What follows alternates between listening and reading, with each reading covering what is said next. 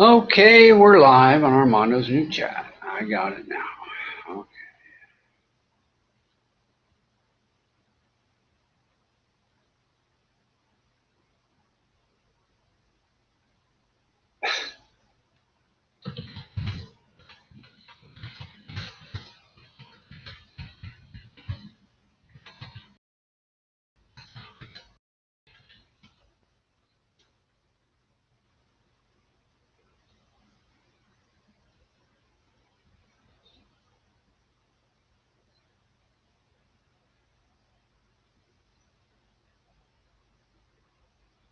Why do you people follow Armando around religiously and do nothing but complain that it's so bad and you wish it was different?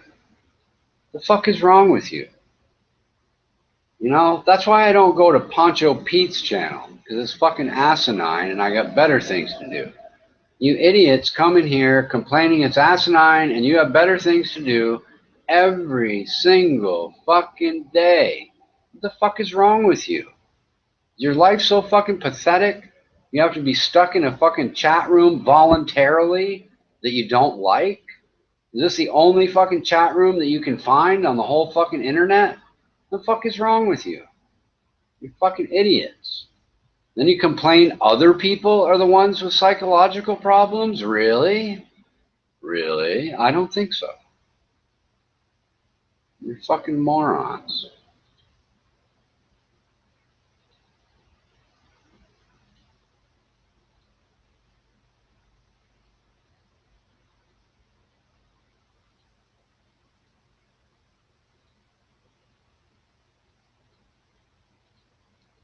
Uh,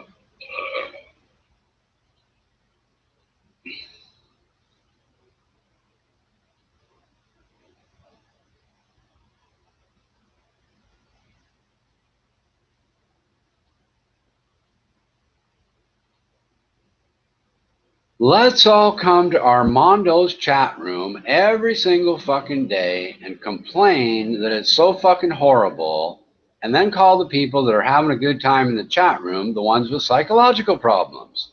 That's not incoherent. Yeah. What do you think, buddy?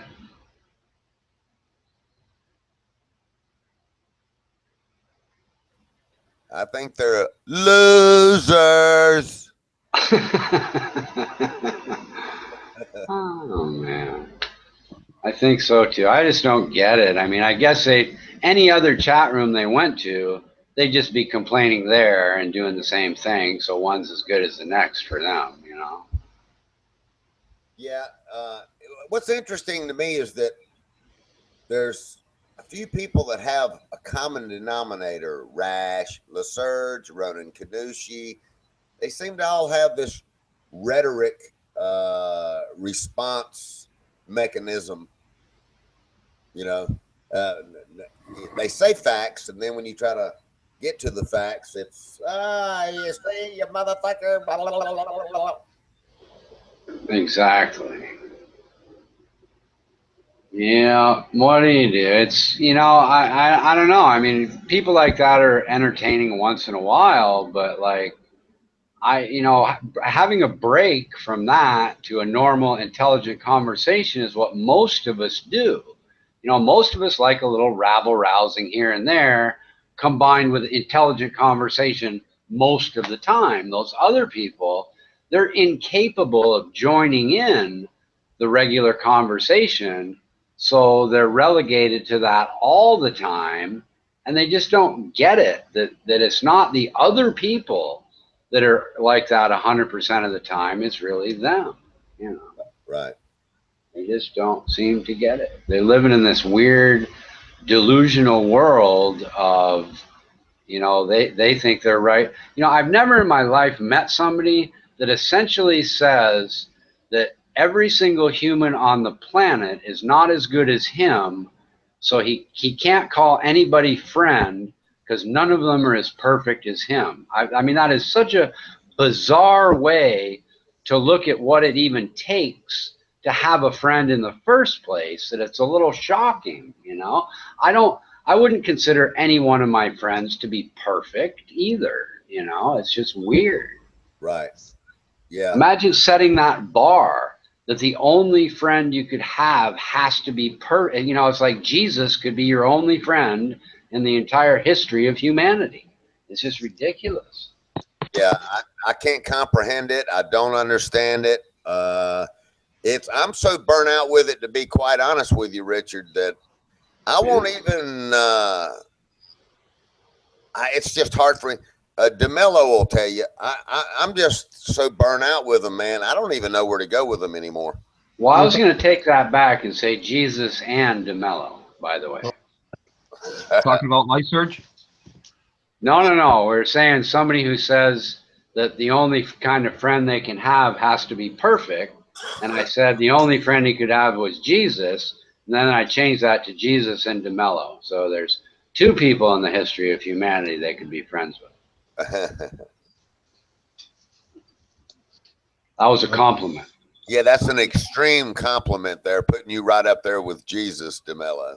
Yeah, well, I'm very modest, so I appreciate the comment. All right. Are you a member of MGTOW? I'm guessing not. No, man. No, never, man. Oh my gosh, please don't be. Now, Suzanne, you should talk to DeMello. He's one of the nicest people I've ever met on chat. He's way better than that other loser. He's way better than that other loser you were talking to. I'm telling you. You might either want to fly to Canada, or he might want to fly to Australia, or you could both fly over and meet the king and have a date in Thailand. That might be fun. Wow. Love is in the air. Bird, man. Yeah. Every time I look around. You know, the king likes to play matchmaker once in a while. That's my nickname, by the way, King Richard. Okay, and people, nice. Yes, people hate that. Are you married? Are you married? I am married. I've been married. Oh, go ahead. You're talking to DeMello. I'm sorry. No, I'm saying you. I'm asking you that. I am married. Cool. Been married for 8 years. Okay, 9, that's nice. Like that. Okay, yeah. That's nice. You got children? We don't. We tried the IVF thing, and that kind of failed too. So some combination of being too old on both sides, I think, you know. Yeah. But I was waiting for the perfect wife, much like Ronan Kanushi is waiting for the perfect friend, and it took a long time to find her. That's my excuse. Yeah. How old are you both? I'm 56, and she's 45 something, I guess. Something like that. Yeah. I'm one of those guys that really couldn't tell you when their wife's birthday is or their anniversary is. I can tell you what my birthday is, but not really how old I am, because I really don't give a shit about that kind of stuff, you know. I don't. Yeah, that's fine. I understand. Our anniversary has something to do with 888. I think it's like August 8th of 2008, maybe. I guess that makes sense. That's really cool. Yeah. And they're like numerology superstitious over here. So, you know, everything, you know, it's like I had to wait 2 months for the license plate on my car for the perfect numbers. Just other people are just grabbing license plates left, front, and where's center. your wife then? Is she asleep or something? She's out getting the car washed at the car wash place, doing a little grocery shopping. It's like 7 p.m. here, and she should be back soon. Okay. Are you in? You're not in America then. You must be somewhere else. Yeah, just the next little county south of Bangkok. On the border of Bangkok. All right, you're in Bangkok. So is she not American? No, she's Thai. Yeah. Okay, cool. Yes. Okay, that's nice. She's Thai Chinese. They separate that out. They want to make sure you know that if you're in Thailand. That's okay. That's fine. I don't. She could be Chinese for all I care. You know? I mean, not like I don't care. Like I mean, like I'm not racist. I like anyone. You want to hear the story as to why? It's a funny story. Yeah, you can tell me. I'll listen. All right. Well, her dad joined the Thai army in World War II, got captured by the Japanese in China, and had to load bombs for the Japanese. And when he came back, he brought this Chinese girl with him, which is my wife's mom. But the funny part of the story is that the Thai people basically yanked his citizenship, and he had to apply for a visa every year for the rest of his life to live in Thailand because of that being captured by the Japanese and being forced to load bombs that might have exploded and killed some, Thai people or their allies or whatever. So he essentially became a non-citizen in his own country and had to apply for a tourist visa every year. Okay. Yeah. Hence the little Chinese lady he brought back, who is my mother-in-law, who is downstairs and is like 127 and barely remembers who I am from day to day. Who's that guy? Yeah. Every once in a while she thinks I'm a robber and I'm like stealing shit from the house, and the next day she'll remember I'm her daughter's husband. It's hard to know what she's going to remember from day to day. Yeah. And what about all I know, and I'm sure you're with me, Buddy and DeMello, is how could anybody forget King Richard? That's all I want to know. How is that even possible? Not possible. Not possible at all, man. You'd think, wouldn't you?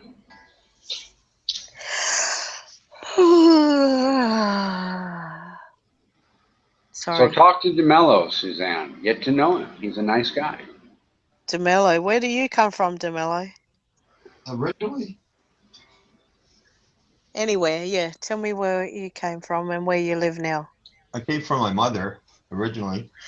I hear that. Don't be shy, DeMello. He's Portuguese. I'm going to let the cat out of the bag. Okay, cool. And where do you live? In that country? No, I live in Canada. Oh, you live in Canada. My daughter just I think I told you, my daughter just came from there. She had a holiday there. She was in BC. In 6 weeks. Yeah. Anyway, I love Canada. Yeah, originally I'm actually from an island. It's called the Azores. It's 9 islands. I'm from the largest island. It's called San Miguel. Oh, that's cool. Yeah, it's 9 volcanic islands. Yeah, I love volcanic. I like that. It's like grows beautiful stuff because the soil is so fertile because of the volcanic ash. It's paradise over there. I know. I actually know lots about that sort of stuff. Yeah, totally paradise over there. Yeah, I believe that too.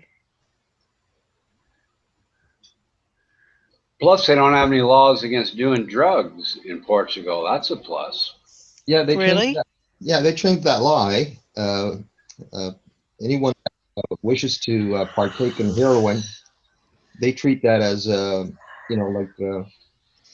they're not going to put you in jail over that. Well, that should actually be like that everywhere. Hello? Therefore, it won't be criminalized. Let me check real quick while you're on the phone. I'll see. It doesn't matter. Just bring some mayonnaise home, honey. I'm not going to complain. All right. I'll look. Hold on. Yes, I'm trying to look. I can't. It won't let me do line and the phone at the same time. So let me call you back, okay? I'll call you right back, okay? All right. Yeah. Okay, 3 fucking phone calls to get a goddamn jar of mayonnaise I could give a fuck about. Yeah. She lined me with a picture of it, apparently. I'm surprised you know about that, Richard, about Portugal and how they are with that, eh? Yeah, I just came up in a conversation about the idea of legalizing drugs one time a while back, you know. Yeah. Now I can't even find the picture she's talking Quite about. surprised when I found that out myself. You know. Mm-hmm. Well, they got themselves in a bit of a jam too. They have a big debt, Portugal. So I mean, uh, they had to change Every their ways. country's got actually a huge debt, even Australia. You know, as you know, the war on drugs in the States. You know, it's a big fucking mess. It's a lot of money involved with the prisons and stuff. So I mean, I think Portugal looked at that and you know, thought better of it. You know, instead of jailing these people who are junkies, you know, just let them do the drugs. You know, instead of putting them in Yeah. jail and treat them like criminals. Which is a good idea, by the way. Right. If they want to get help, they can get help and get off this shit, which is a good way to go about it, right? Yeah. Now this is oh, never mind. I was going to say this is exactly what I didn't want to happen.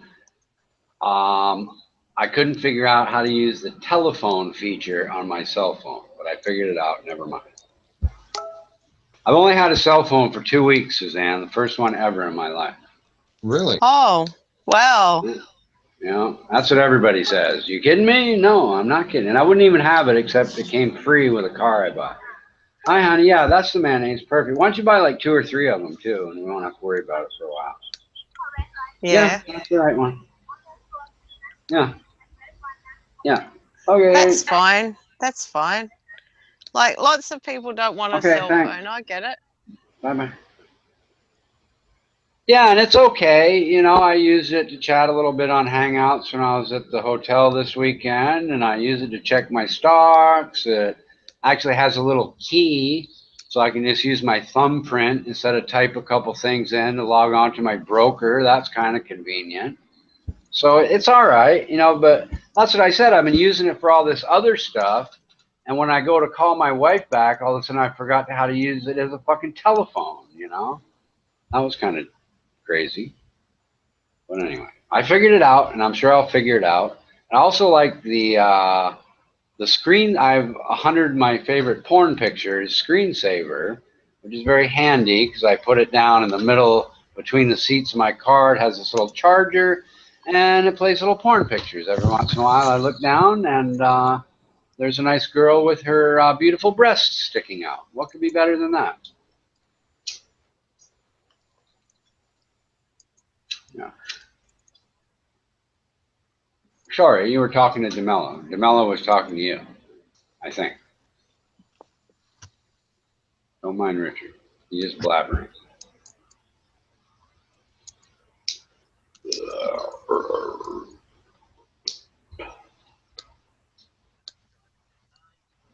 Oops.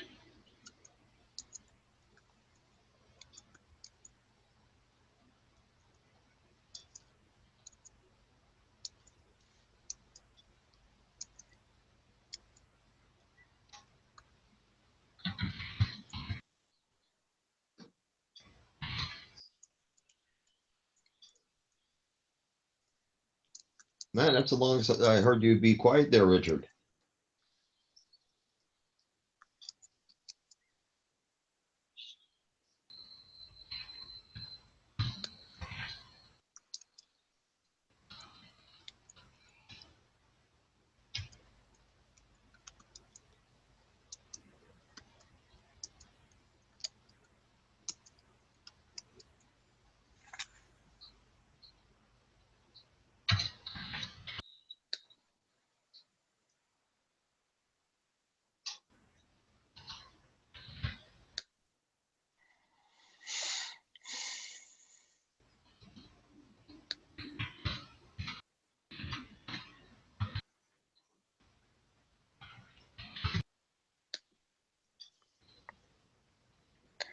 So, you guys, you going to chat?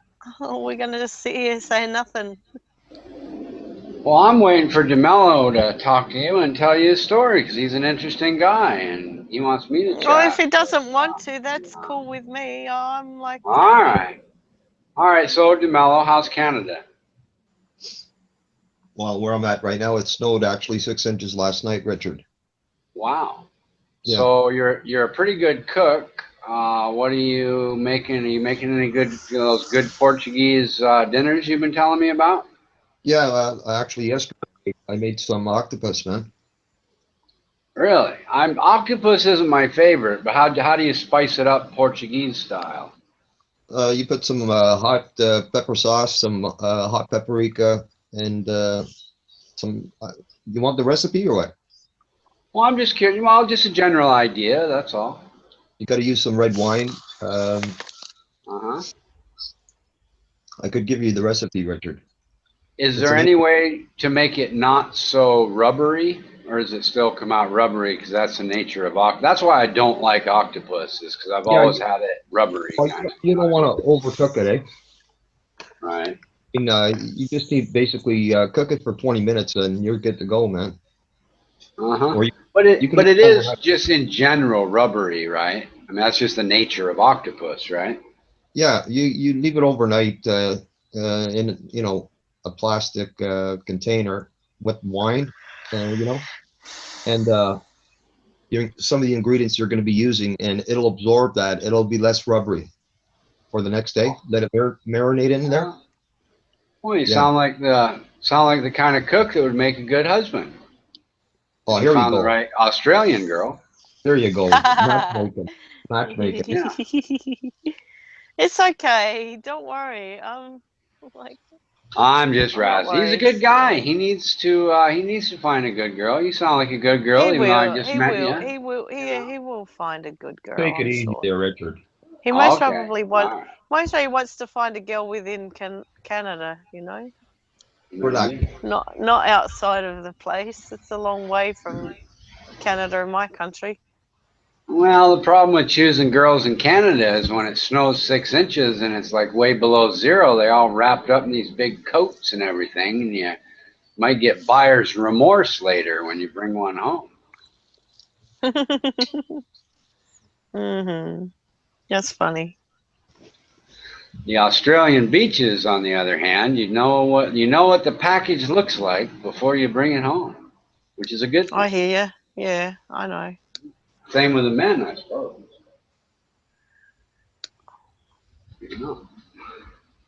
Anyway, on to a different subject. Apparently my matchmaking is not working out very well today. That's okay. Susan's a very nice lady, Richard. Yeah, she's fabulous. She'd probably make a good wife for some guy that knows how to cook Portuguese food. She could find one. There you go, Richard. You're for her. You're cool. Right. So I will say that this was my wife and I's last trip to a kind of crappy, medium-priced hotel. We both decided that it's 5-star from now on. We're not taking any more of these substandard, just because they're cheap hotels. But we really did enjoy our last trip, and they had these floating pool chairs that it's really easy to fall over in. So it's kind of like a floating pool chair carnival ride, because all you had to do was look the wrong way and you'd spill into the water, So it was pretty fun. We did that this morning. I fell over like 5 times. It took my wife 20 minutes to even get in it, and then she was falling over. They were pretty cool. Right on. Sounds like you had fun. Yeah, it was fun, and we went to the it's supposed to be like the uppity, upscale kind of town, and we went to their new mall, and it was really nice. We had a good time window shopping, went to a movie and stuff, and it was great. We bought this. I really should get my cell phone out and take a picture, and I will someday, I promise. But when you buy your tickets, you buy them on this computer screen. And when we're done buying the tickets, they say, oh, we have a discount on the popcorn kind of thing. So she said, here, buy this or whatever. I scrolled down a little bit and I said, well, that one looks pretty good. So we bought this thing of popcorn. It's like $8, right? It seemed kind of expensive. Who cares? Well, what we got is, if you expected to be receiving a basketball, and what you actually bought was a big beach ball. right? We got this thing of popcorn. I swear to God, it's like 1.5 feet tall and it's the most ridiculously large popcorn container you've ever seen in your life. The entire row could have been eating out of it and there would still be some left over. It's just ridiculous. I felt embarrassed walking through the mall with it. I finally gave it to my wife, and everywhere we stopped, the girls, selling stuff would have to ask, "What's that? Where'd you get that? How much you pay for that?" Blah, blah. It's just ridiculous, dude. It really is. Anyway, that's my popcorn story of the day. Cool. Yeah, it is cool. We'll save it for posterity for sure. It is ridiculous. Yeah. And it's still like we've been eating out of it for 2 days and it's still half full of popcorn, Yeah. My wife ate it. I can't like, if I have popcorn, I can't stop until it's all like gone. Yeah, and when I show you this container, you'll realize why it's still half full, believe me. Yeah. It's like a 3-foot tall Foster's beer can, Speaking of beer cans, I might have to go buy me a couple of beers because when the king gets drunk, the chat room gets even more fun than it is now. So I will be back in just a few minutes. You can talk to DeMello while I'm gone. Get to know him. Okay. DeMello, why are you so shy? I guess that's my nature. Okay. I used to be shy. I'll come out my shell because of my son. I blame my son. Yeah, you don't remember, but I actually talked to you about like 3 weeks ago. Did I? Yeah, Okay. your son walked into the room. What was he saying? What was he saying? I don't recall. Okay. He does cuss a lot. He's Australian, so yeah, Australian boys cuss a lot in Australia. Yeah, he got a little bit loud. He is loud. He's very sorry. He's very outgoing. He's more outgoing than I am. Actually, I have a cousin. She married an Australian. I forget how they met, but she lives there. She has a young daughter. Nice.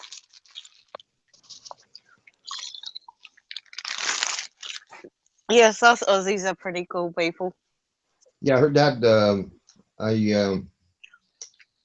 I spent the summer 2014 working on his truck. He had cancer, throat cancer, and he had the trachea. Got a hole. Oh yeah. From smoking. Yeah, he had a hole, so he could breathe out of it. And yeah. Anyway, he was my oldest cousin on my dad's side. And yeah, he told me the whole story and stuff. And he didn't make it anyway. He used to have his cancer treatments every Tuesday. Okay. He wanted to go. The wife went to Australia to visit the daughter. He wanted to go, but the doctor wouldn't allow him to go. Yeah, she's sick, most probably. So the daughter actually surprised him. She came over here to visit him. Yeah. Cool. So why are you still single? Why am I still single? It's a preference. It's a preference. Okay.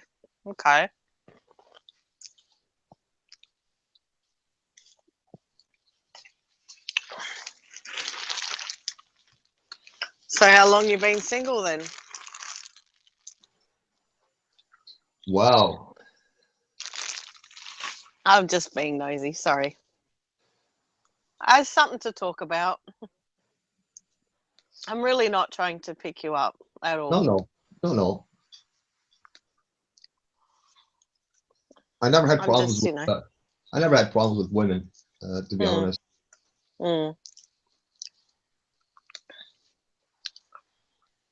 A lot of men do, though, in this day and age. I don't know why.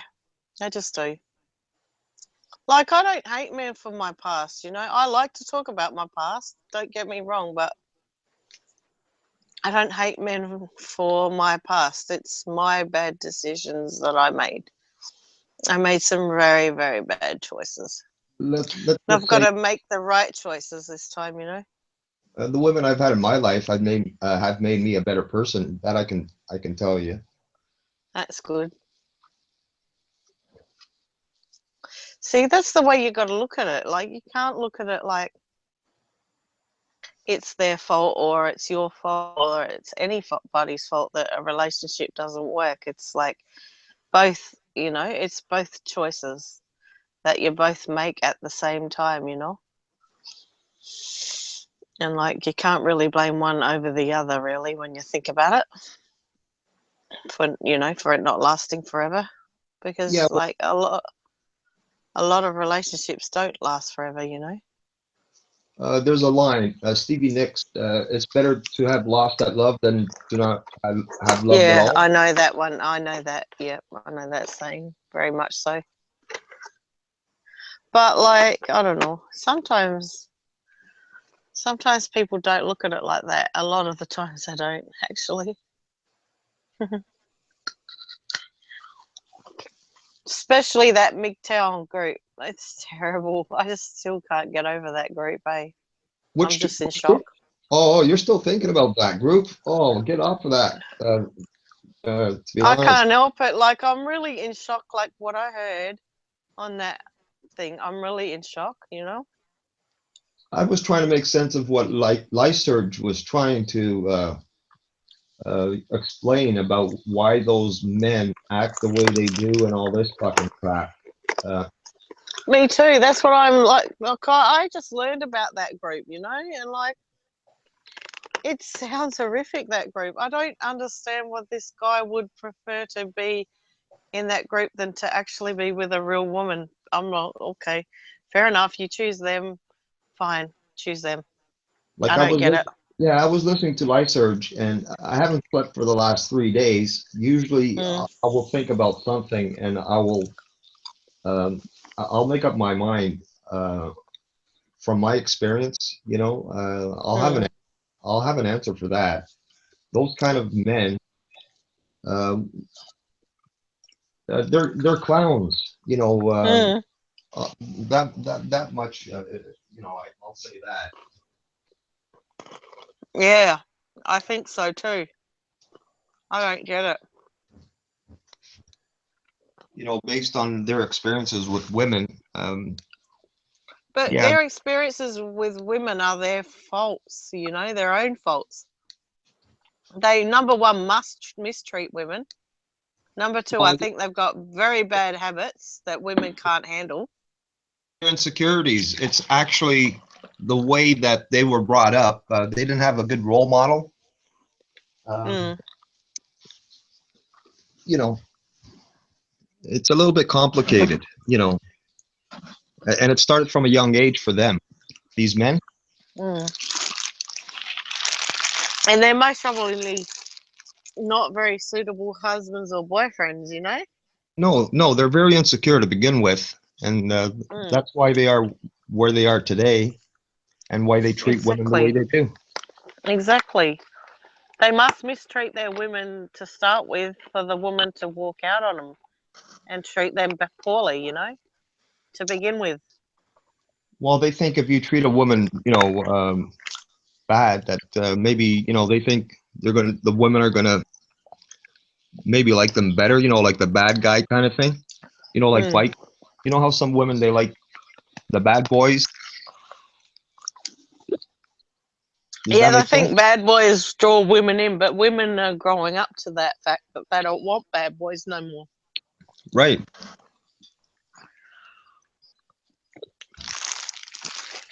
I think men's self-esteem is dropping and women's is coming up.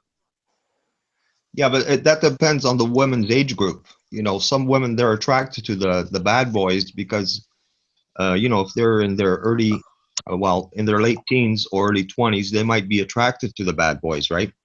But, you know, when they get into their late 20s, early 30s, yeah, that no longer applies.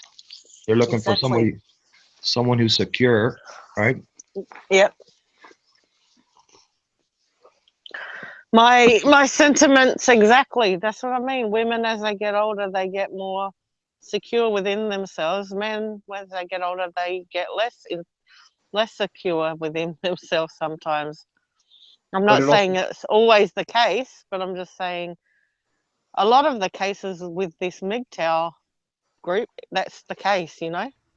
Well, if erectile dysfunction and female went together, you might get a little less secure when you got older, too. It depends on the women as well. If they're in a situation where you know, they don't have a career or a job, and they're dependent on these men, you know, to provide for them, you know, that's a problem too. But like, the thing is, these women wouldn't be leaving the guy if like, say for instance, how is a woman going to benefit really? They're going to be having much less money in the end when they leave their partners, you know? What I'm saying is, an independent woman who's like a career woman who has a career, she doesn't need a man like that. Okay. She can pick and choose. And that's not necessarily the case. You know, in America, you know, a woman could marry a man with virtually no assets at all. The man could be making all the money, and at the end of the divorce, she may end up with a house, half the money, the kids, and an alimony payment in addition to child support. So your contention that they're going to be kind of worse off isn't always the case. That's the government's fault, not the woman, you know? Well, it's the voters' fault. The government's just the voters. The voters decided that was a good idea somewhere along the line, you know? Yeah. I'm saying it doesn't work like that in Australia, though. You know? Yeah, the house gets sold. Everything gets split in half. The kids get like half the time with the mother and half the time with the father. You know? And like, anyway, I've never been married. Anyway, I was with my partner 12 years. We had 3 kids together. And when we split, we just went halves and everything. And he actually raised 2 of the kids, and I only raised 1 because I had another baby with somebody else. So I didn't like. I left him for good reasons, you know, very, very good reasons. So, you know, it's not like I wanted to leave him, because I didn't. Like, I wanted it to last forever, but it just didn't, you know. And like, oh, it's too bad. It happens. I'm not, you know, it's been like 18 years since like we've been split up. I see. Well, that means you're at least 36. I'm guessing. Well, I'm just not going to, you know, be with someone that he was like this type of guy that had to spend all his waking moments with men. He was a man, you know, like he didn't like spend time with his own children and with me. He was always either with his male brothers or with his male friends. I see. Well, there's no point in spending your time with anybody. I was lonely. Okay, wow. I was lonely, very lonely. No, there's no point in spending your time with any group or any person that doesn't enhance your life, which is why I don't understand. That's why I said I was in a relationship, but I was so lonely.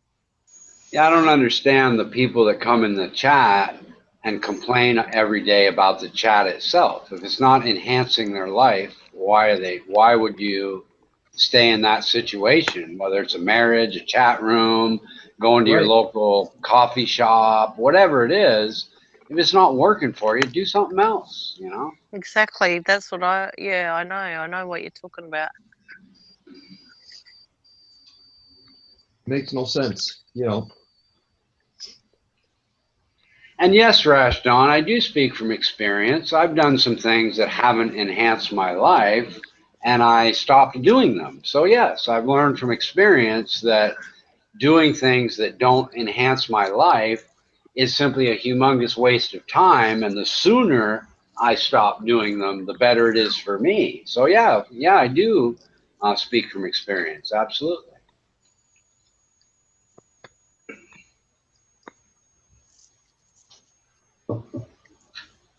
If I didn't enjoy this chat room and I wasn't having a good time most of the times, I wouldn't be here. I would leave and not come. That's why I left the whole flat earth nonsense. It just became non-life enhancing, so I left.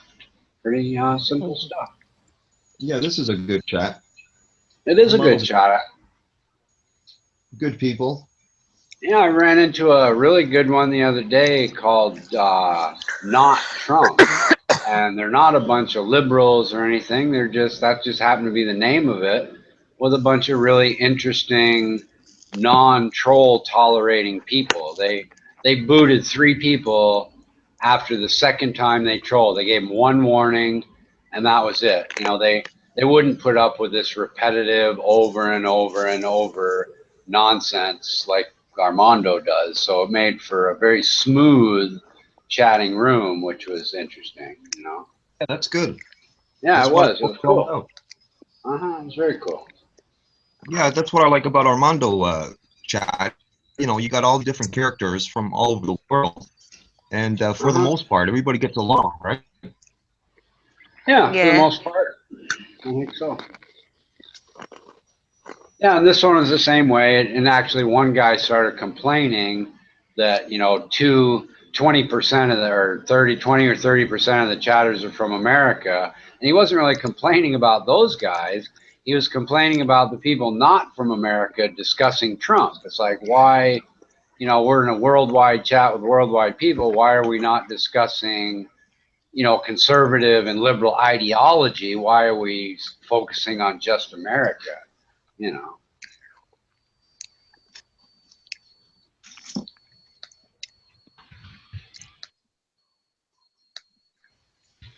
I mean, the last few days I was discussing a lot of stuff with some Canucks about Canada. So.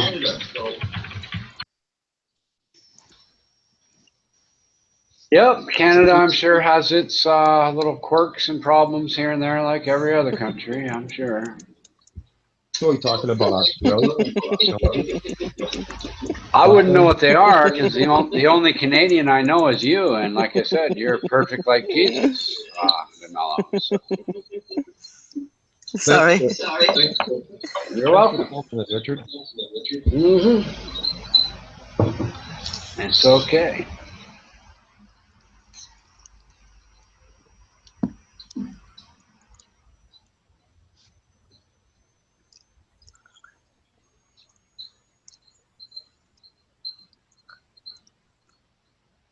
I just try to be humble.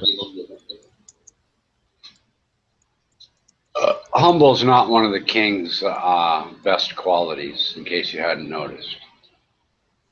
Well, I can say you're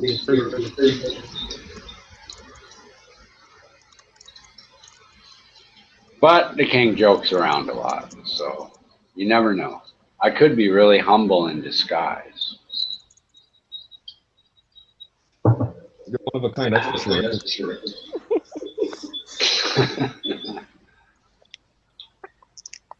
And that's a big compliment. Thank you. I don't even know what a American woman is. I mean, what in the fuck is that? Does anybody know what a American woman is? No idea. No idea what that is. And he's saying I don't like them, and I don't even know what in the fuck he's talking about. How would I not like something? I don't even know what it is. Or how would I dislike something? I wouldn't like it if I don't know what it is, but you're saying that I don't like it, which is kind of ridiculous. I guess he can't hear because he's waiting for me to reply anyway, so never mind. Every time I look at this stupid text chat, I get into these tangents with these trolls. It's like they bait me into talking to them, and I don't know why I fall I guess because sometimes there's that one or two interesting things in text, but most of the time it's just verbal masturbation from these trolls trying to get somebody to talk to them. It's just silly. I don't know. Oh, she left. Suzanne left the chat. I didn't even say goodbye. Maybe she got timed out or something.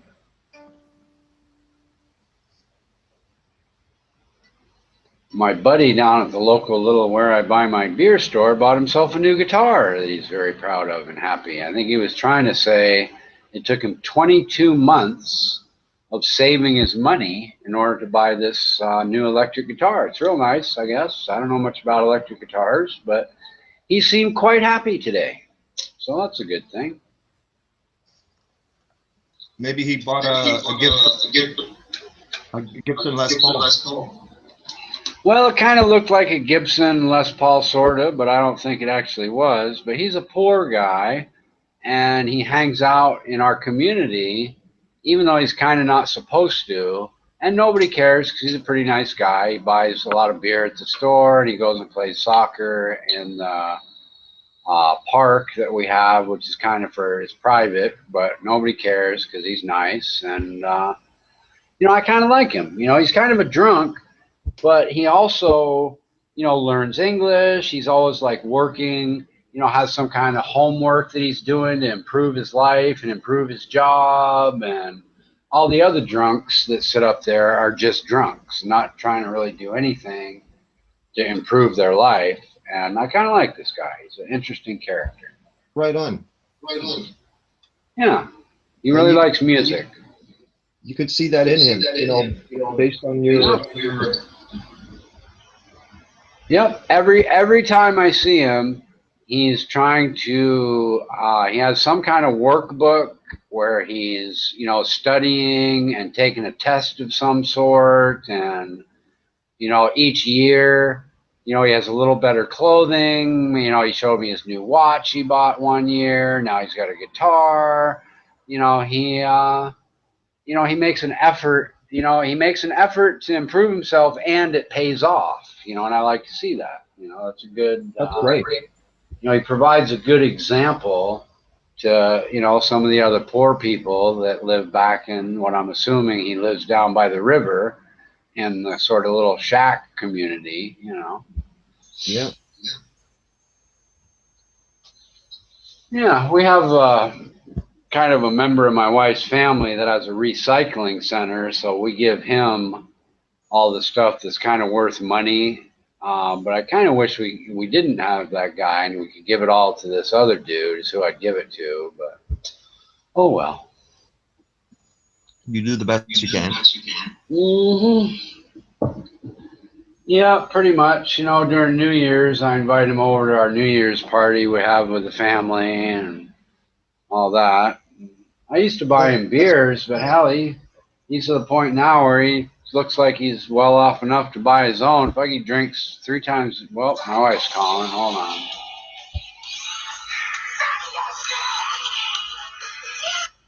Hello.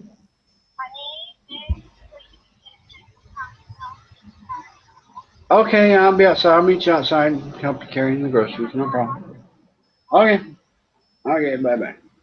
Love you. Oh, grocery carrying duty calls, apparently, in 3 minutes. See, that's another annoying use of cell phones I could do without. My wife could have just driven home, said, honey, I'm home, time to carry in the groceries, but instead she has to call, as though I'm supposed to run downstairs and carry in the groceries immediately just because she has a cell phone. Yes. So she's driving home on her cell phone, which is against the law, driving dangerously. You do that often enough, she's going to smash into some car just so that I'll be down there when she comes home to carrying the groceries.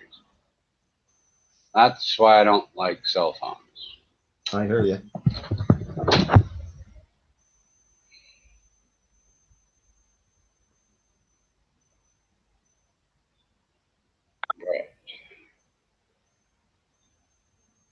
At least she went and got the car washed. Fuck me. I tried to tell her that's why we needed to trade it in. You know, it's like it started off on our vacation. She had to go to the government office to get the pollution thing, get the license plate. Last week it was get insurance. You know, today it's go wash it.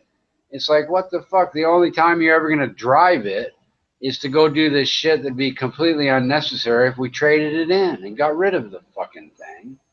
Yeah, right. I don't know about women. Don't complain, man. I like what you said to her, though. Love you. Yeah, well, I always say that. I have to reiterate that. Not that she doesn't know, it's that she likes to hear it, of course. That's very important, Richard. Mm-hmm. Yeah, you know, it's funny too, because if I was the type of person that wanted to like be domineering or be an asshole or something like that, I'd have the perfect wife to do it because she would never divorce me. She'd never get married to anybody else. You know, she would just try to deal with it as best she could. And that's just her principles. You know, she chose one man and that's it. You know, it's not ever going to be anything else.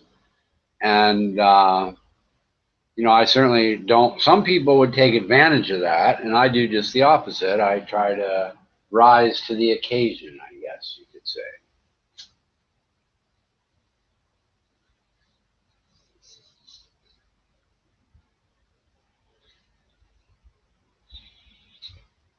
You know, I started using Axe, that deodorant stuff, and it really does smell good.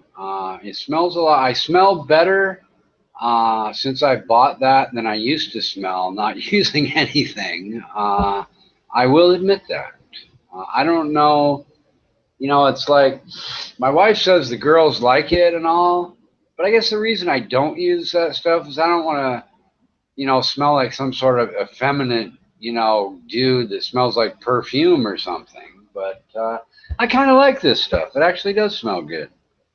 You know what I'm talking about, don't you?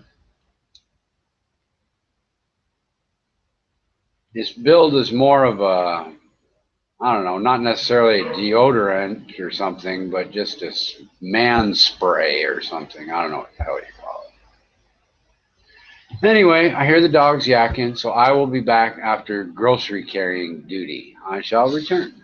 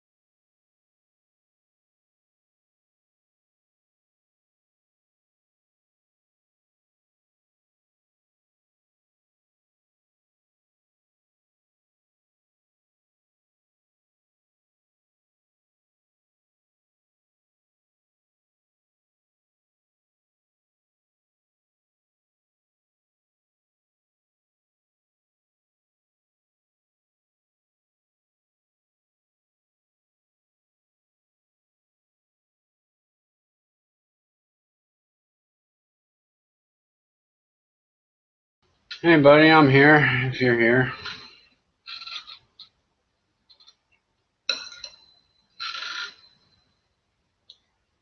I'm here even if you're not here, I guess.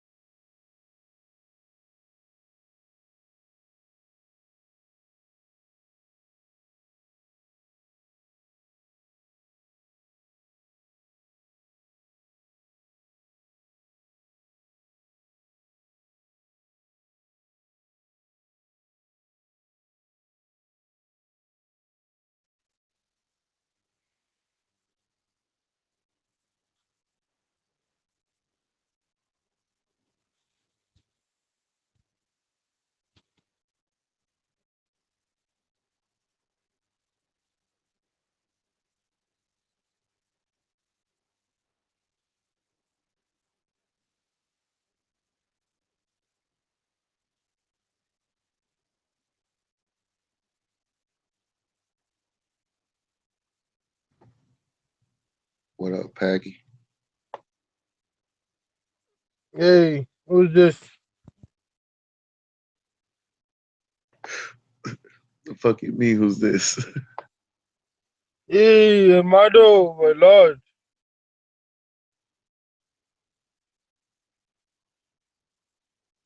My lord. My lord?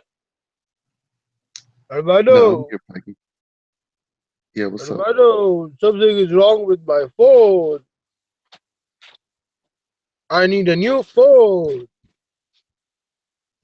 Could you get me a new phone? Armando. Armando. Armando. Armando. Shit, shit, shit. I'll be back in a short, like 5 minutes. 5 minutes. I'll be back, my lord.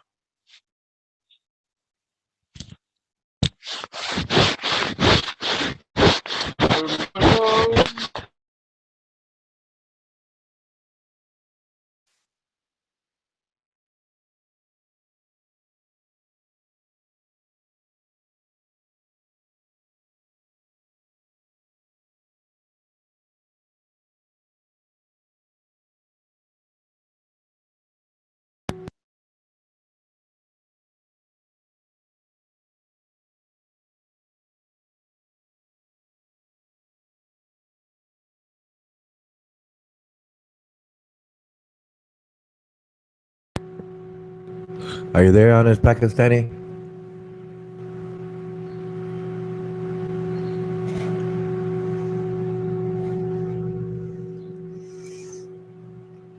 All right, ladies and gentlemen, today we're going to have Lyserge, Armando Vargas, SmackDown. We're waiting for both contestants to come into the ring. They're shy.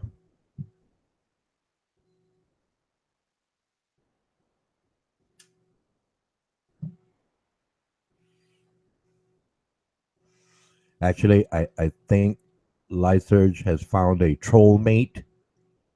You know, he can basically vent, and Armando Vargas just happens to be the mirror. They can talk to each other and deny things. I'm just here to jape. You know, I'm just here for the jape.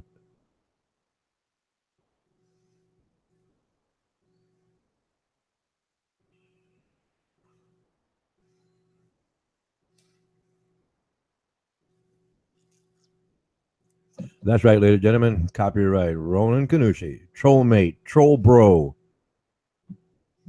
Trollapalooza.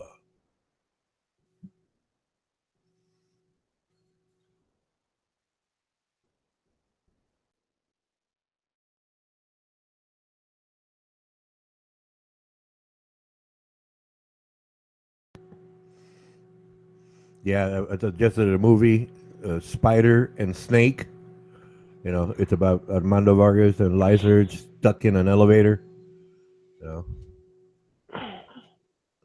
Good morning, honest Pakistan. Well, my apologies. Hello, honest Pakistani. Morning, sir. It's like 6 a.m. over here, and I want to ask that who would be the spider and who would be the snake? Well, that's just it. It's based on an old song that I heard. You know, I don't like spiders and snakes, right? And the idea is that it doesn't matter. It's just a spider and a snake, right? Well, it's Lyserge and Armando Vargas, so it's interchangeable. The idea is like it's just the spider and snake. It's just two men stuck in an elevator for how long is the movie? Like 2 hours, 2.5 hours, right? Where they argue, Something.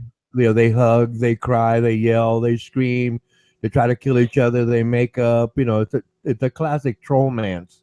You know, it's in other words, it's kind of like the opposite of Brokeback Mountain, except that these guys just like hate each other instead of want to keep each other. You know what I mean?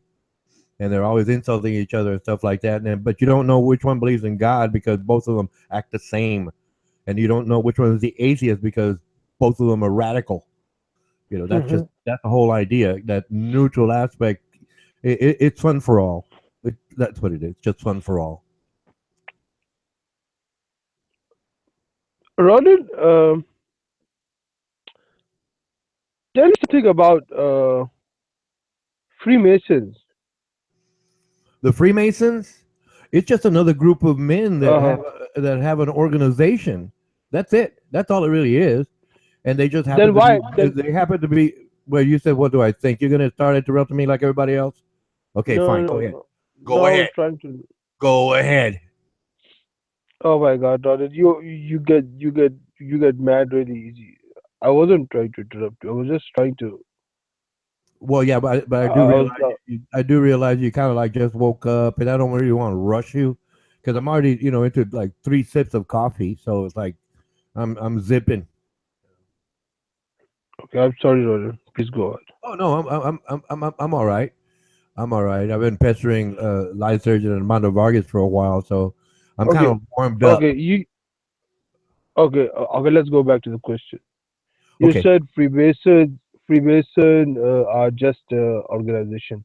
So why every president of the United States is a Freemason? I don't know President Obama to be a Freemason, so it's like I don't know if it's most that were Freemasons. I don't know that. I do know that some presidents were Freemasons, like some presidents are racist. That's an assumed. They are racist presidents. Yes. And I don't see it. So what? If a certain group of people produces a certain number of whatever, right? Doesn't matter. Oh man, that culture is famous for its musicians, or famous for its mathematicians, or famous for its doctors, or whatever. Well, you kind of expect it if a certain group of people is skilled at so-called leadership, they would be, around the same idea. Freemasons, for example. It's like they always complain about, oh, the Jews own Hollywood. The Jews own Hollywood. And I'm thinking, well, what's wrong with that? They didn't steal it. They built they built the industry. Of course they own Hollywood. I mean, what is it? Well, it's fear and ignorance. That's what it is. So it's the same thing with the Freemasons. If they produce a bunch of leaders, they produce a bunch of leaders. But it's this fear nowadays. Oh, you got to blame them. You got to blame them. What do you mean? You're not wanting to do the better job. You didn't build Hollywood. Why didn't you build it? It's called hypocrisy. But but Ronan, don't you think that by owning Hollywood and the mainstream media, they're kind of controlling the world from banks and the mainstream media? Wait a minute. Not They don't own all of it. They own a part of it. Who owns? Wait a minute. Are you saying? Are you? Or I'm not you. No, it's not literally you. You're interviewing me. You're interviewing me. I understand this, and I hope they understand it. But most of them are going to be too slow to pick up on it. That's why I'm elaborating right now, so they kind of realize that you're just basically a sounding board where I can talk things out. Are you saying, right, that the Jews own the Chinese media, the Russian media? Are you saying that? Not you, honest Pakistani. This is Uh-huh. how slow most of these people are. I've realized this. I've realized this. Okay, I know this. I've known this. Anyway, let's go back to 7DL. Hello, Hassam. Hello. Hello, Ronan. How are you doing? Oh, I'm doing well, thank you. What are you talking about? Dude, you ditched me last night. What? You ditched me last night. I ditched you? Yes. I don't think so. Did you fall asleep? No, I was left all alone. Okay, Ronan was telling me something about Jews and Zionists and banks and the media. But So Ronan, man, you please. called me pervert. Remember? That's what you are, Parvat Irani. That's insulting. You know that, right? I'm just quoting facts. Sorry, stating facts. My teacher told me to state facts. Nothing but the facts. Teacher? Oh, this is a fact, huh? Yep. And I'm just hashtagging it. Go check the YouTube chat. Okay. Okay. Ron Ganushi. We are trying to establish the connection with Ron Yeah, Ganushi. We just lost him. Okay, Ron Ganushi is back. Sir, you were telling about Zionist media and the banks. oh yes, like I said, the the the short-sightedness of many people is rather confusing to me. Where they say that the Jews own the media, I'm saying, well, they built the industry, or it was Hollywood actually, but the Jews don't own the media in China, Russia, South America. They don't. And we're now a global society. It's evidence right now. We have Hassam right here, and he's in Belarus. We have people in here from Canada, Mexico, Great Britain, Scotland, Wales, Australia, and but a lot of these people, because of their fear and ignorance, want to blame the Jews of Hollywood. Wait a minute, they built it. Well, why didn't the British build it? Why didn't the Germans build it? Why didn't you know? And that's the short-sightedness that comes out of fear and ignorance. But Roland, don't you think that that Hollywood is doing more evil than it's doing any good? Oh no, Hollywood is no different. I mean, it's just, put it this way: Hollywood is just a microcosm, a small example of the general idea. That's all it is. They make movies about everything. They make movies about everything. If it was just so-called a Jewish or Zionist organization, they'd only be focused on issues relating to Jewish people. But there's plenty of movies out there that have, Latin Americans in them. They have black people in them. They have Oriental people in them. No, but there's something about Jews that kind of bugs sometimes. And during the Second World War, a lot of Americans were killed, a lot of Russians were killed, but everywhere you go, Jews were killed.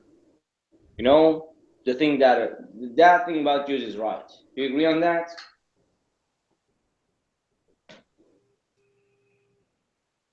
Colin? No, I kind of try to figure out what you were saying because you're way back, and I had to raise your volume. And so it's like, well, each location has its own focus. I do understand that. Okay. But we were talking about. I said during the Second World War, okay, a lot of Americans, Russians, and other nations were killed, right? Yes. But only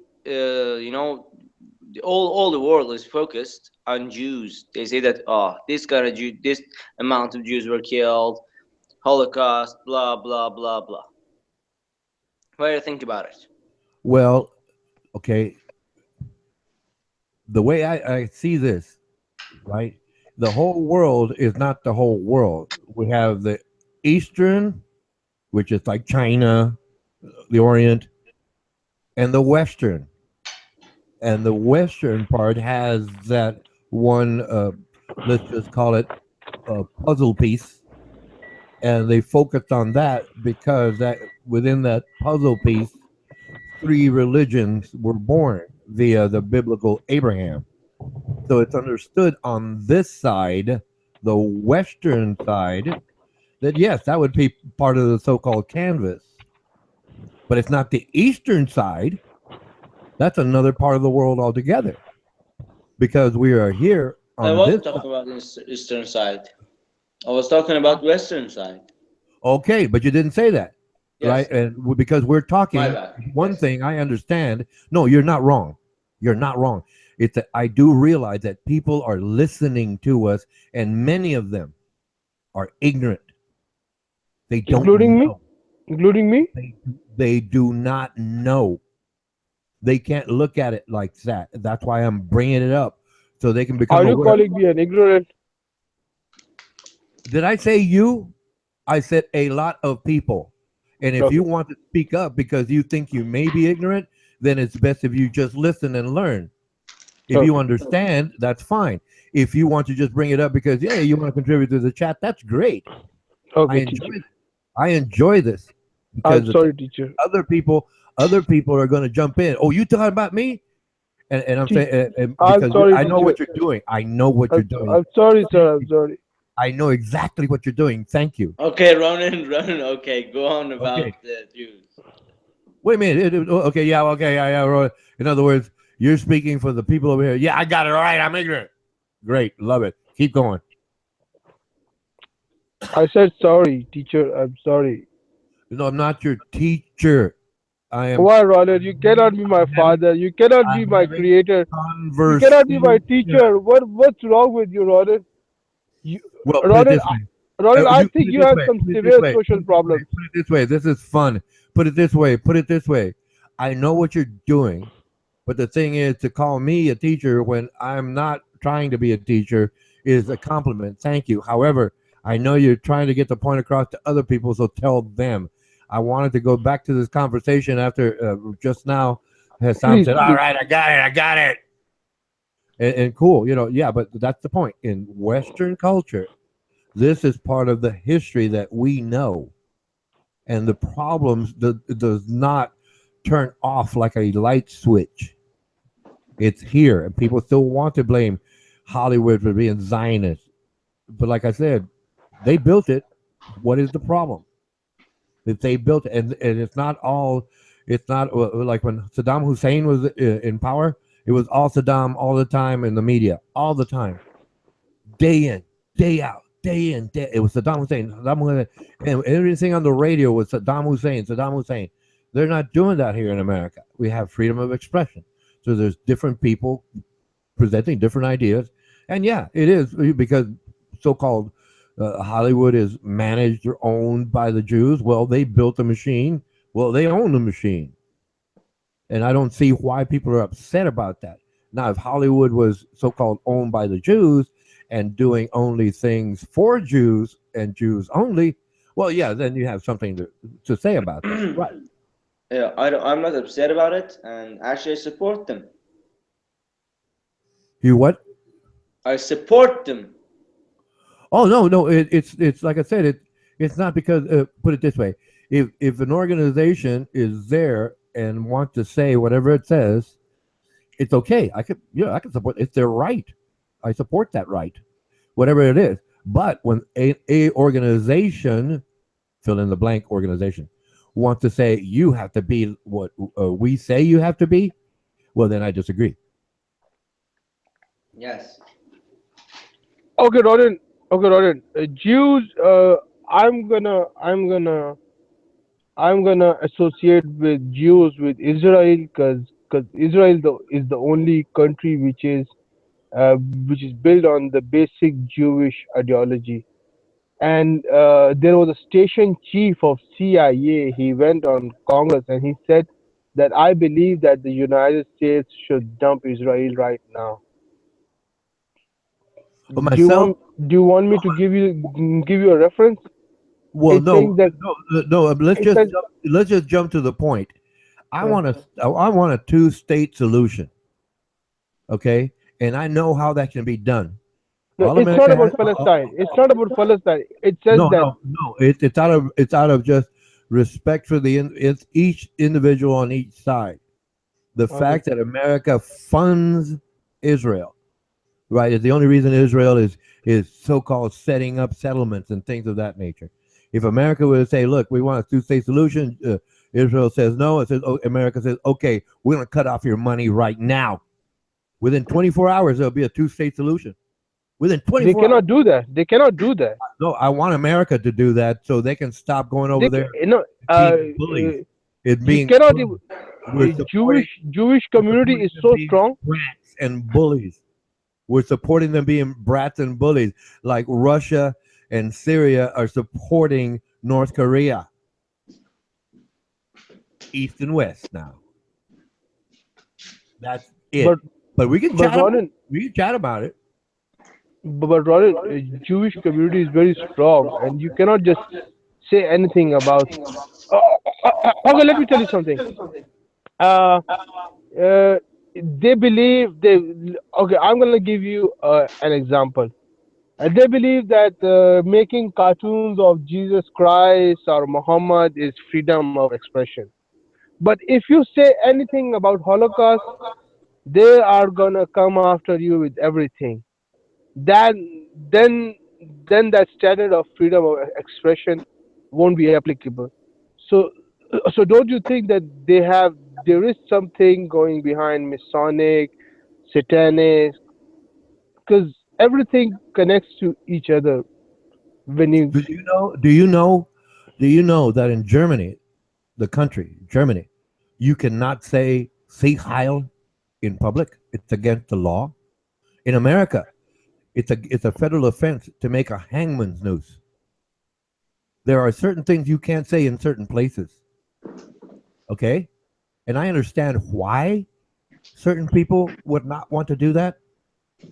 And I understand the history of why certain countries deny certain expressions. I do understand that. And I would have to respect that. Other people can say it. They say it here in America. Big Isle. But you can't say it in the country that it originated from. It's an embarrassment to them. What's the meaning of Heil? Hail victory. That's what you're saying. Say Heil. Hail victory. That's what that. No, but Roland, the problem is that Hassan basic question was that during the World War II, a lot of people died, but most of the Holocaust focus is that that only Jews. The most of the what we learn from history and the post history whatever we have is concentrated more on Jews instead of any other. And Ronan, do you know after the World War II, a lot of massacre and bad things continue to happen. Russians rape a lot of German women. Uh, Allied forces they did looting. They did a, a lot of bad stuff after the World War. But nobody bothers to bring them up. Right, because the majority of the focus was on Nazi Germany. They say Nazi Germany came up with the final solution. Actually, that's wrong. It was Russia before that said the final solution. Right. So, like I said, there's a lot of confusion there, unless somebody is a historian and really looks into it. But because it's like a main point, other people that don't know pick up on that so-called main point. There was more than just Jews killed by the Nazis. I mean, there was gypsies, for example, and other peoples. But there are smaller, numbers, yes. But like I said, certain countries just don't want to hear it anymore, and they pass a law. Hey, look, you can't do this. That's it. But other countries talk about it. Other peoples talk about it. So it's like, okay, I understand. Locally, that's what they decided to do. But in general, here in America, anybody can talk about it. Anyone. But there, you just can't do that. It's understood. I mean, I'm sure in Pakistan, there's certain things that are just, I don't know. Okay, I don't know what they are. You probably know, or maybe you're not a historian, but I know historians in your country know. And there's certain things that are just not said or spoken about. I do understand that. But that in general is a good history lesson. But what do we do after that? What do we do now going forward? Okay. If you want to go back into the details and debate, discuss that, that's a good thing, I guess. But we all understand that, okay, these things happen in general. Specifically, have we learned our lesson? Yes or no is a question, right? It's a yes or no question. And if we have, then okay, what do we do to make this better going forward? Go ahead, please. But Roland, they say that what is past, it is prologue. So we cannot just dump the history and say, okay, just leave the history and we're gonna move forward, because everything is gonna. I didn't say that. I said it's a history lesson. But now, after the lesson, what do we do having had learned this lesson? Okay, tell us, what have we learned from the history? We have learned nothing. Oh, no, Don't you think? we've learned a lot. We've Like, in spite of all the atrocities all over the world, we are slowly. It's a slow process. We're slowly learning to be better and kind to each other. There are certain countries that are incredibly hesitant. North Korea, for example, right? They're isolated. They want to keep it way back in their own history and keep their people very, very ignorant, right? And it still happens today. Yes, I understand that. But as time goes on, well, there is a slow, gradual change. Slow. We're very young as a species, so it's going to take much, much longer for us to. Well, we were infants, and now we're toddlers, and we're still not, beyond the point that we are attaining the idea of so-called puberty. It's a long way to go. It's a very long way to go. I mean, you and I and everybody here will be long gone, 5,000 years from now. And that's about how long it might take if we don't kill each other first. okay, It's predictable. It is predictable. Yes, I know what I'm talking about. Yes. Okay, let me come back with. Okay, what about state of Israel? Don't you think that Israel is the only country in the world which has no allocated borders, so it can expand drastically? Because Israel has no allocated borders. It's the only country without any allocation of borders. Well, they have walls. They have wall, but if you go to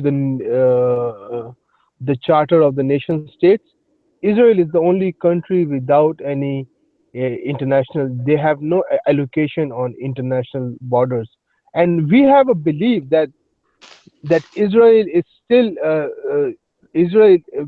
I'm not saying we. It's a fact that they do believe. Okay, Ronan, do you Israel is know? expanding. Is Israel is the only country. I'm just trying to say. I'm not sure that am I making am I saying it properly or no? But I'm trying to say that Israel is the only country in this world which can expand drastically, and it won't be going against the international law, because Israel has no allocated borders, and second thing, they say that Israel is a secular country. Do you know Israel is the only country which has no constitution? They have David Gurion said it out loud in the first assembly meeting that that constitution of Israel is Torah. So there is no other book superior than the Torah to lead the Jewish people. I want to get an Israeli friend here Get it? to this hangout. Armando, is that okay? I don't think my lord is. Armando is not available. He's got his uh, panel masked. But no, and anybody is welcome here, so long as they do not snipe the hangout. That's basically the prerequisite there. If But there, dude, do you know Israel? Israel Israelis are very strong, and there was some few Muslim kids over here in Orange County, and they were doing a protest, and the DA's office pressed charges against them. So speaking against them or speaking to them, probably I might be getting arrested because it's really easy for for people to track you down. So Okay, so no trouble. But no, this you can bring him. You can bring him. I'm not saying anything wrong. Well, why should I be afraid? Well, you're in America. There's nothing to threaten you. Ronan, this thing happened here in America in the same county. Do you want me to give reference at what kind of injustice do happen? They are very strong. We have to accept the reality.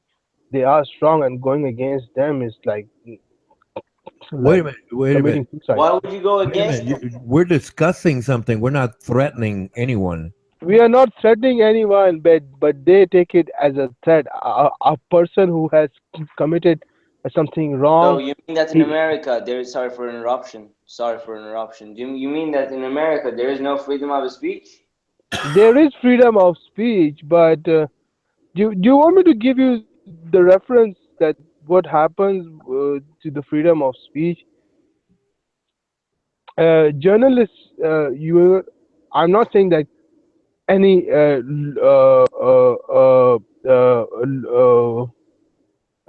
low class of journalists, like main investigative journalists, have been sent to prison just to speaking the truth. So there is expression, freedom of expression, but you cannot deny the fact that the people who are in power, they are very strong. So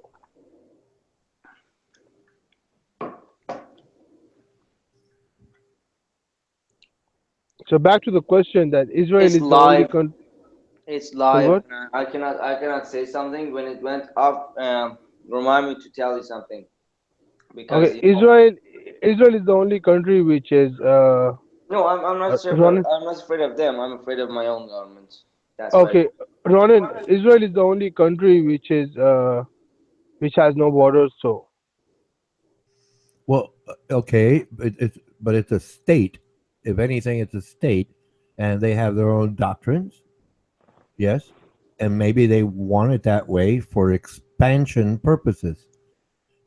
Don't you? Have you imagined that possibility that they're purposely saying, "Okay, we're not going to do this because our long-term plan, like any religion of Abraham, is to basically control the world." That's their mentality, like any other mentality. Not that they're better, not that they're worse. It's just that they're doing it in their own words. That's all that is. So it doesn't really make a difference, but for the fact that each group has the same idea. We want to dominate and have control over everyone else. As long as we understand that. Good afternoon, Ronan. Hey, Afternoon, good morning, Isham. lad. Good morning. Hello, Liban. I guess you're not a rugby fan, Ronan, no?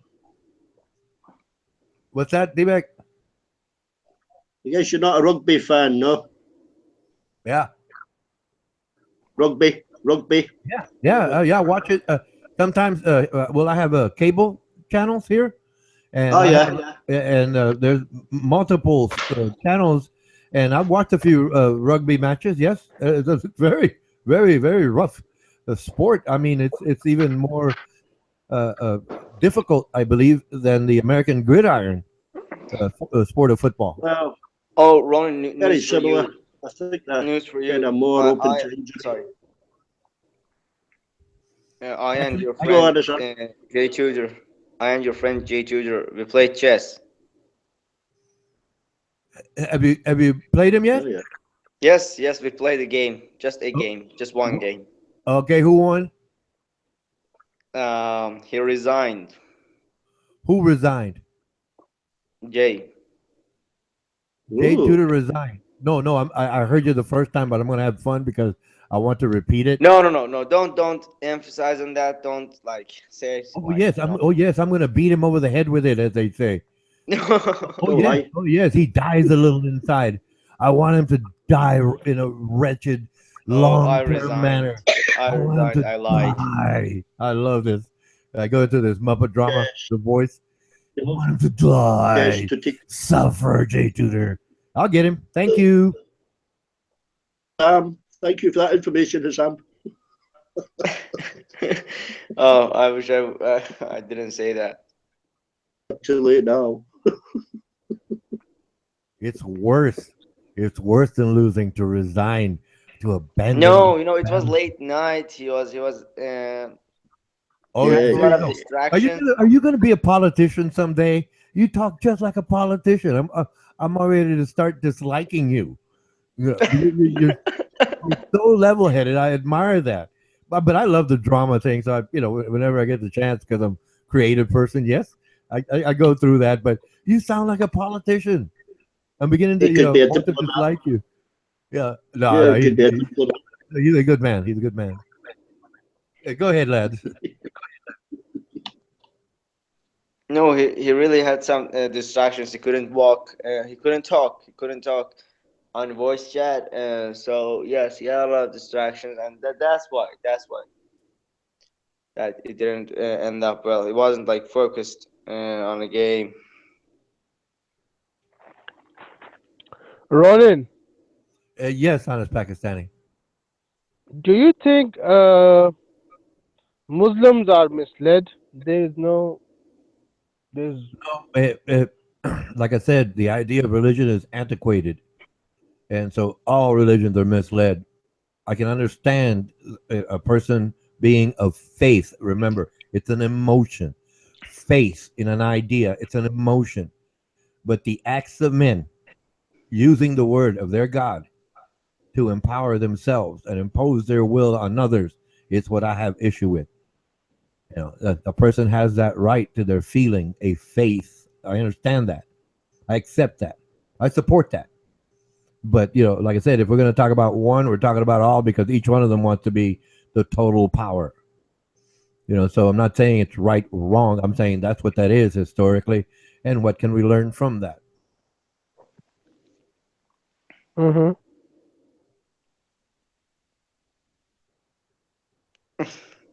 I want to say Allahumma sallallahu Muhammad. No, I'm gonna say La ilaha illallah. Armando is the only Allah.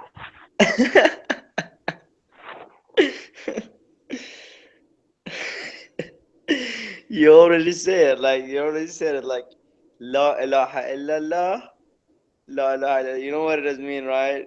There is no God but Allah, right? No, it says no God but Allah. Okay, did I say Allah? Okay, la. La ilah Armando Allah. Why I'm No, no, no. saying in Arabic language? I fucking hate Arabic language. I'm gonna say it in my own language. Yeah, There is I no don't know God, Arabic language too. but Armando Vargas is the only true God.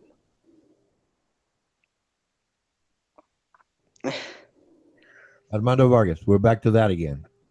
We're back to the cherub of insolence, right? Okay, Ronin, I have a very good something to quote to you. Okay, David Ben Gurion was allegedly quoted in the Jewish Chronicle in 1967 on his view of Pakistan. It quotes, "The world Zionist movement should not be neglected of the dangers of Pakistan, and Pakistan now should be its first target." See, and Pakistan now should be its first target, for his ideological state is a threat to our existence, and Pakistan and the whole of it hates the Jews and loves the Arabs. This lover of Arabs is more dangerous to us than the Arabs themselves. For that matter, it is most essential for the world Zionism that it should now take immediate steps against Pakistan. That was then. So in They 1967. Well, no, that was then, and obviously, like I said, history is a good lesson. And at that time, they anyone says anything for a reason. Most times it's ignorance, yes, And a majority of the time, it's fear. Yes, it's understandable. Fear doesn't mean that you back down. Fear means it's an emotion that you address and basically uh, respond to or react to. If a person reacts out of fear, they become violent. If a person responds to fear, they try to figure a way out to have everything so-called neutralized. Bring down the anger and bring up the understanding. So we have an equilibrium. It's never perfectly level. It's never perfectly level. It goes, it vacillates. I mean, which like goes up and down a little bit, and the closer we can get to that one so-called level line, right, where everything is perfect, right, it's better that way. But over history, there's dramatic differences. Nowadays, it's still dramatic differences, but it's different countries, right? So what was said then could apply now, but it's somewhere else in the world. And they're, like I said, they have these conflicts. We're still very young as human beings, a species. And I do understand that. But I'm not going to say, well, because the Jews said something, or the Germans did something, or the Chinese are doing something, North Korea is doing something. I'm not going to say I'm going to be stuck there. I'm saying, what can we learn from all of these lessons put together? Find an average, find a determinant, what's best for all involved. But for these conflicts, there are differences, whether it's power, whether it's politics, whether it's religion, it doesn't matter. So long as we understand the overall view, if everyone understands it, we can work on a solution, the best idea possible. But we have these differences where people's in power in different places want all power in all places.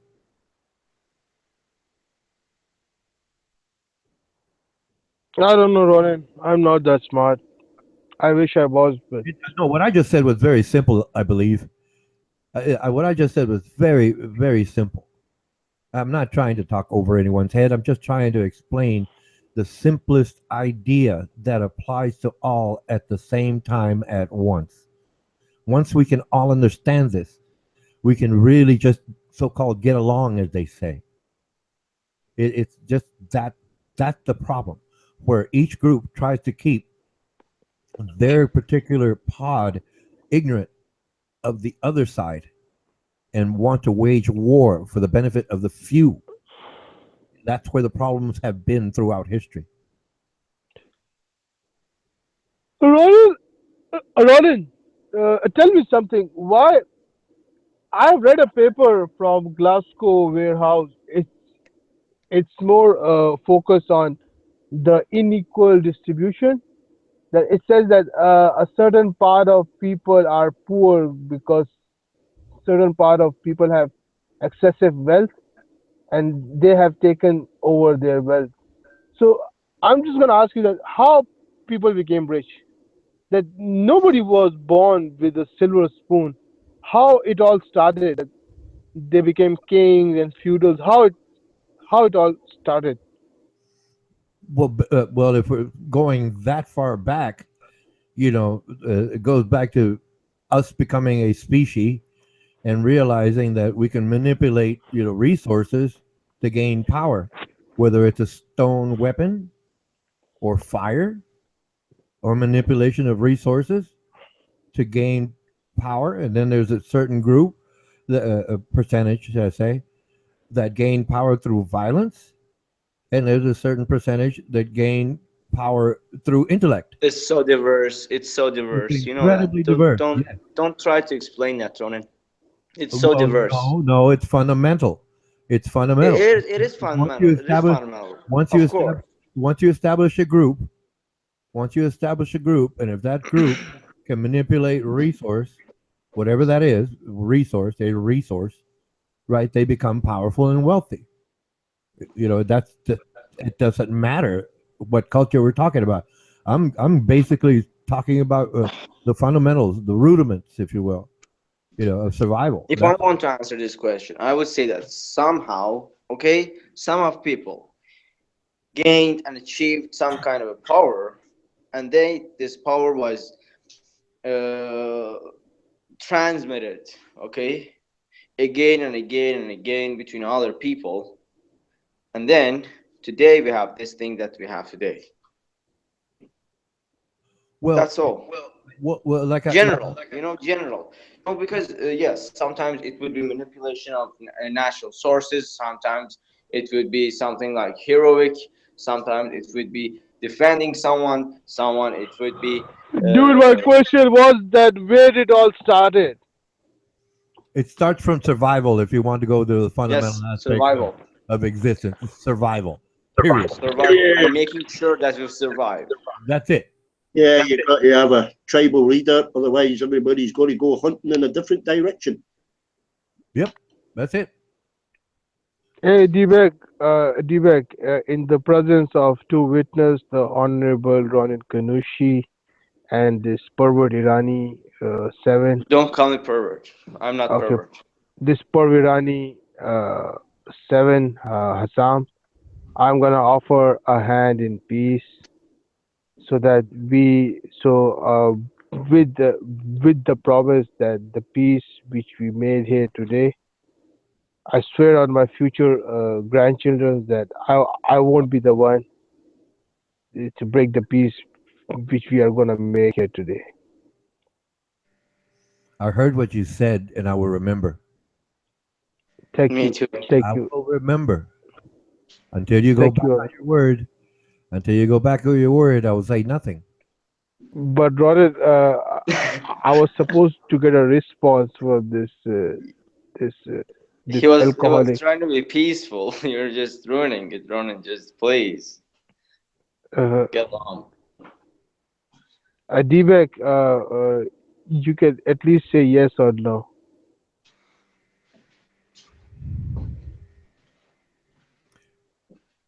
I think the idea, honest Pakistani, is for you to take responsibility and show that consistently. Sir, you should be neutral. No, you're always taking his side. No. Is there something going on between you and D-Bek behind the thing? If you want to do, I think there is something going on. Because the amount of respect I gave you, D-Bek has never offered you that. You're going back on your word now. If you want to do something, you can lead and say nothing. Excuse me, sir. That man is a racist, and he goes after people's parents. No. But you haven't said anything against him. I am saying something for it. I am trying to say, if I decide to be peaceful, I act peacefully. I don't tell them, let's be peaceful. I act that way, and they will see it, because I may have hurt someone's feelings. It is hard for anyone to turn the switch immediately. I do understand that much about everyone. But it should be applied on both sides, not just on me. I am saying, if I decide to be peaceful, I will behave peacefully. It does not matter if the other person who is hurt by my words is still angry. I will act. What about peacefully. survival? It's survival. No, what about survival? I'm going to get some tea. I'll be right back. I'm going to get some iced tea. Yes, you go get your iced tea.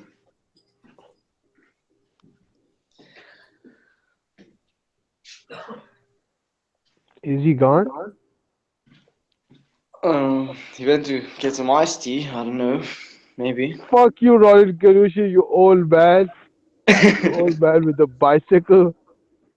He tried to teach me. You know shit. You don't know anything. You never created me, you scum. You old piece of shit. What do you think of himself? He has this God complex. Living in the United States.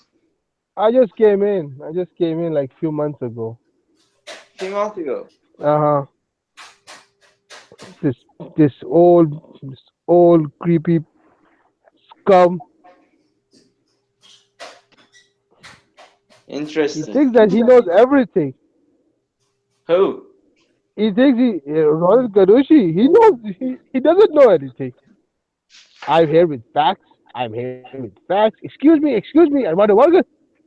Dude, he is so jealous of my Lord Armando Vargas that he cannot even stand him.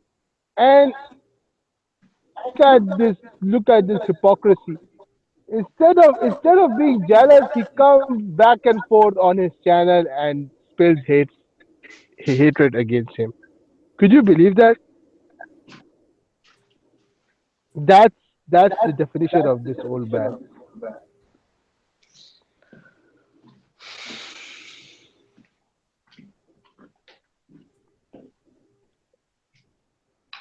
Let's speak music. He doesn't know shit about music. He just pretends. Have you heard his song? Have you heard his song, that rodeo clown? Oh my god, that sound is pathetic. That sound is even pathetic than my voice.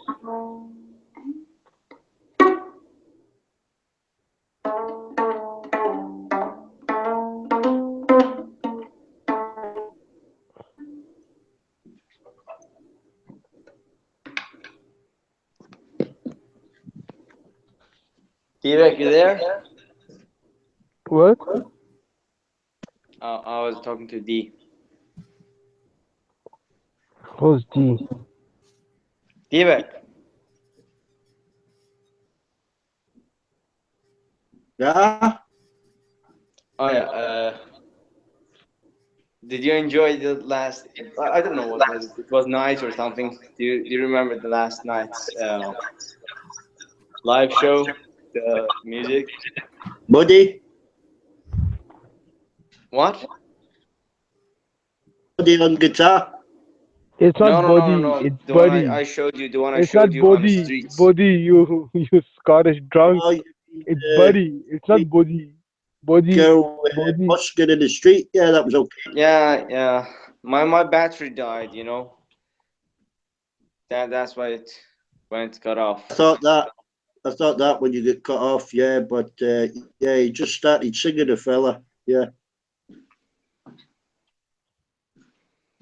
Yeah. It looked a bit cold out there, Sam. Yeah, man. It's still cold. What happened? What happened, D-Bag? You're always up for a fight.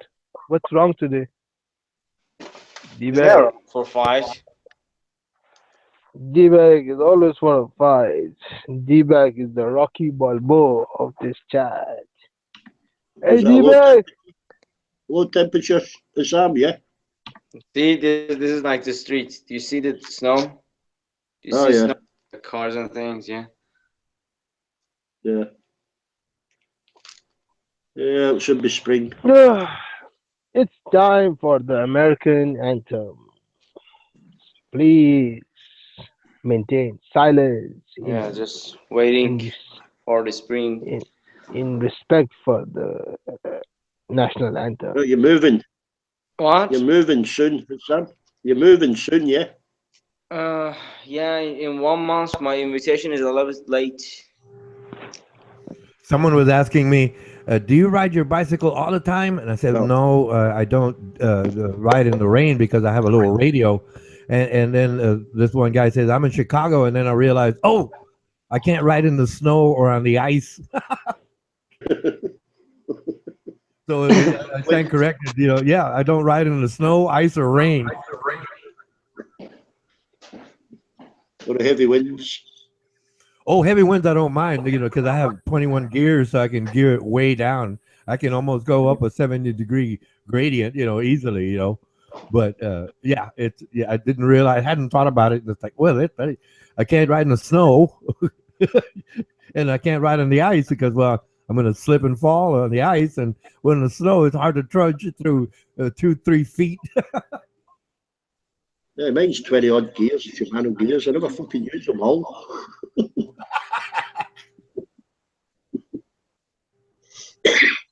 Oh, you don't believe me.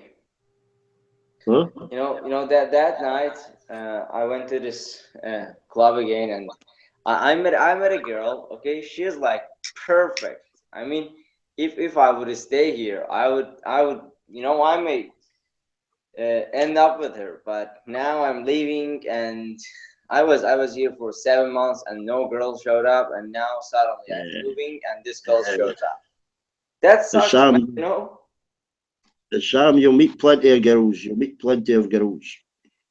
Yeah, I think I will. But this one, man, this one has like sufficient knowledge on philosophy, on physics, on biology. She's like very, very nice. When we were talking on things, I didn't believe that like this is a Lithuanian girl talking to me like this, and I was like, wow, this is my girl, you know. Yeah, she's like so beautiful. And I mean, you know, when you just look at her eyes, you go like to paradise. Yeah, there's plenty in the plenty fish in the sea. Ah, plenty fish in the sea. Yeah. I hope these plenty fishes they know about philosophy and science, because if they don't, I can't live with them. I can't be like this normal man talking like walking around about like bullshit. Oh, my boyfriend said this. Oh, my girlfriend said this. Oh, I'm not that guy. Yeah. There's plenty there, Sam. They feed on education. They love it.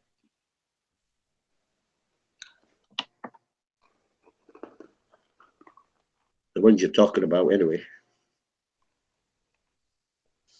Too much. No, I didn't drink. Oh, good. You don't drink at all, no? No. It wasn't that kind of a club. No, that's good. It was English-speaking club, man. Yeah. That's why I could talk to her. She knows English. Yeah, you'll get the same calves and stuff in Ukraine. Yeah, I hope.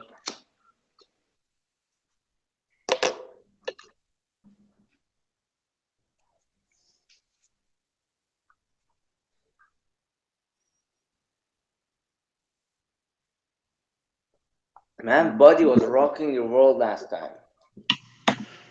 Yeah, it was good. Yeah, enjoyed it. Very good. Very good.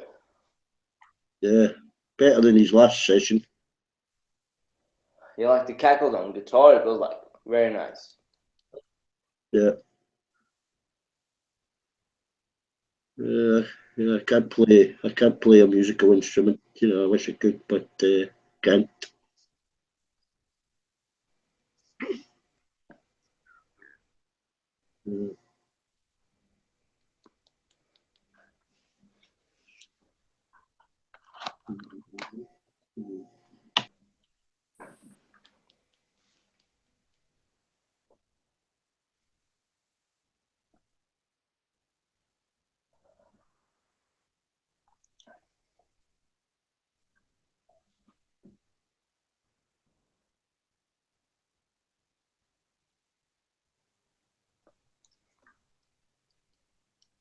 Why everyone is so silent? Why everyone is so quiet? I can't chat and text at the same time. You know, I can't do that. So I'm texting right now. Why, Ronan? You should learn multitasking. I mean, a person with a station like you. No. I do know that a person can multitask. I do know it's possible, yes, but it's impossible for them to focus on one thing while they're multitasking. So when I'm chatting in the chat stream, right, I can focus on that and I can, be creative and chat and stuff like that. And at times while you all are talking, I don't even hear, I can hear their sound, right? But I kind of like what's called tune it out, right? And like right now I'm talking to you all, I can't look at the chat screen. I'm looking like blankly ahead of me, and it's not like I can see images. There's something there, yes, but I'm so focused on what I'm thinking, trying to put it into voice, that if I try to so-called read the chat, I won't be able to express my ideas clearly. Ronan, I'm saying that you have to learn how to multitask. Because a person with the stature like you have, you should learn, because you're very honorable and you're full of knowledge, and we can learn so much from you. Well, yes, but see, please understand that is part of what I can do is to focus on something specifically and be very, very good at it. And then if I put my focus onto something else, like the chat stream, I'm very good at it. If I try to multitask, I'm not going to be very good at either one. I do know that. I've learned that when I was a child, that trying to multitask, for me, it's not very good because I can do it 100% at each point at a time versus 50% at 2 points or 30% at 3 points or 4 points, 25%. The math works out. So no one can do that. Well, yes, people can do that and be relatively good, but they cannot be as precise as well what I prefer in terms of focusing, like talking to you right now. I can't look at the chat screen and read it while I'm chatting with you because my focus is on our conversation. When I turn away and start text chatting, I focus on that. Right. So that putting that together over time makes me what I am now when I chat with you or anyone. I'm very focused, I'm precise, I know what I'm thinking, and I know how to explain what the idea versus loose track and then try to catch up, make up excuses, stories, and lies to make up for my mistake in the first place. Am I lulling you to sleep, poor thing? No. Can you see me, Ron? How can you see me? What's that? Well, it sounds like you're stretching and relaxing. Oh my god! Oh my god, Ron. Yeah. See, that's right. See, I'm focusing No, on you. I just woke up. No, I just Good. I understand that. You said that. You said it, but I'm focusing on you and just having fun and make it feel relaxed and you see. But if I was, oh yeah, well yeah, I'm Pakistani, and I'm typing over here. Yeah, right, I'm Pakistani. Sounds like I'm not paying attention to you. And that's no, I'm exactly not. what I'm always focused. That's I'm always exactly what focused it is. when I sleep, and you are telling me something. I'm always focused. Fine. Everybody can multitask brilliantly compared to me. I can't do it. How's that? No, I'm just saying that you should. I'm saying you're very knowledgeable. Well, you're yes, so blessed to have you. I have to focus on my lesson in order to have that knowledge. That's it. Okay, but let me give you an example. Let me get Hassam is here. He knows. I was playing Jay Tudor a chess game. I'm not that good of a chess player. I admit it. I don't focus enough on it to be that good. Right? I was playing and I had it all worked out and I had him running and all of a sudden I lost focus on one area. Right? And he got me. And I said, okay, I resign the game. Why is that? Because there's no point in me trying to continue. One of the critical points broke down, and after this, it's really a mess. So I just resigned. That's it. I'm smart enough to know that if I lose focus and it didn't work, there's no use in me in continuing. So it's the same thing like me talking to you. If I start to look at this chat screen, right, it's like I can't do it. I can't have the fun like I just did.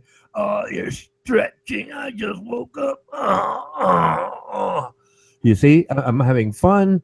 I'm focusing on the topics, because I'm listening to you or whomever I'm chatting with. But if I try to text chat, it won't be the humor, the creativity, the knowledge. And throughout my life, it's been the same thing. If I just focus on that one thing, get it right, I can go on to something else, focus on that one thing, get it right. But that what works for me. There's other people that can multitask. Yes, women are the ultimate multitaskers, by the way. Like Hillary Clinton. She was a multitasker.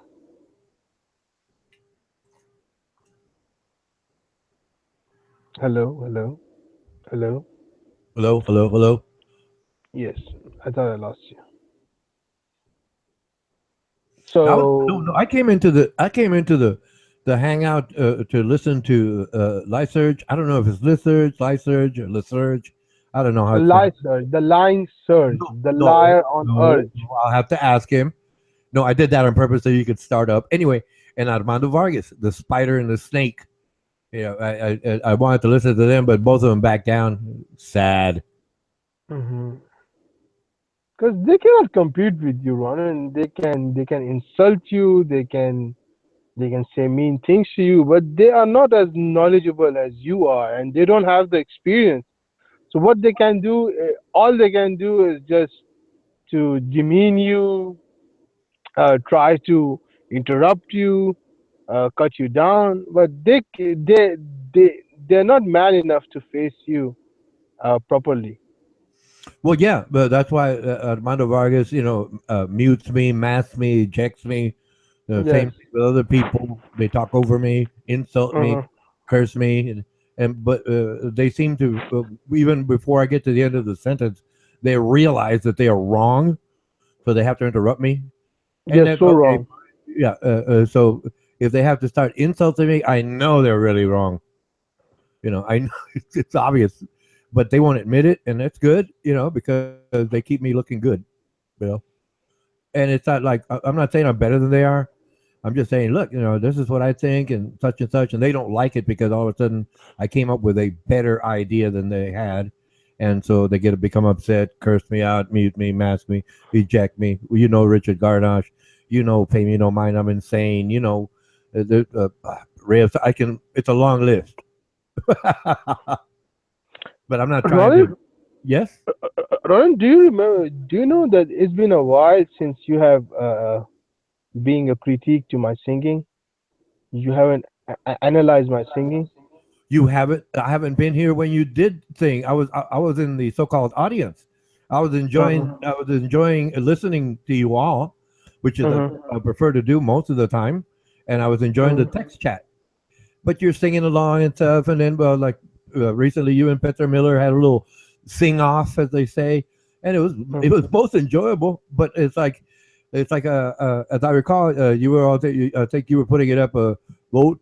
Which is the better singer? Packy 1, Petra 0, and then people were voting, and I was checking it out. And then I said, I cannot vote, or I can't be a judge here, because all I did was give them instructions. And then, well, if you were to ask me right now, I would say, well, no, neither one of you are good students because you didn't do it as I suggested you do to improve your singing skills. I gave you both some clear instructions, and you don't go back and practice those things. For the most part, you're still, developing as singers, and Uh-huh. you could be potentially very good singers, but Uh-huh. the simple exercises I suggested you're not doing. Okay, I'm being, I'm critiquing you. That's it. I'm not Okay, saying you're Ronan. bad. Okay, Ronan. I have to choose a voice first. The first need I choose a voice and then stick to it. How about I sing the same song in two different voices, and you could help me tell me which one is better. No, like I said, you're not doing the fundamental exercises that I suggested, so it's going to be no different. Not whatsoever. Nothing going to be different. You're still going to be the same singer because I suggested something. You didn't do it. I suggested something to Petra Miller. She didn't do it. So if it's going to be me just critiquing you, hey, I'll listen to you. It's enjoyable. You sing okay. Yeah, but I can't so-called rank you like you wanted me to. I can't do that. It's too But early. then, but Look, you both have potential. That's what I can say. You both but do have. Ronan, Yes. but Ronan, Petra is no comparison for me because Well, yes, but people there's just different. people just vote for her more Excuse than me, to me because I excuse don't have me. it. Do you agree? Do you agree that there are different flowers in the world? Yes, Okay. There's no so I'm a comparison. flower. There's no comparison between two flowers, but yet both of them are beautiful, and both of you have potential. Okay. Okay, okay, Both of you but have both of you have potential. But I But there is suggest difference between the plants who produce oxygen. yes, but how do you use it? What? You said How do oxygen. how do we use Oxygen. oxygen? No, I mean like some of them can be more like beneficial, productive. Some of them has fruit, some of them don't. You know, this Well, kind of yes. thing. Well, yes. Good point.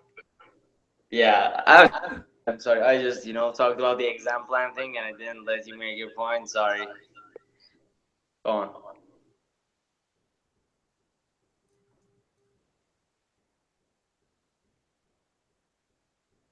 What was your point? We were talking something else, and you just jumped in with an irrelevant reference. I'm talking to you, Parvati Rani.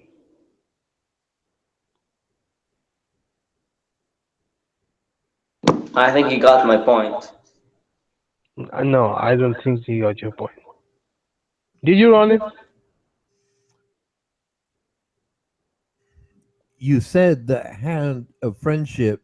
I'm still waiting for you to practice your part of the handshake. So why don't you ask him to explain? I would suggest. Uh, uh, what? What handshake? That was for D-Bag, not for this Irani guy. If you extend your hand to one, you must extend your hand to all. No, no. Because, excuse me, it started with you extending the hand. It's So my discretion. If it's It's one, my discretion to extend the hand if whoever I like. if it is to one, then it must be to all. Ronan, I think you are pushing me towards Armando's zone, Armando's zone, Well, Armando and Liza's zone, go where you ahead. have started, to hate me. It's not going to change who I am. It's not going to change who I am. You're starting to hate me, Ronan, for no reason. I'll talk to you. I'll talk to Lyser. I'll talk to Richard. I'll talk to everyone. But it just depends on how we interact. That because I treat. Oh my God, Ronan! Oh my God, Ronan! Equitably. Remember, it's equitably. Oh Equally. Ronan, you were like this from the childhood, or something happened? Oh no, in no! between and you I became like figured this? this out as a child, as a teenager. I figured this out with my schoolmates. I realized what it was with my schoolmates. I gave the story about going through my school, and we were all the same group, right? Age group and grade school, right? We all graduated, and by the time we graduated, I knew that there were different groups of people, right? The smart people, the crazy people, the athletes, all these different people, groups, colors, and voices, and all these things, lovely things. And then when we have here in America class reunion every 10 years, and then it's every 5 years. When I went to those class reunions, it was the same groups, but I did realize that I spoke to all of them. They didn't want to speak to each other, but I spoke to all of them. And so, like I said, throughout life, it's been the same thing. Doesn't matter. I'll chat with you or anybody. You want to be, Ronan, why don't you tell us? Why don't you tell us that? How did you lose your virginity? How did you lose your virginity? My what? Virginity. Virginity. Virginity. Yes. Well, I met a girl. We fell in love, and I'd already read books about sexuality and women and guys when I was a young person. After I abandoned the idea of religion, I got into reading about human sexuality, hot rods, with cars. Ron, if I was in your shoes, I wouldn't even answer that question. Well, yeah, I'm not answering the question. I'm making a statement. Yeah, I met a girl. Why wouldn't you answer that question? I met a girl. We fell in love. That's not detail. That's general idea. But like I already knew about human sexuality, cars. Of studying airplanes. You don't get my point. You don't get my point, Ron. Yes, I get your point, but I'm just being polite about it in conversation. Unlike you, Hassan, he's being polite. Unlike you. Can you just mention just one time that I have never been polite, or like I haven't been polite, like I was rude? Oh yeah, well he's just picking on you. And that's what he's doing. He likes that. It's called drama. He's being what they call a drama queen. I knew that when I first met him when he was chatting with Armando Vargas. Armando Vargas called him a homosexual, and he says, "Yes, I'm a homosexual."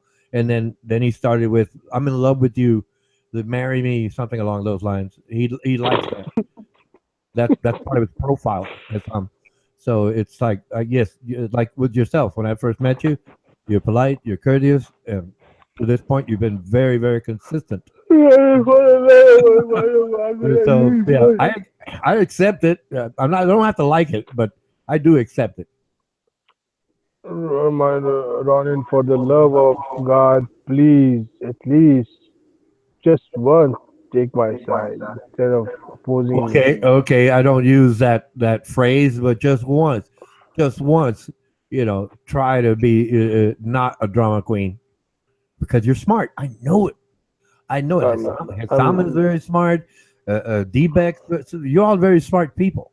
But in your own way, you have your character and nature like I have mine. And trying to change myself, I'd be lying. I can't do it. I can't multitask. Using that Ronin, what's wrong with Ray? What's wrong with Ray of Sunshine? Oh, he loves the same thing. He loves to stir up controversy like Armando Vargas does. But he does it in his own way. That's it. He just does it in his own way. So what's his issue with you? His issue with me? Oh, the fact that well, I know what I'm talking about, and he doesn't like it, and he wants to side with anybody that disagrees with me. He's like that person in school, right? Who finds somebody that's arguing and backs them up, so those two people can argue, and he can have fun watching us argue. That's his angle.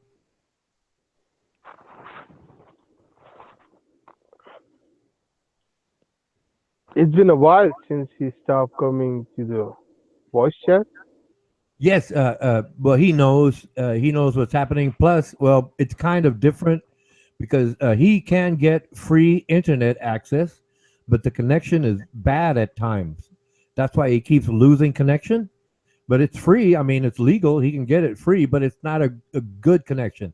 Like I have, for example, because I have a PC, I'm hardwired to the wall, I pay the bill, and connection is consistent.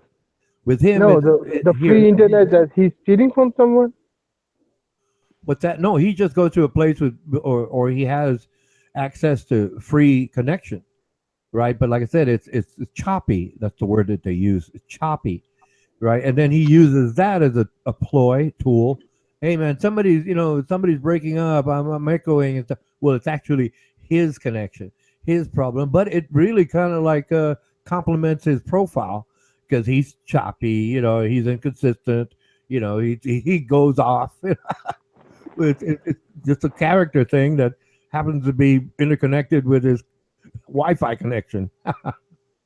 It's funny, but he's, like I said, he may be very good at his profession, but he's not very good at chatting because he likes watching people fight, and he brings it up, and he knows people don't like me, so you've seen the chats over in that Google page, right? He always all these awards he gives me for quote bullshit, and then he comes up with these odd looking pictures, homosexual, suggestions and things like that. But that's all he knows. That's all he's got. He can't go any further. And it's funny. He tries to, obviously insult me, get me mad. Not going to happen because I'm going to jape him. I'm going to turn around and make, joke of him. And he doesn't like that either. So he doesn't come in here because I've called him Misfit Mountain. Well, it's a joke. A Brokeback Mountain, But I wouldn't. Go ahead. I wouldn't like set fire into this kind of thing. You're setting fire, kind of, Ronan, aren't you? What, please? You're setting fire to the fight. No. I didn't understand. My apologies. He's saying you are instigating Ray right now. You're provoking him. No, I'm not provoking anyone. I'm describing, his pattern. If I was trying to instigate or something, I'd be making something up about him. Have you taken up basket weaving? Things like that. but no, I'm not trying to insult him, or anything like that. I'm just defining his character profile as it is, and being honest about it is being honest about it. So if I'm actually so-called chatting with him, he comes up with an insult or some rude thing, I come up with something funny, and he doesn't like it. Same thing with anybody else. If you're civil, I'm civil. If you want to throw insults, I can make things up. Okay. I'm not reading like I said, I can't read the text chat while I'm chatting. I can't do that. If he's saying something I haven't looked up, but like I said, if that's what it is, and he's going to do it anyway, regardless. If I chat with someone else, if you pay attention to the text chat, for example, if I'm chatting with someone else, right, and I stop and they're talking on and on and on, right, and then I look up and he's trying to insult me, right, and then I go chat with him. Oh, okay, really? Then I make something up. But Ronan, the problem is that with you, I can understand the tension between you and Jay Tudor, because Tudor is very proud and he's very egocentric, and I can understand the tension between you and Lysers, but I just don't understand what's the problem with you and Ray. Ray, Yes. I just explained it to you. He likes watching people fight. And the fact that some of these people disagree with me, right? He sides with them so he can have fun watching them or listening to them put me down, try to humiliate me, mask me, eject me, mute me.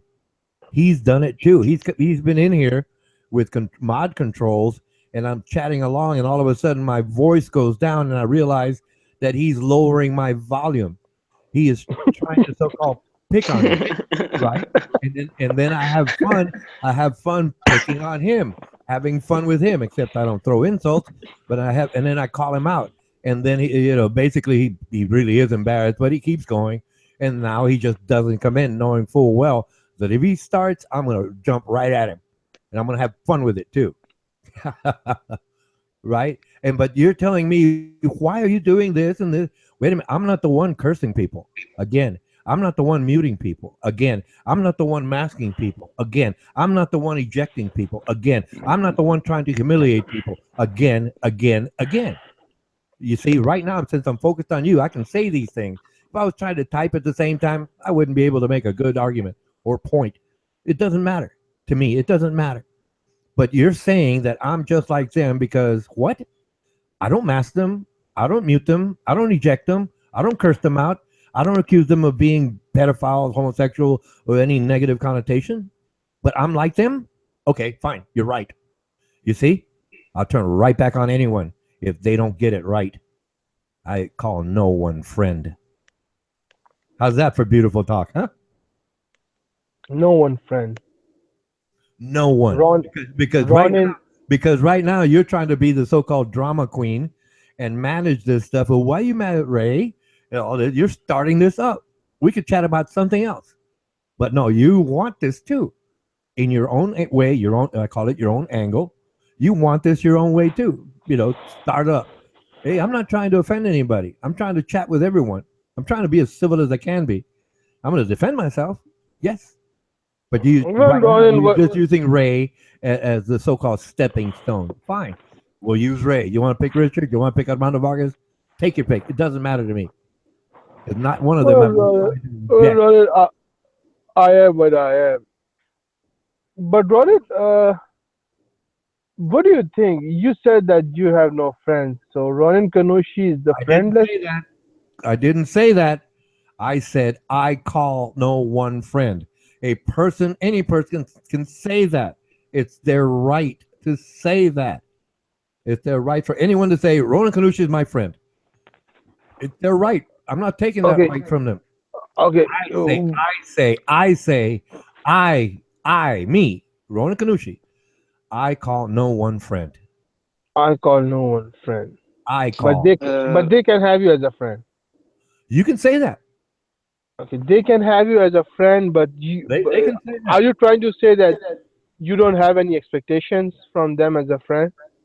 Right. That's a good way of putting it. Lyserge is the Okay. perfect example. Lyserge, he was in here. He was in Hangout, and he was arguing with Grizz London, Jay Tudor, and Uncle May. Okay. On what?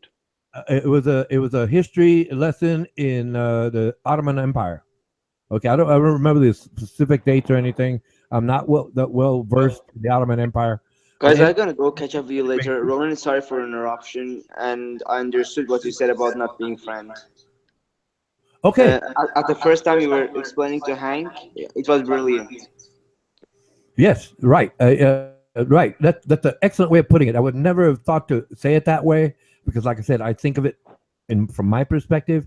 But the way he just defined it or expressed it, yes, I can agree with that. Right, I make no expectations. Okay, Yeah, thank you. you're welcome. Bye. You're welcome. Like I said, Take care, Tom. and Lyserge was arguing a point, but Grizz London made a point, and now Grizz London believes in God, right? He's a theist, and Grizz London was right, okay, from the jump right here. I'm telling you, he was right, right, and they argue back and forth, and then Jay Tudor and Uncle May did some fact checking, right, and they agreed, and they agreed, okay, and then I said, okay, we have a consensus. Do you concur? And then along the lines, Lyserge said, I thought you were on my side. Nope. I'm not on his side. The facts are. The facts are. The facts are. So, like you phrased it quite well just now. Yes. I have no expectations, so I call no one friend. Okay.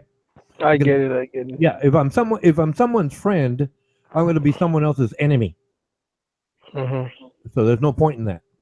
There's no point in that because you may be right or the other person may be right. And then if I said, well, you're my friend, and then you automatically, a person automatically imagines or assumes that I'm on their side regardless of the situation, which is not true. No, I'm not going to be lying to myself. No.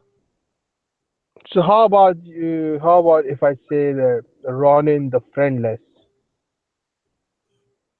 Well, no, you can't say that because that means nobody wants to call me their friend.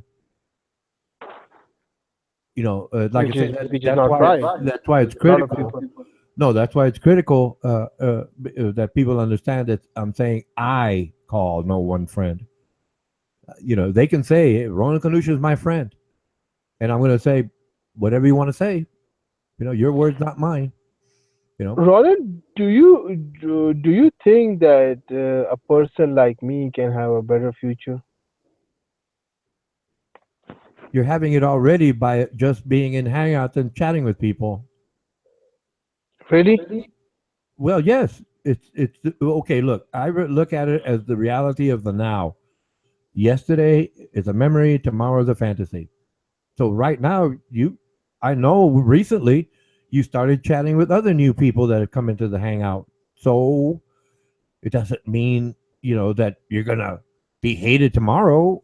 People that have chatted with you, they like you. Some people like you. Some people don't. I expect that with everybody, myself included. So I really don't.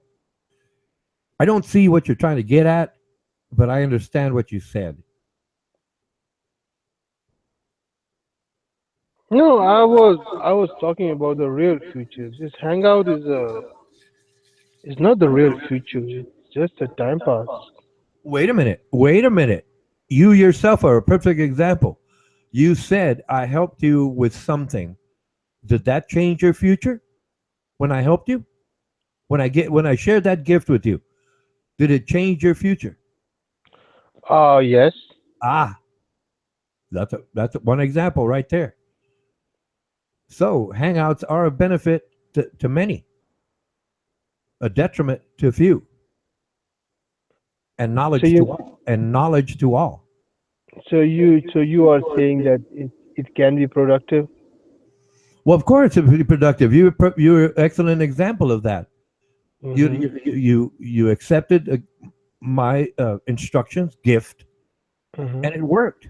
And I'm sure other people in different hangouts have done other things that have helped other people. I'm positive. I'm positive. That's only. I mean, it only goes to reason. Just the volume of it all. You can say predictably a percentage of people are going to benefit from a hangout. And well, I'm not trying to use you as the only example, but you you benefited from an exchange of words and ideas. You personally, you have evidence. I mean, you yourself, your future was changed that moment within 5 minutes, which is a surprise to me. I didn't know it would work that well, right? It was So I was but so it I'm the changed. best. It changed your future. It did. So I'm the best example. Well, yeah, but see, that's just the idea. It's like we don't get it immediately. No one does. Excuse me, I have a phone call. Please. Hold on, please.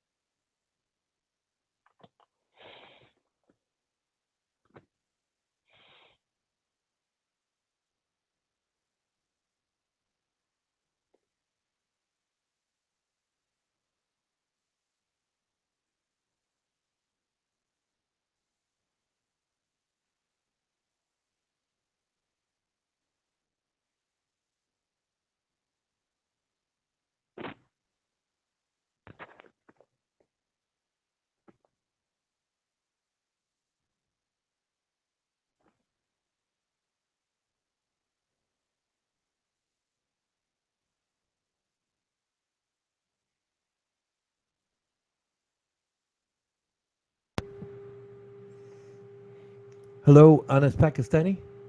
Yes, sir. I'm going to have to leave here in about three, Sure, five sure, minutes. 3, 5 minutes. sure. I have my family coming over, and it's Go, not go, gonna, go, go, go, Ron, yeah. go, go, have fun. Okay, okay. Have a good. Well, it's 4 hours in. I don't know how long you'll be here, but I'm pretty No, sure we'll. I'll be here till my Lord returns. So, Okay, okay. Thank you for your time. Thank you for your time. okay, sir. Have Goodbye. a good time. Have a good time with your family.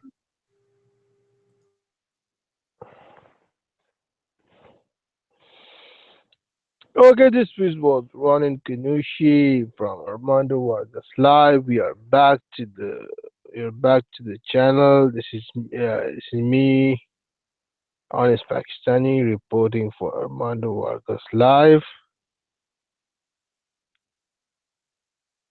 We have nothing to right now. We don't have any specific segment, so we're gonna go with the national anthem. Please maintain silence, especially from people from Canada who are filled with anti-American hatred. Kindly maintain silence to pay your respect to the national anthem. Thank you.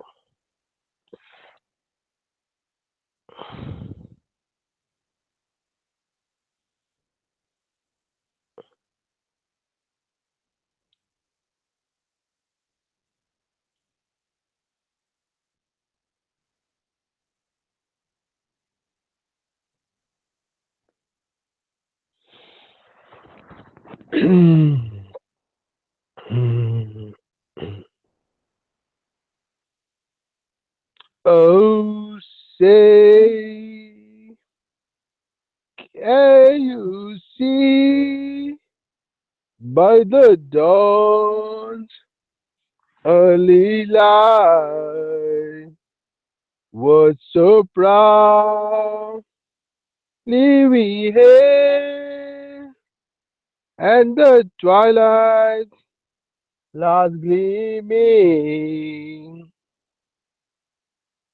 No, got it wrong. Sorry, got it wrong. After listen to the national anthem again. I'll be back, guys. I'll be back in a minute.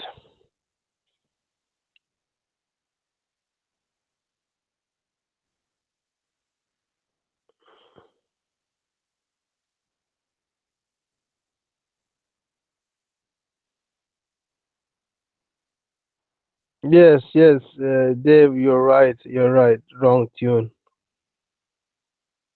Yes, you're right. You're right. Uh,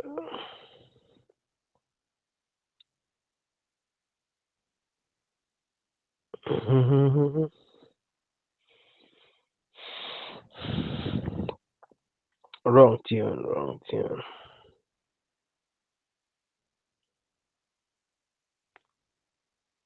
Okay, okay, Dave, you should come in. While Dave Simpson joins us, we're gonna go back. See, we're gonna go back to the song. When I'm gone, to the when I'm gone.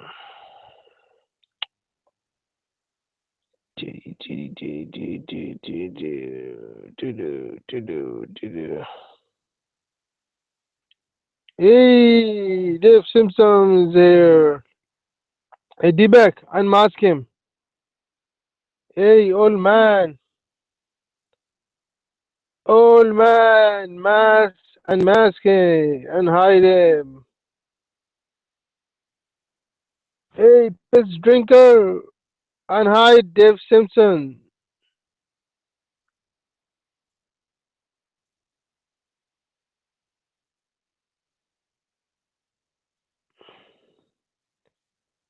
Hey, D-Beck, unmask David Simpson.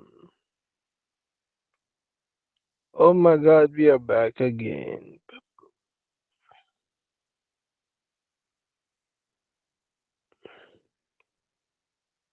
Shit. Unmask him.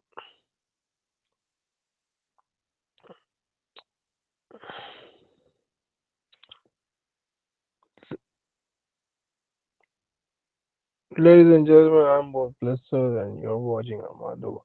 Bye. Ladies and gentlemen, I'm Bob Blesser. You know, you're watching Armando Vargas Live. David? David. Oh shit. Shit.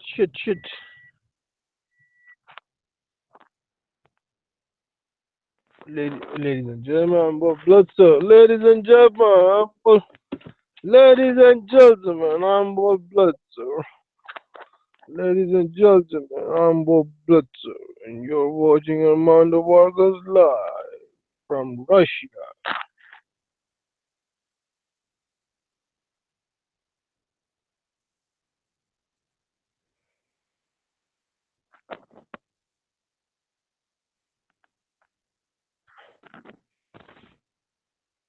Hey, Lyserge, what do you think that if I try to have a Russian accent, do you think is it good or is it bad? Guys, please help me develop an accent. Do you guys think that if I have a Russian accent, speaking out words like it's brishvisti. Do you think that? Do you think I can be a better singer while adapting a Russian accent like this? Lyserge needs a woman, take away all the stress. That's true. Lyserge, you need to lose your virginity right now on crisis basis, on immediate basis. Am I gonna get my driver's license? Wish me luck. Well, best of luck, Jose. I hope you get your license. Okay, everyone, I'm gonna do the 2D song again in two language. Hey Dave, hey Dave, can you hear me, Dave? Hey David, can you hear me? Hey David, David.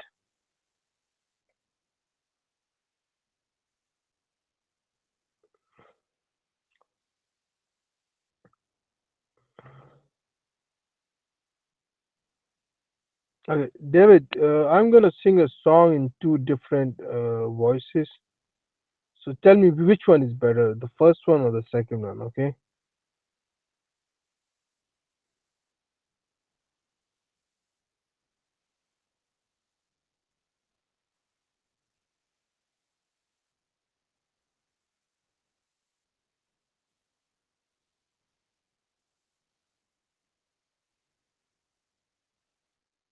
Okay, okay. This is the first one, okay? Okay.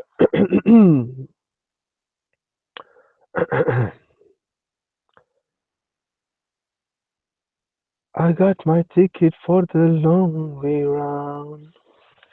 Two bottles whiskey for the way. And I sure would like some sweet company. And I'm leaving tomorrow, what do you say?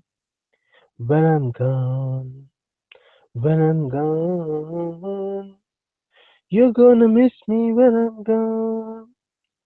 You're gonna miss me by my walk. Oh, you're gonna miss me by my talk. Oh, you're gonna miss me when I'm gone.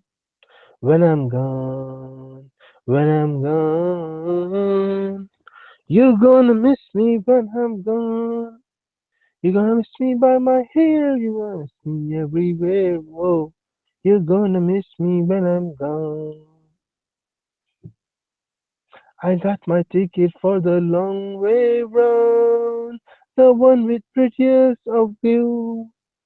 It got mountains, it got rivers, it got sights to give you shivers. It sure would be prettier with you. When I'm gone, whoa, whoa, when I'm gone, whoa, whoa. You're going to miss me when I'm gone. You're gonna miss me by my hair, you're gonna miss me everywhere, whoa. You're gonna miss me when I'm gone. Okay, David, I'm gonna do the other voice. Okay, just tell me which one is better. Okay, okay. I got my ticket. I got my ticket for the long way round. Two bottles whiskey for the way. And I sure would like some sweet company. And I'm leaving tomorrow. What do you say? When I'm gone, whoa, whoa, when I'm gone, whoa, whoa. You're gonna miss me when I'm gone. You're gonna miss me by my hair too. You're gonna miss me everywhere. Oh, you're gonna miss me when I'm gone. When I'm gone, whoa, whoa, when I'm gone, whoa, whoa. You're gonna miss me when I'm gone. You're gonna miss me by my hair, whoa. You're gonna miss me everywhere, whoa. You're gonna miss me when I'm gone. I got my ticket for the long way round, the one with prettiest of views. It got mountains, it got rivers, it got sights to give you shivers. It sure would be prettier than you. No, it sure would be prettier with you. When I'm gone, whoa, whoa, when I'm gone, whoa, whoa. You're gonna miss me when I'm gone. You're gonna miss me by my talk, whoa. You're gonna miss me by my walk, whoa. You're gonna miss me when I'm gone. So tell me, David, which one was better? I'm gonna go back to the YouTube panel. Here I go. So guys, tell me which one was better, the first one or the second one?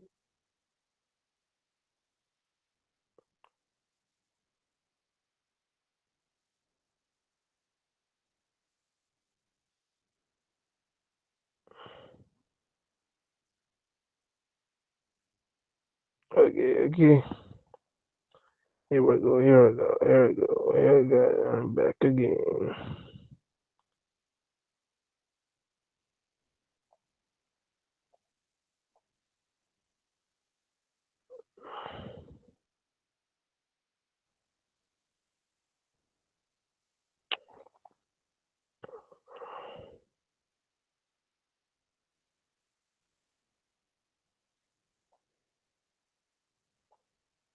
Cocky voice changed. No, which one is better? I told you you love.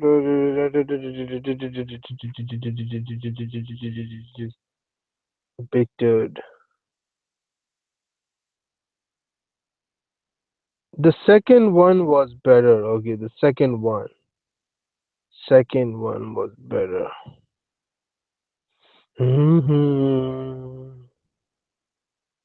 Okay, the second one.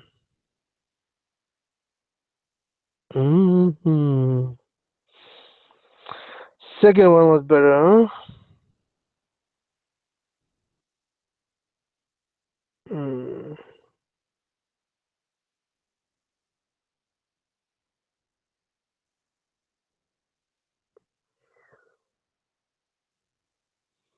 Okay.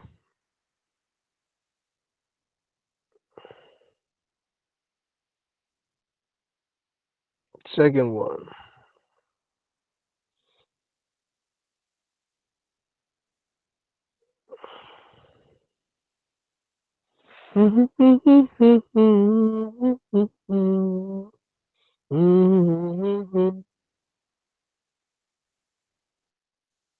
Oh shit, everyone left. Everybody left. Armando, are you there or? Oh, okay. It's me and my lord Armando Vargas. Every is gone. Gone. Like dust in the air.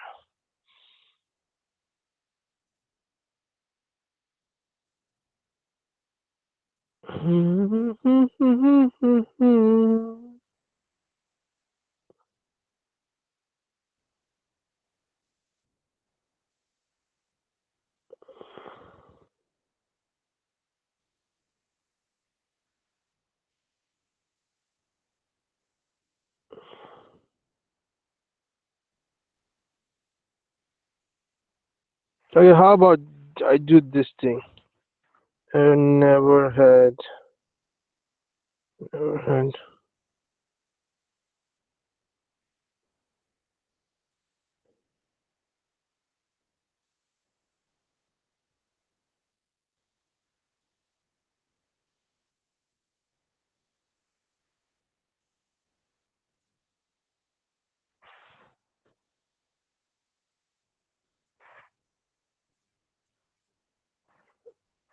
Okay, guys, I'm gonna do this like this. Let's do it. Let's do it. Shit.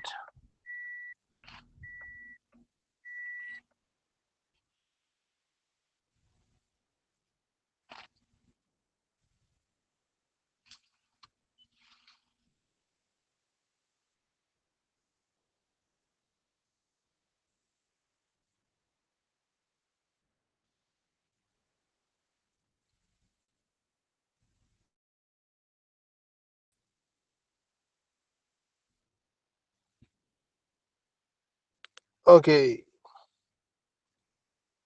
one, two, three.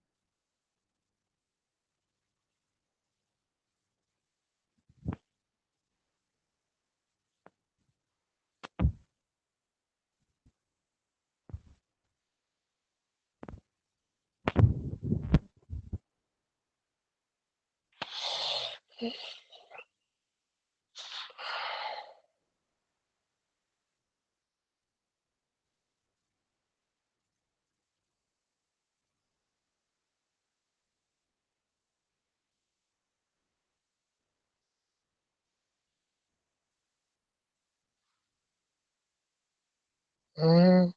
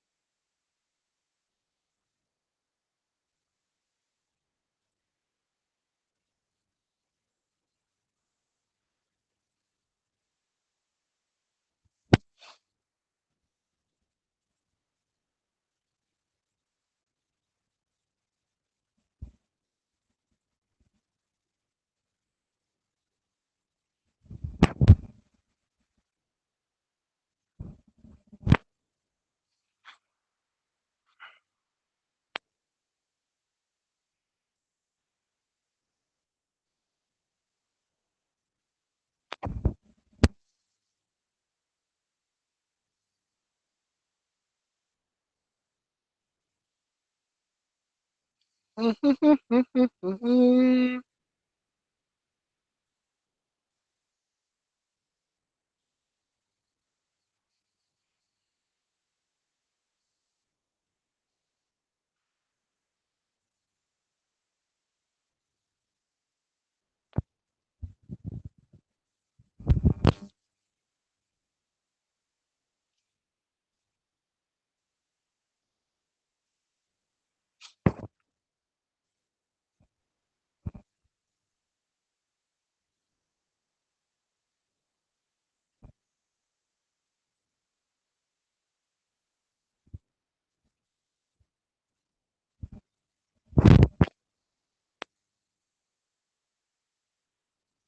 no, no.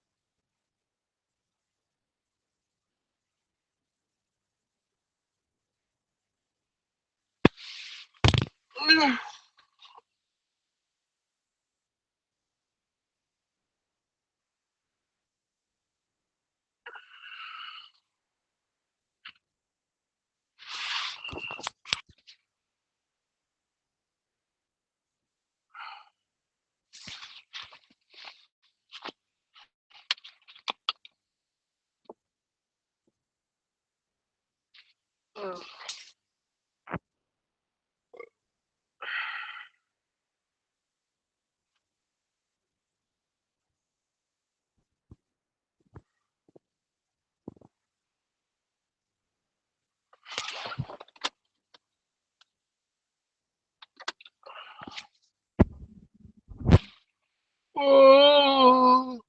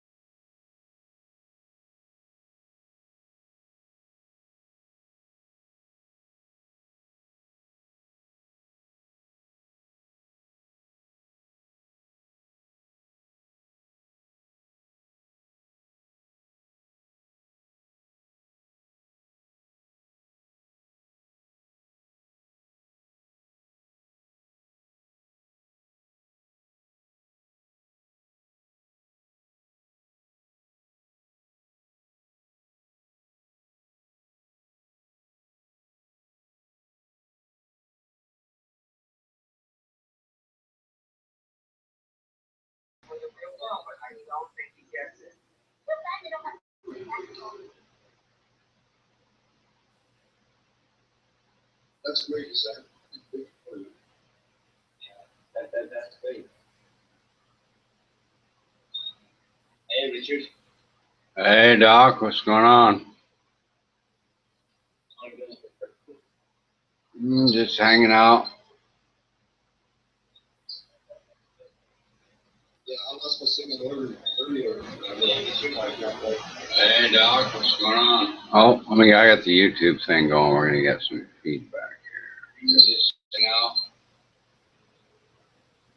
There we go.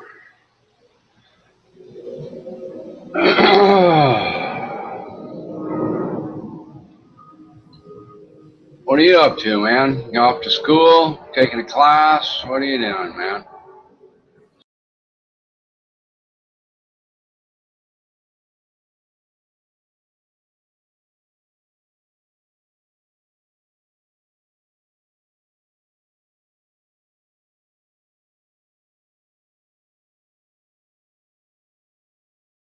Sounds good. You know, I was just telling my wife we had a good time this weekend on our little vacation, but it's good to be home too. You know, there's no place like home, like they say. Exactly. Yeah.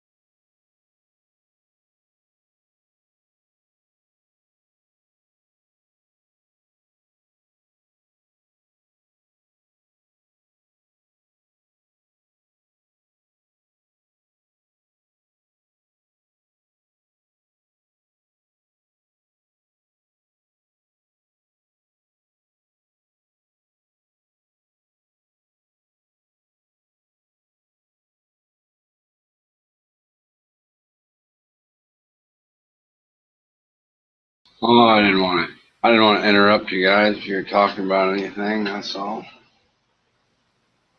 I'm just mellowing out, man. I don't know why. Just a good weekend of relaxation, and I guess now I'm mellow for a while. A couple days. An hour. I don't know how long. I'm watching this weird show I've never seen before, too. And it's like, I don't even know the name of it, but it's kind of like the most racist show I've ever seen. The title is Fresh Off the Boat, and it seems to be about this Asian couple, and like all of the humor is just sort of like stereotypical racist stuff, and I'm just sort of surprised that it's on the TV. You know, I've never seen it before. It's on Fox, and it's really surprises me that there's not some big outcry against it or something. You know, it's kind of weird. Actually, I have a friend of mine, and he uses that term a lot. Does he? No, he's up close. Yeah, I don't guess there's anything wrong with the term itself, but it's just, I don't know.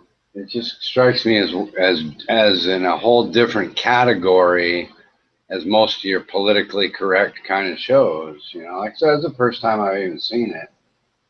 I usually don't venture this high up into the channels, frankly. I stick to my business news, and every once in a while HBO, and every once in a while I'll run up a few channels and see what's going on in the world of TV, but usually it's nothing interesting. Yeah, just like Bruce Springsteen had that too. You know, that's it. I do like the food cooking contest shows. They're kind of cool.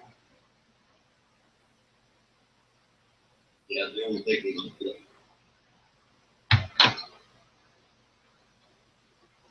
always like it when they make them take something like Spam and Cheerios and make something gourmet out of it, you know, or a couple of ingredients that you just wouldn't think you could make anything good out of.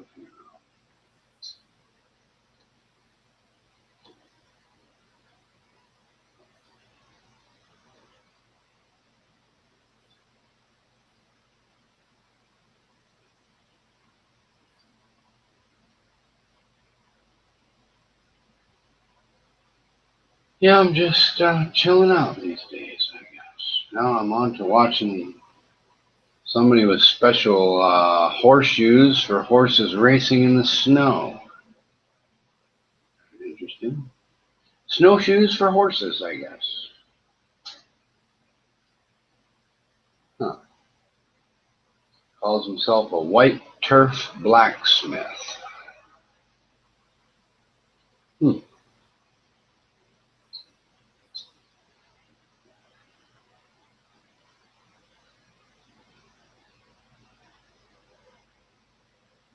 Yeah, we called them, Richard, back when we called them unsafe.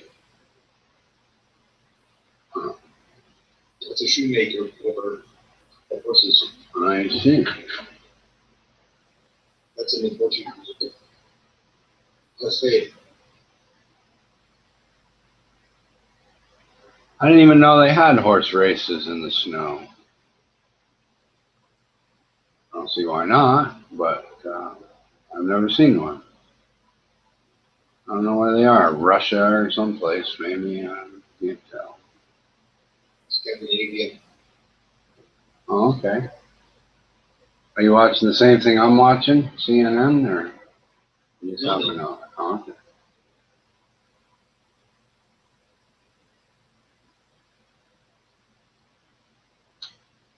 Yeah, horse racing's a little above my pay grade, I guess, so I don't know much about it.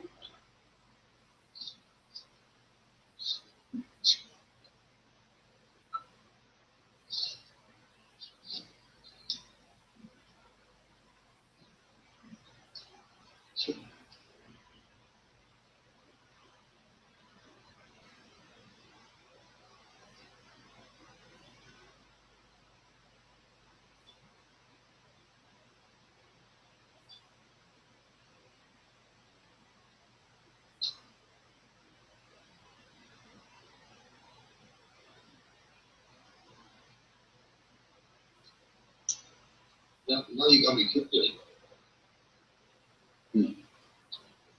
I think the segment's over, but Hassan, I was wondering the other day, what are you going to do when your passport runs out? Have you thought that far ahead? Oh, yeah, shit, yeah. I'll go to embassy.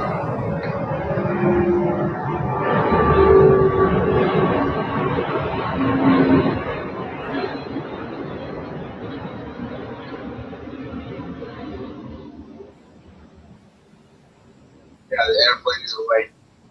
Thank you. Okay. Appreciate that. Yeah.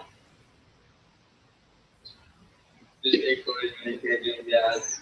You're going to go to the embassy and get a new Iranian passport or try to get a different one? Or? No, I have to go to the Iranian embassy and get my passport renewed. Well, what if they say no? I mean, with your situation, I'm wondering if, they'll want to capture you right in the embassy or something, say, now we got them or something, I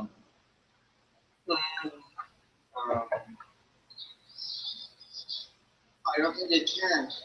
Oh, they can if they want to. The Iranian embassy is Iranian soil anywhere in the world,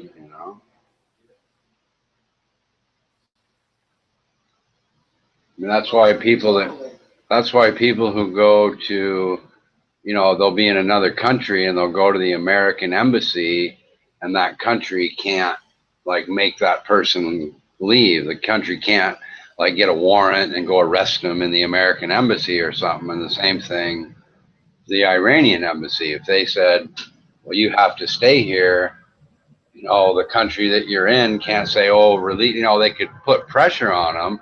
But that's the whole idea of an embassy, is it's sovereign property of that country.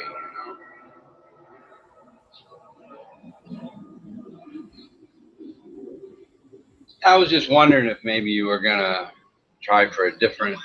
I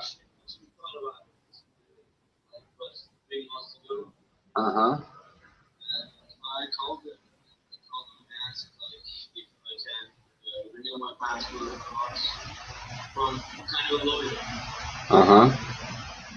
He said, yeah, that's possible. There's no problem with that. Good. Well, usually you can do it by mail. I mean, I don't know why you would have to show up at the embassy.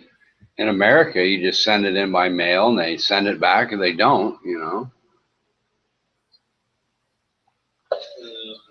I think it's possible in Sweden. I see. Yeah, I suppose here in Thailand, I might have to go to the embassy too. Yeah. Get them just like the signs. You have to maybe go in front of them to make sure you're not pretending to be somebody else, that kind of thing. They want to verify that you're you, I guess. Yeah, but if they verify me, right. That's what I was wondering, is if you're just going to maybe skip the whole thing and go the refugee route or something and try to get a passport or some kind of document from another country.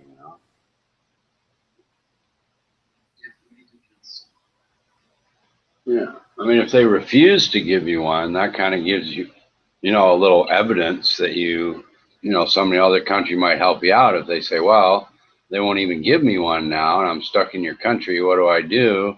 That might be ammunition, to be put in some kind of refugee status or something. I don't know. Well, what the fuck, man? I got some kind of icon on my cell phone. I got some pictures that I never downloaded any of these. They're just appearing on my icon pictures from Google, just sort of showed up in my picture thing on my cell phone. How the fuck did that happen? I don't want them there. That's weird. Huh. What the fuck? Well, they're not even in the pictures folder. They just showed up somehow. Oh, that's weird as fuck. Huh.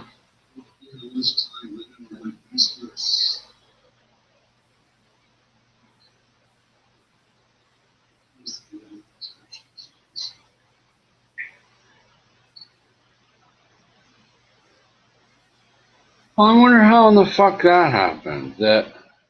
So my cell phone's just running a screensaver program, and it started showing icons from Google that aren't even in my pictures, my saved pictures on my cell phone anyway. I wonder how that all got fucked up somehow. It's like I can't even delete them because they don't even exist on the cell phone to begin with, but they showed up somehow when I was just watching it. That's really fucking weird. Huh. Oh no. Huh.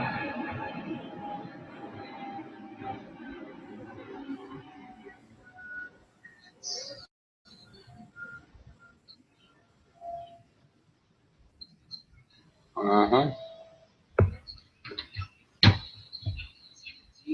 Yep.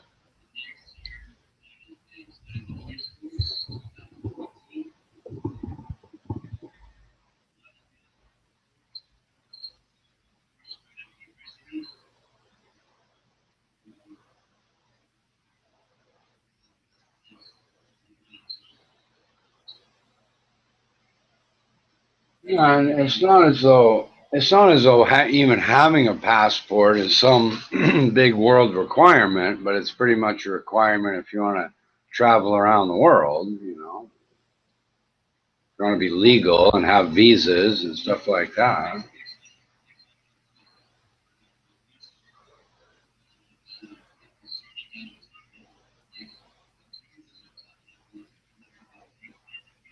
Right, I know exactly, but believe me, there are plenty of people that live around the world with no passport. Right, I hear you. I don't want to be one of them either. There's plenty of. The fine is like $700 to not have a visa here in Thailand, and it's such a pain in the ass that some people they just fuck it off and figure they'll just pay the $700 if they ever get caught. I think you get banned from the country for a year or something like that. And then you have to go back home and get one anyway, so you might as well just get one, I guess. Yeah, I was just wondering if you thought about it and what you're going to do. So it sounds like you're just going to try to renew the one you have and hope for the best. It sounds like a sensible first step, you know.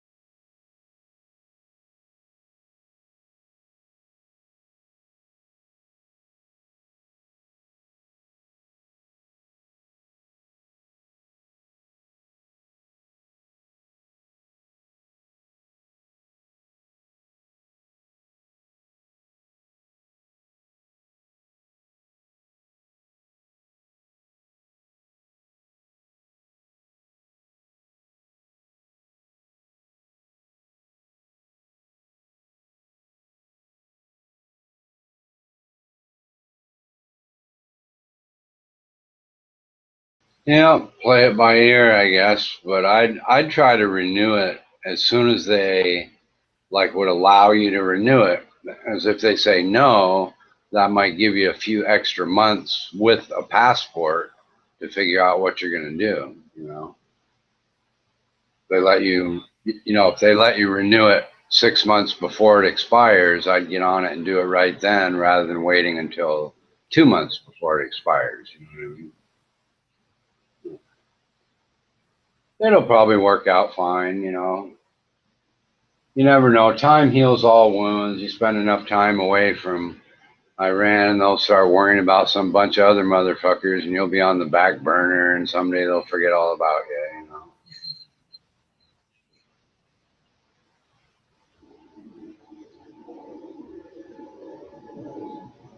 Yeah, usually you get into some minor trouble where they kind of care. As long as you don't get in any more trouble after that and time just keeps clicking on by, it just sort of becomes less and less of a concern to the people involved that were worried about it originally. Whether it's the cops, the judge, or whatever. They're like, okay, this guy fucked up 10 years ago and hasn't done anything since. Let's not worry too much about it. Of course, that's how it is in a normal country. I don't know how it is in your country. They might get even more pissed off. Who knows?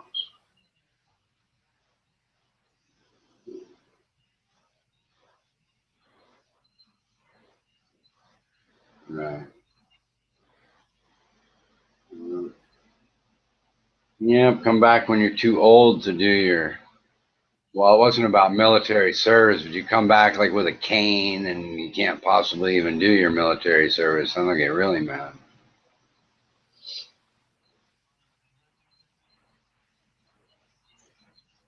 Right.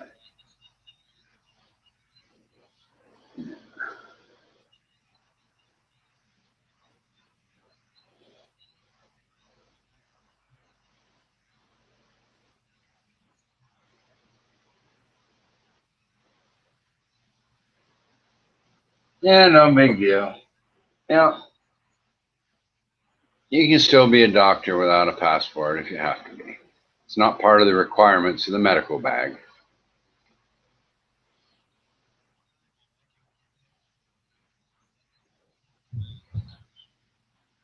That's true. You could be the underground doctor running from the governments worldwide, writing your book as you go about the adventures of the doctor without a passport. Yeah. Saving lives around the world in his underground escape from Iran. Boy, he'd be a bestseller on, depending on who was president, he'd be a bestseller. Yeah.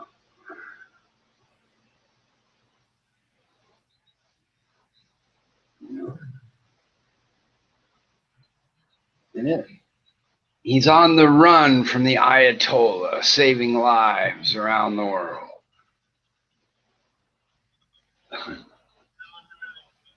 It would sell, man, if you hammed it up and everything. People would buy and say, "Oh, see that evil Iran? Look what they're doing to this poor doctor. He's just trying to help people. He has to hide from a Iranian secret service all around the world."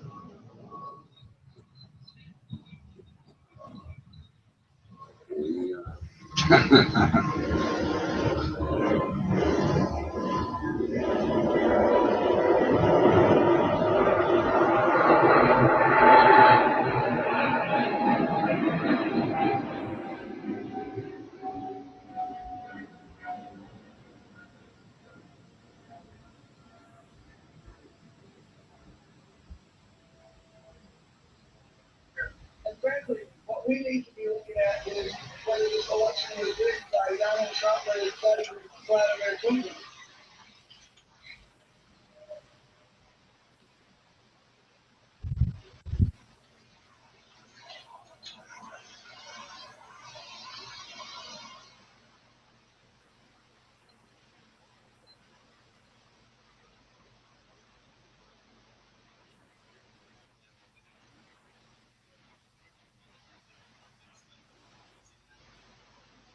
Hold on, let me take a look. I see. There you go, the Islamic Republic of Iran. Cool. Yeah, that is cool.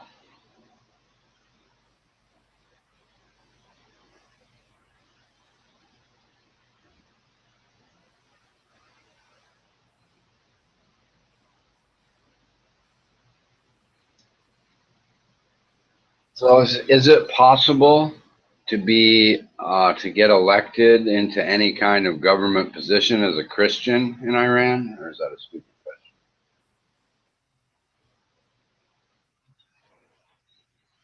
question? Okay.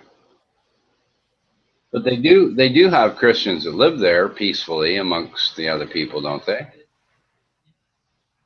Yeah, sure.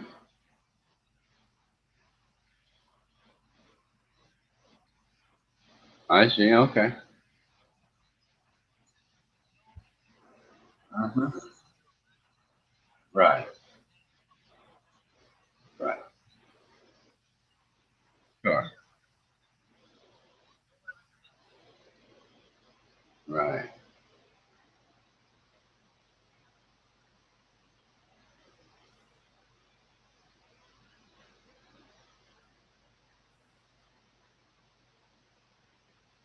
Yeah, I remember I met this Iranian guy once in Thailand, and he was really angry.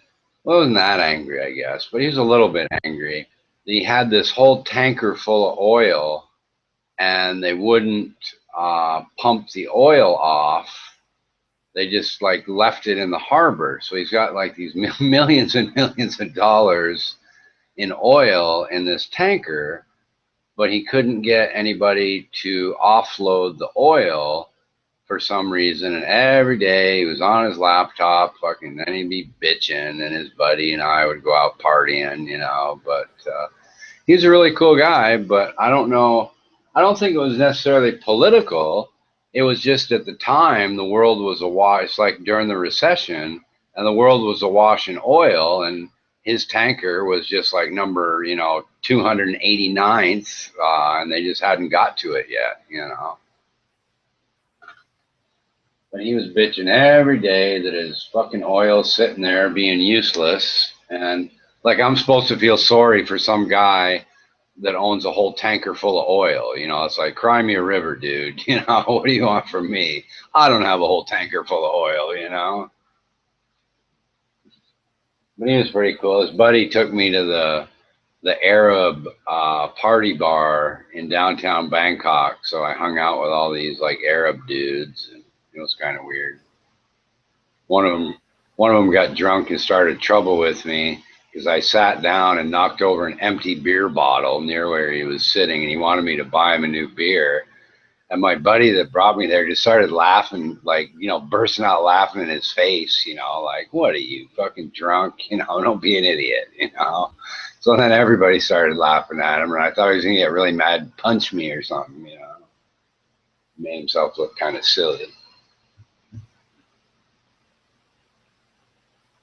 Well, that was kind of fun. Yeah, they all seemed kind of, I don't know if they were rich or pretending to be rich, but it was kind of an expensive bar that had like expensive cigars and, stuff that I wouldn't waste my money on, but they all seemed to enjoy the little luxuries in the bar that might cost an extra $100 or something, They all seem to want the Russian prostitutes instead of the Thai prostitutes, and it was quite an interesting, weird little bar that I'm glad he brought me there. Actually, it was cool. I haven't been back since. Oh, I don't know. This was probably 10 years ago or something. I forget his name, but yeah, yeah, something like, yeah. It would have been before I was married, and I've been married for 8 years. So yeah, it's quite a while back. Yeah. Yeah, it would have been back during about 2008, 9, when we had the big recession in America. About that time. So a while, But he was a cool guy. And then he left his cell phone in the cab, and of course the cab wouldn't return it. And he called it, and they'd already taken the battery out and probably sold it in 5 minutes after he left it in the cab. And he was bummed out because all of his he didn't care about the phone, but he just wanted all his contacts and his SIM card and that kind of thing. And then the douchebags at the hotel, I told them to get the videotape from when they dropped him off, because it would have the license plate of the cab and all that kind of thing. And the douchebags from the hotel, oh yeah, we'll do that. And then on Monday, the manager has to get the tape or the CD or whatever. And then sure enough, on Monday, oh sorry, it's only a 12-hour tape and it got taped over and we don't have it. Exact thing I was told them to avoid, so. They're just sticking up for their little cabbie buddy that robbed him of his cell phone.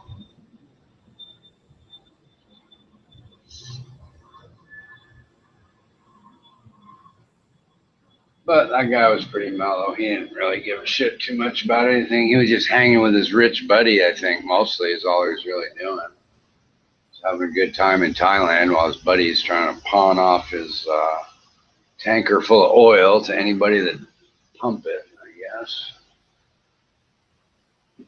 But it could very well have been that since it was Iranian oil, it was more difficult for him to sell than he realized. You know, people may have been honoring some kind of embargo against Iranian oil too, for all I know.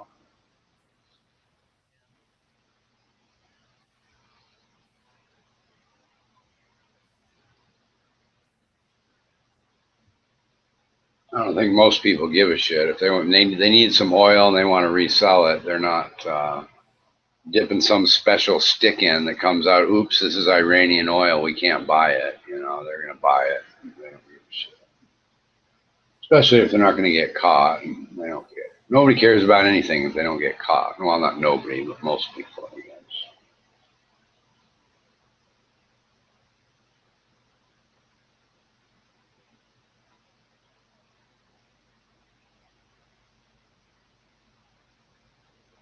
Wow, they got this thing on CNN showing an ancient Iraq city destroyed by ISIS. And fuck me, they blew the fuck up out of all these museums. They showed a film of a bomb going off, just destroyed the fuck out of the place. God damn. They're out there with those fucking hammers and shit, smashing up all the artifacts into little tiny pieces. Holy fuck. Huh.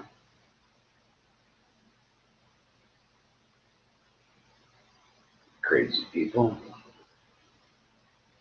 Yeah, burning books and smashing up like ancient artwork is just weird. I don't know why people are that, worried about ancient artifacts to go smash them up and bomb them and blow them up and chop fucking big old pieces of stone into little tiny pieces. I got better shit to do myself than that. I'm not that fucking worried about an old statue. Yeah.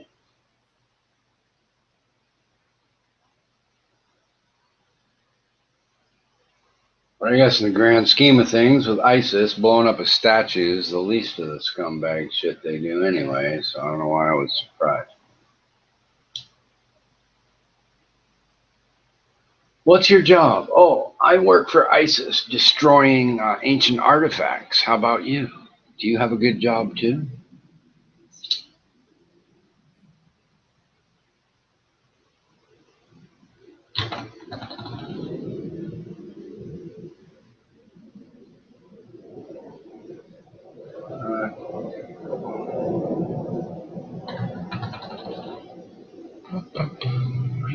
Why I got on the internet in the first place. I got on the internet to see what the stock futures are doing for tomorrow, and I forgot all about it.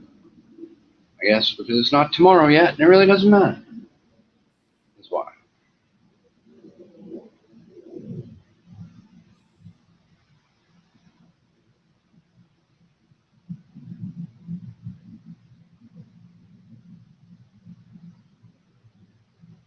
I don't know about these futures traders. I guess they don't get enough of the market Monday through Friday, so they spend all weekend trading the futures. Haven't they ever heard of time off? Yes, I can say the same about myself. Oops, that's not my new password.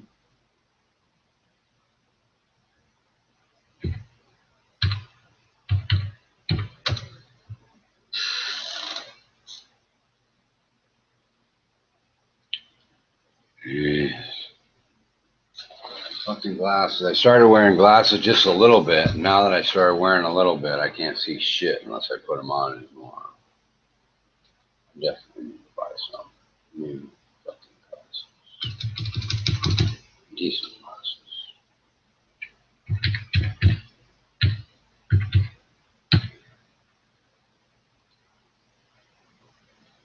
Or a bigger keyboard. A keyboard like for 2-year-olds that have really big letters and numbers on it. Like ABC block size. That would work. I wouldn't need glasses. Either that or learn how to type. That would do it too.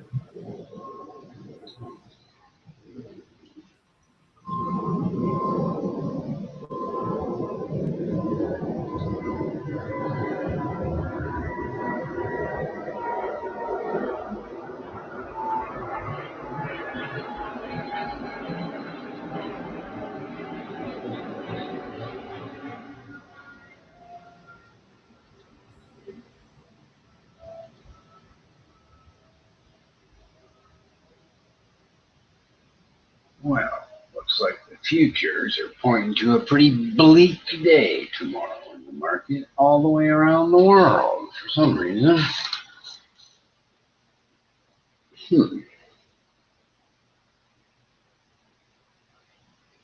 Except the American futures are pointing up just a little bit. Huh. Must have been, so I blame it all on Donald Trump. He probably said something stupid. That's what happened. It's either Donald Trump or Ronan's fault. Everything in the world that goes wrong. One of the two.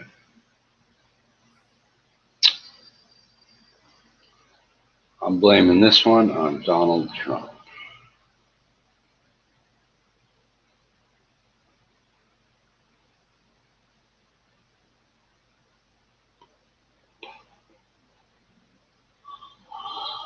Another chat room I ran into, first thing they started talking about was Paki and his shtick with some other Pakistani guy about who was more Pakistani, Paki or some other guy. So Paki's pretty famous on the internet, I guess. None of them had ever heard of me. They all knew Paki. So there you go.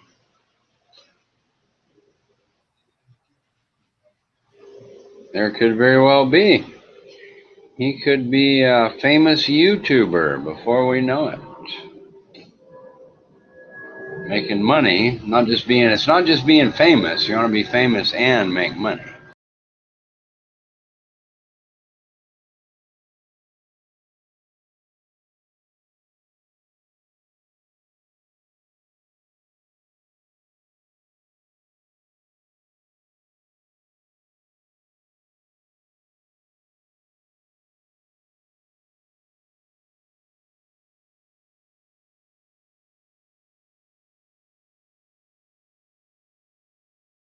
And it seems like some bunch of regulators are whining about my broker and the way they do things every month. You know, according to them, and I have no reason to think they're lying, but according to them, there's some new regulation that won't allow them to do this, won't allow them to do that.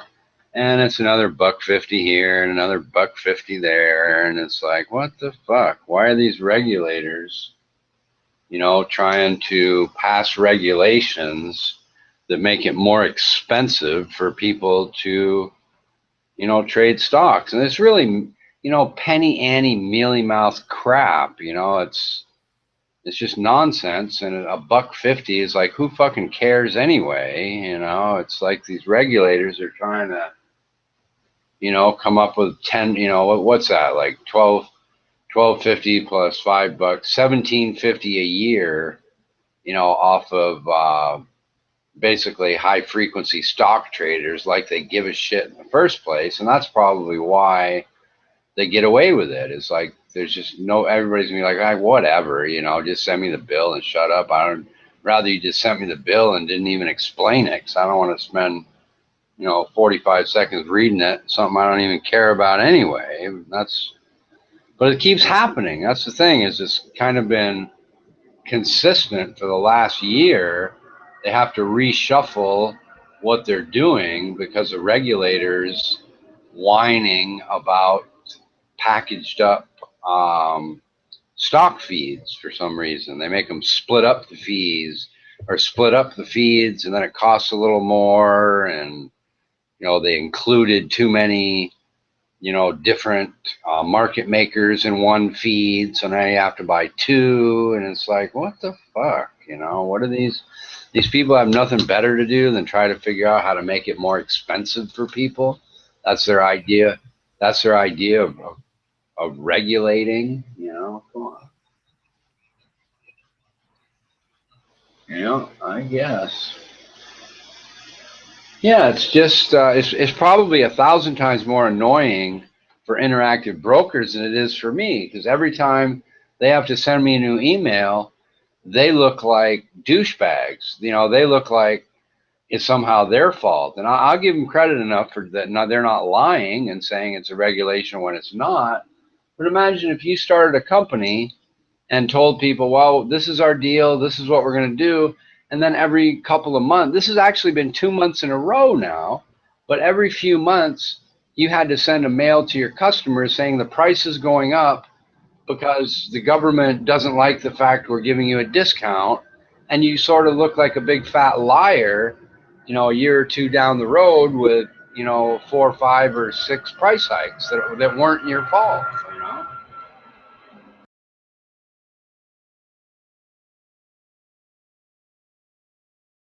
Yeah, it's just a little bit ridiculous, and they bend over backwards trying to mitigate the cost for the customers. But now they what they used to do is they just added those things in and sort of raised up the number of trades in order to make it free. If you do enough trades, it will be free. But now the regulators have made it so they can't do that. They say, we're sorry, we can't. They won't even allow us to put it in the bundle anymore.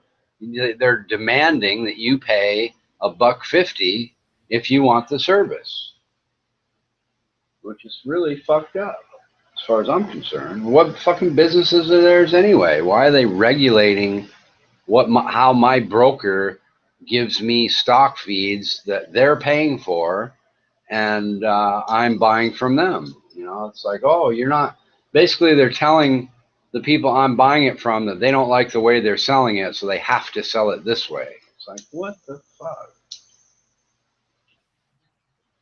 Absolutely, exactly. That's exactly what they're doing. You're right.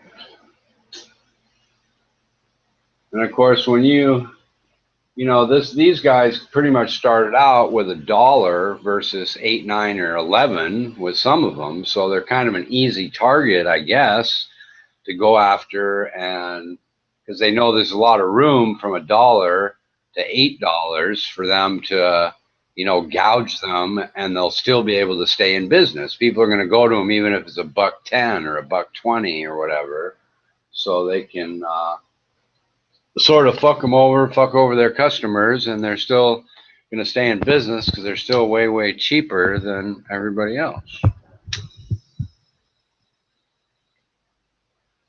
Maybe Donald Trump will solve this. Who knows? But I would point out this happened just the other day during the Trump administration. So maybe I'll send Donald a letter, see what he says. I should. What happened to this low regulation nonsense, Donald? Trying to screw me over.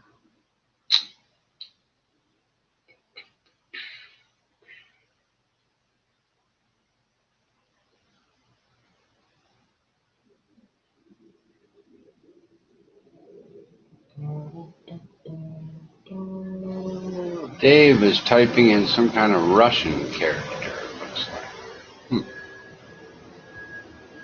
Did that on purpose or by accident?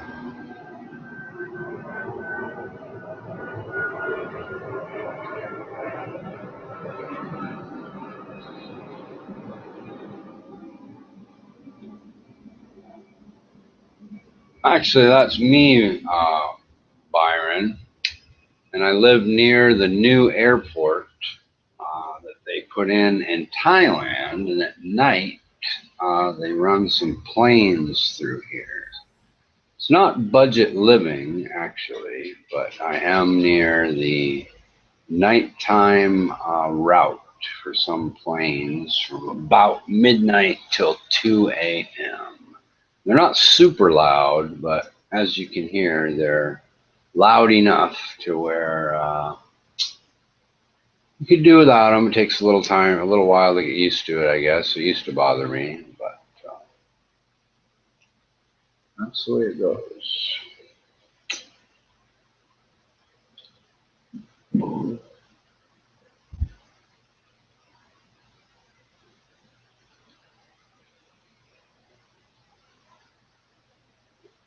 And a property by a highway that I thought would be a big problem, but just didn't even notice it after a while.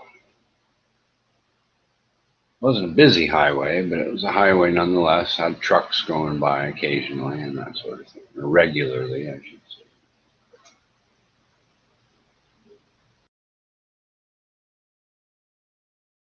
Yeah, it's funny, that town we went to, DeMello, was predominantly like 60s, 70s, 75-year-old white people. For the Thai people were kind of in the minority. It was really interesting.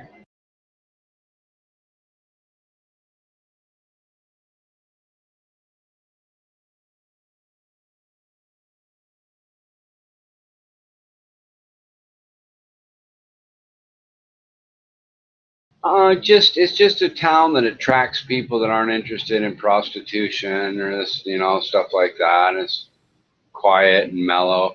It was like two kinds of people. There were people pushing baby strollers, and there were like the kind of really old people, and there really wasn't much in between. All the in between people are off at those other places, So yeah, it was kind of interesting. It was my wife really liked it because it was so much more casual, but I don't like going there because the road is really, really boring. And even when you're driving 120 kilometers an hour, it seems like you're going slow because the road's so boring, but most of the time you're going like 80 and it slows down to 50 and there's no particular reason for it. The road to the other places we go, it's a little windier, a little slightly hilly, and it pretty much rocks at 120, and you can go 140 if you want to, and it's just much more interesting and better to get there. And then when you get there, there are no neon lights and hookers and hot-looking girls, so for me, it's like the place is the worst pain in the ass to go to, and then when you get there, you're surrounded by old people, like, so what? So I don't like going there, but my wife does.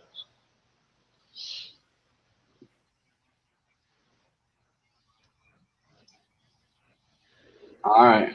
See you later, Doc.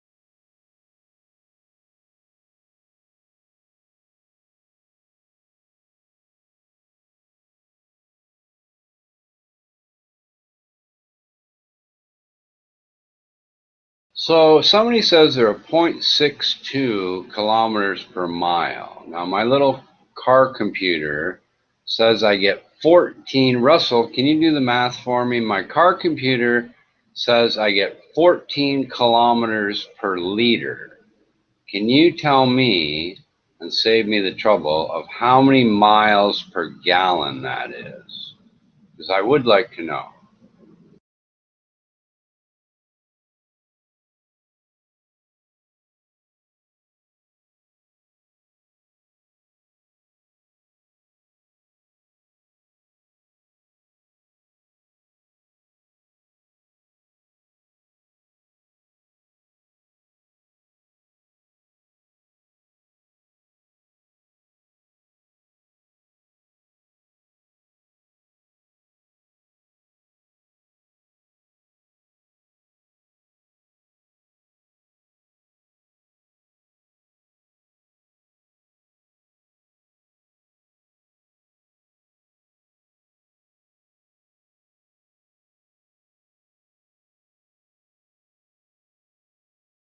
I'm guessing it's right around 30 just because it seems like that's about what the car would get on the highway to begin with.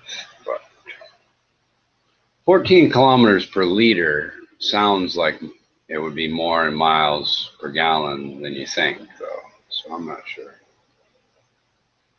A little less than 4 liters per gallon, I think. So it's nowhere near 48, but might be higher than I think. Might be closer to 48 than 30, which would be pretty good for a big 4-door roomy sedan where I get on it once in a while. I'm not a light-footed driver either. It is, yep. Yeah. And they have a little, they have this little thing on the gauge that tells you like how many miles per gallon you're getting. So it sort of does encourage you to play a game with yourself to see how high you can get the miles per gallon up. You know what I mean? Because and I play that game. I try to keep that little green bar up as high as I can, just to see it went up. City driving, I get about 10. So on the highway trip, every time it clicked up a tenth of a mile, from 10 to then 11, 12. When I got to 13, it was clicking a lot slower. It got to 14.1, maybe 2. And then we got back in the city and, it started going down again. But yeah, I play the game. I'm sure it's helpful if you want to save gas. Playing that little game with yourself probably accomplishes a lot,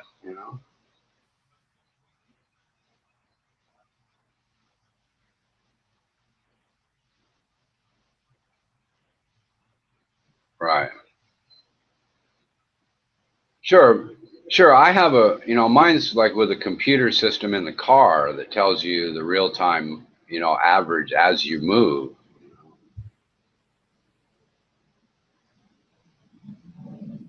It's got a little bar graph when you step on the pedal, it goes down to 1 or 2 kilometer, you floor it and it goes down to about 1 kilometer an hour.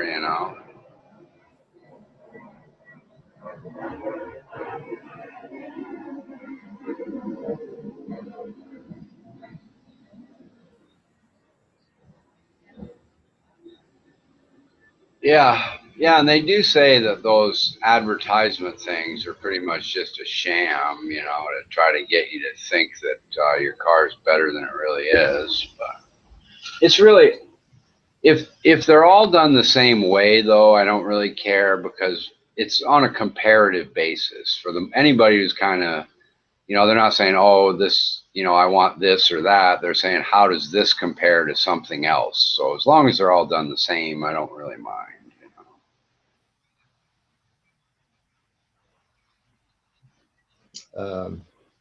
Like Consumer Reports, you could go to their website and you could find exactly the mileage for your vehicle compared to vehicles in that class range, and you will get actually a different number than what Toyota rates that vehicle for. Yeah, and I don't even know what city means because like city sometimes means you're stuck in a fucking traffic jam going nowhere. Yeah. Or does city mean that it's 3 o'clock in the morning and you're the only one in the city and you just have to stop at the lights or something? I don't even know what city means really. Yeah, that would be on, you know, let's say 50 kilometers an hour, and then 40 kilometers an hour. You know, they would rate it in around there. I see what you're saying. Yeah, right. As opposed yeah, that's to, kind of what I want to know. I'd really like to know what my car gets at highway speed. That's all I'm really trying to figure out. yeah, the highway speed would be rated at maybe 100 kilometers an hour. Okay, that would be that rating. Yeah, and Byron, you know, the 5-liter can of bubbling fuel, they're saying 300 kilometers on 2 liters. I have no idea what you're talking about, but if you're talking about the people trying to use gas vapor, that's just a bunch of nonsense. What they're doing is they're hooking up that little bubbly thing you see and pretending they're running the car on that while they're really running the car off the regular stuff. And hydrogen does not increase your anything, except it does reduce pollution, but it actually costs a little bit in energy. It doesn't add to the mileage of the car. His car doesn't run on water. He's full of shit, dude. He's fucking with you. Water is not combustible. The hydrogen in the water is combustible. Nobody runs an electrolysis type unit to separate the hydrogen and oxygen and runs their car on water that gets 1,000 kilometers an hour. It's just not true. It's a scam. They're bullshitting you. But yeah, there are hydrogen cars, Russell. You can buy a hydrogen tank and run a car off it.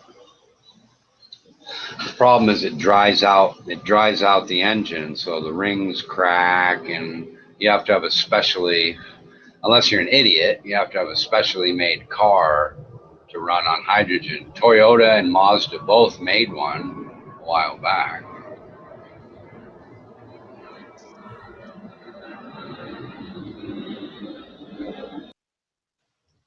And that's the thing people don't think about. They put these special, fuels in their car, and even if it is giving them, fantastic mileage, what is it doing to the engine? What's it doing to the rings and the cylinder walls and that kind of thing? And oftentimes they find out the hard way that they got a few extra miles per gallon only to completely destroy their $10,000 engine and didn't do themselves any favors at all. They saved $500 to spend $6,000 to rebuild, or $1,000 to rebuild the engine, whatever it is. It doesn't accomplish anything. Makes no sense. Right. And that's exactly the situation hydrogen falls into. It's very caustic to a normal engine.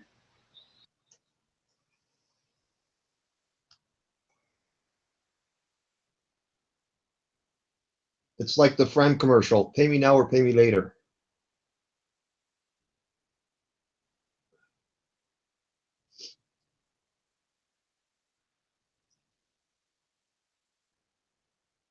And those Teflon tests, they're another kind of scam. I bought one of those kits one time, and I don't know, a year or two later, I got a thing in the mail, just sign here for a class action lawsuit, and you'll get 30% of the money back. I don't even know how they tracked me down, but they sent me a check one day for 30% of the price I paid for one of those Teflon type deals. The problem is the Teflon doesn't sink into the metal like they say it does unless you use a special process. You can't just dump it in the engine oil compartment and have the molecules bond to the metal in your car. It just doesn't work that way. They say it works that way, but it doesn't.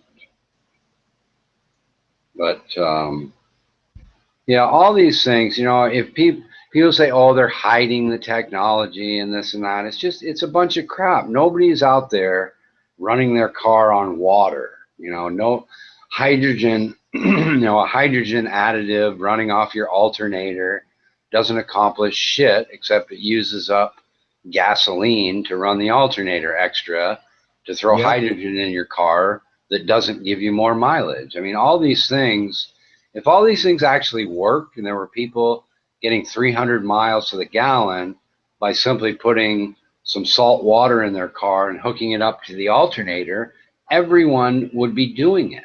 You know, that's the thing. You see these videos and people are just bullshitting you. You say, hey, where do you live?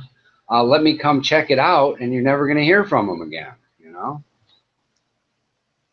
What those people really do, just so you know, is the people selling those hydrogen upgrades to your car, what they do is they make sure that your engine is clean, and they give you new oil, and they make sure your air pressure is at maximum, and they do all the things that really give you extra mileage, and then they hook up a bogus device so you get a little bit better mileage. But it has nothing to do with the hydrogen unit itself. It has to do with tuning up the car and putting high pressure in the tires, and there you go. You know, then you're on your way, but it certainly doesn't give anybody, you know, 50, 80, or 100 miles extra a gallon. It doesn't do anything like that at all. Castrol GTX, man, great oil, man, and Pennzoil. Yeah. Well, nobody says you can't run a car for 80,000 miles with even synthetic oil. They're just saying it's not especially good for the car.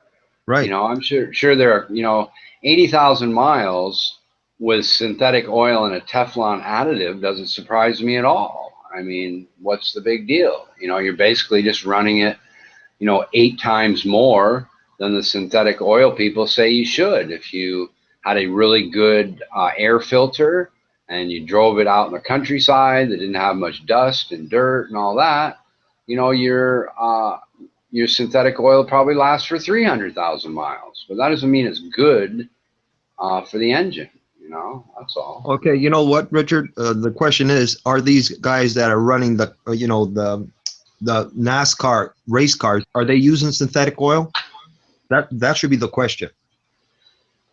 Right, and I don't know. I imagine some of them are if they're sponsored by them, but I think the reason they might not is that the oil that they're using only has to last 500 miles, and they change it after every single race. Right. So synthetic oil might be a waste of money in their application. I think the only reason you use synthetic oil is because you don't feel like changing your oil as often. That's the only real reason to use it, I think. To me, it's a little slipperier and a little better, but not. Or if you rebuilt your engine, or it's a new engine, you could use the synthetic. But you know, you should be going and you know, using regular oil like Castrol GTX or Pennzoil, man. I'm a firm believer in that oil, both of them, because I found a big difference because I used them both, man, and they were the top oils for me, man. Was Castrol GTX and Pennzoil. I like Mobile One. I think it's maybe a half synthetic or something, but that's good oil too. But I use synthetic oil. But like I said, the only reason I don't really kid myself into thinking I'm getting anything more out of it, I just don't have to go to the oil change place as often. That's why I use it.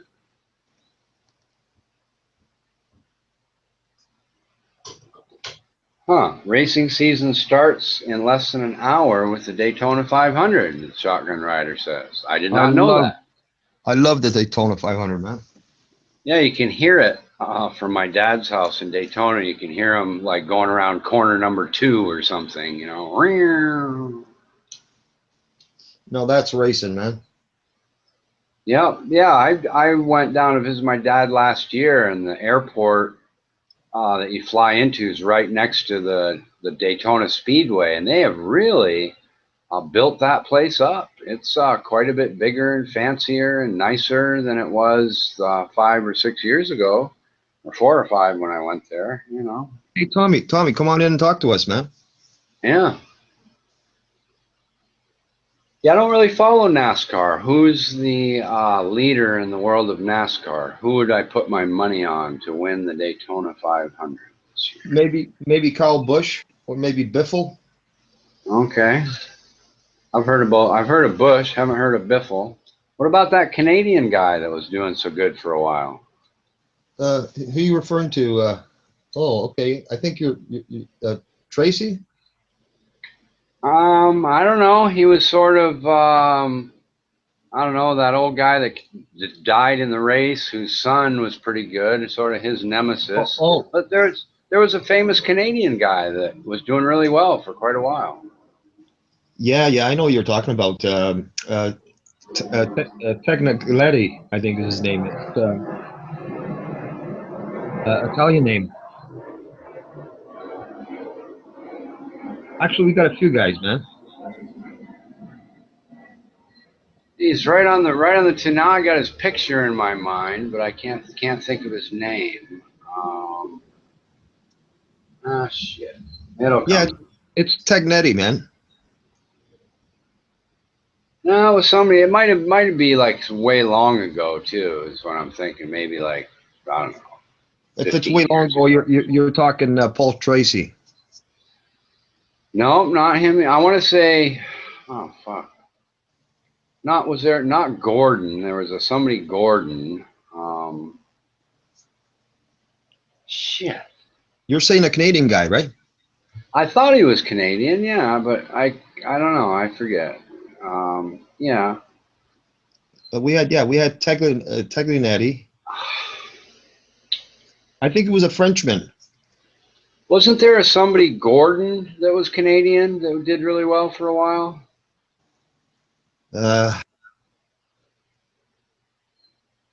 It'll come to me. Give me a few minutes. Now you got me thinking, man. He was kind of a good-looking, blonde-haired guy, kind of thin. He had plenty of sponsors. He was real right up there at the top and popular for a while. Oh fuck! I can't think of his name. Jeff Gordon. Isn't that a Canadian? No. Jeff is American. Oh, okay. Well, that's who I was thinking of. Yeah, he's American. Yeah, that's who I was thinking of. He's a good racer, man. Jeff Gordon. No, he's always up there. He's got a chance, man, to win this year's. Okay, so he's still racing then. All right. Yeah, he's racing. How about that other guy's son, like the number 2 guy that hit the wall and died? I forget his name. Dale Earnhardt's son. Right. Yeah. That's Dale Earnhardt Jr. Right. Is he still any good or? Yeah. Oh yeah, he's good. All right. And how about that girl? She's kind of back in the pack, and you don't hear about Dana Kirkpatrick or something like that. Yeah, she's good, but I wouldn't bet on her winning this year, man. Right. Yeah, there's a lot of people that kind of give her a hard time that she wouldn't be very famous except that she's a woman, because she just is kind of back in the pack with the rest of the people. Nobody knows their names, Don't forget the Brazilian too, Castrovanes. I think the father of the Daytona 500 said that once and got himself in trouble about Dana. Who's that guy? You know who I mean, the tall, skinny dude that wears the kind of weird cowboy hat. Yeah, I forget his name. Yeah, he got arrested for like trying to outrun the cops in Daytona once. It was funny, He's an old fucker now. He's got to be pushing 80 or 90 or something. It's quite the story how Daytona got started, way back in the day, Yeah, it is. The old rum runners and all that kind of thing. It is a good story. Yeah. Racing on the beach and all that. Yeah. You can still drive on the beach down there, but they make you like go back on the regular road and then go around this one area. It's kind of fucked up now, but better than nothing anyway. Yeah, that's what I was referring to, man. The old days when they started was racing on the beach, man. Yeah, it was cool for sure. It's a good pastime for them guys that are taking a break from running away from the law. So used cars is the best. Why not? Yeah, man. And the good thing about racing is it brings on regular technology for regular folks like us. They test a lot of stuff and figure out which oils are better and bearings and all kinds of little things that make their way down to the surface. In fact, I was thinking today as I'm zooming along in my car, wouldn't it be cool if I could be driving a NASCAR Camry engine instead of the one I had? Wow, wouldn't that be something?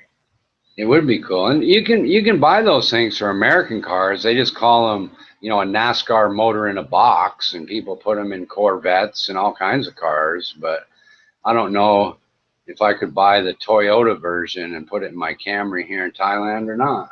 Probably could. I mean, yeah, if you got enough money, you can do anything, I guess. Of course, yeah. It's just amazing how far Toyota's come, eh? Here they are racing in the Daytona, eh? Mm-hmm. It really is. I told my dad that, I kind of made the comment, well, people think of Toyota as this, old granny car kind of thing. And his first comment is, I don't think of them like that anymore. Maybe 40 years ago, you might think that, but, right out of the gate, he's like, no, I think of Toyota as kind of a really solid, good car with good technology. I don't think of it like that at all. I'm really surprised that the car I bought is as good as it is. I really am. And I even have another Toyota Camry that I've had for a long time too. So I remember my friend back in the early 80s, he had a Toyota Corolla. I forget the year of the Corolla, and it was a nice little car, man, cheap on gas, and yeah, we used to go cruising. You guys, I was like the Celica GT. Those were nice cars. Those are fast little fuckers. Did you just say this? Can you hear me? Yeah. Sorry, Shotgun. We hear you. Here's your top 4 players for the Daytona 500. All right. Is Dale Earnhardt Jr., Brad Keselowski, Joey Logano, and Jimmy Johnson. But you can't discount Kevin Harvick either. Yeah. Who's got the pole position? I don't know, but it's. I was trying to tell you on chat, the Daytona 500, like Pocono and Charlotte. It's a large track, which requires a restrictor plate, which sort of tampers down how fast you can go. So other things come into play, like fuel consumption, tire wear, etc. I see. So it's more of a thinking man's race, I guess you could say. Yeah, it is. Restrictor plate tactical race. A tactical race as opposed to a short track where you just go balls to the wall. I see. Yeah, I think the only reason people go is to see the crashes anyway. So I don't know if they're all that hot on restrictor plates. I mean, they say that, but true racing fans are like to see the race. And then you got the short tracks like Martinsville, which is a bump and run thing. Yeah. Yeah, it's. I was telling DeMello here that I flew into Daytona last year, and I was really impressed with the upgrades and the changes to the whole park. The whole raceway area. It's really quite nice now. Yeah, you go to the Charlotte track.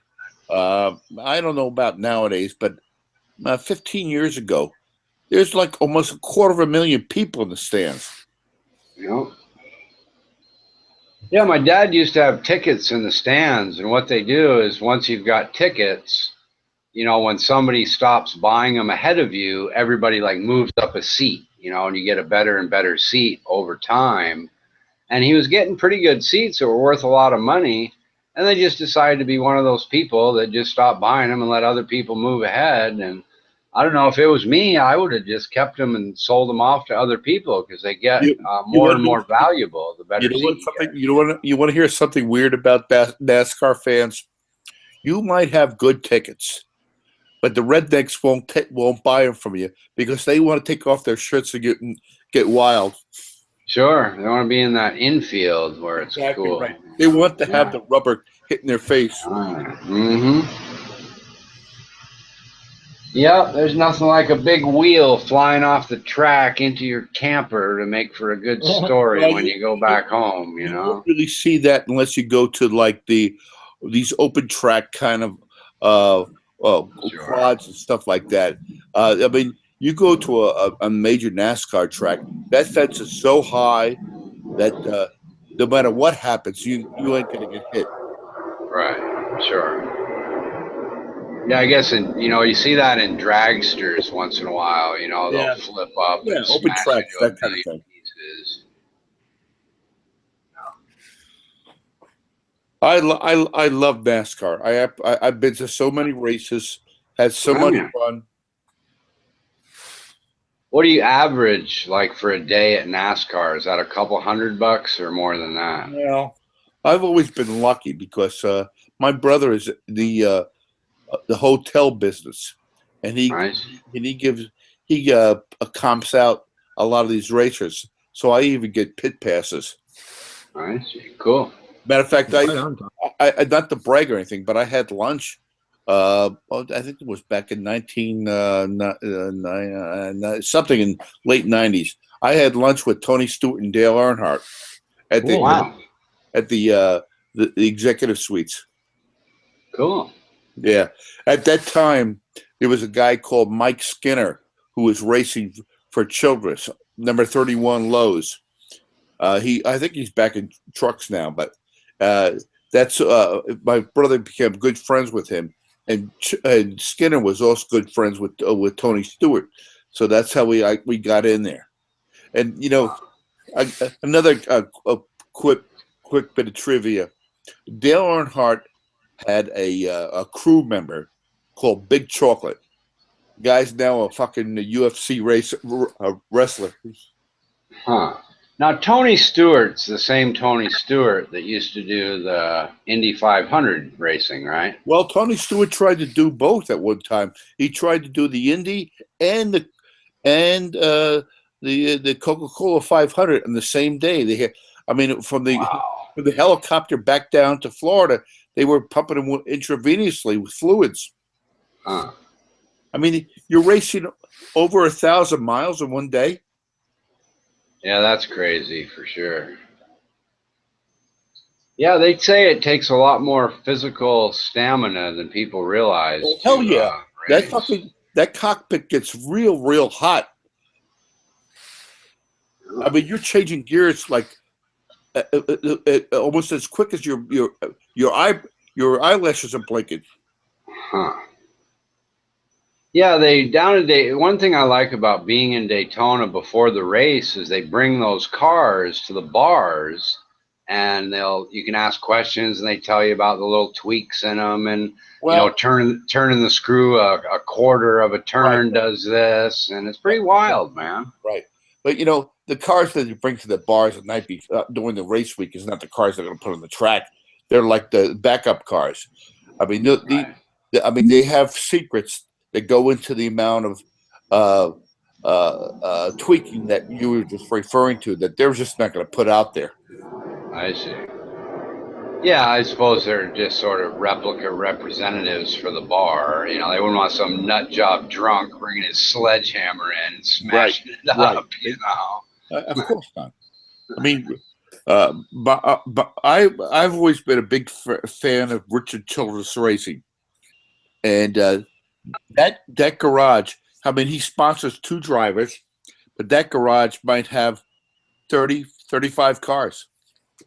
Huh. And you could eat off the floor of those garages. That's how clean they keep them. Sure. Yeah. Yeah, it's a real professional, done up right kind of system and organization. They take it seriously. That's for sure. Well, they had a little bit dip in their fans the past few years, but what they try to do is they try to make it very family friendly. Mm-hmm. I mean, even the drink called Monster, the energy drink. Sure. Yeah. The Monster put out their girls on the track this year in like black,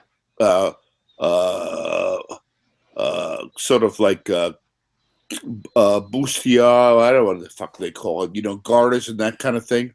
Yeah, I know what you mean. They got kicked off the track because it was too provocative for the families.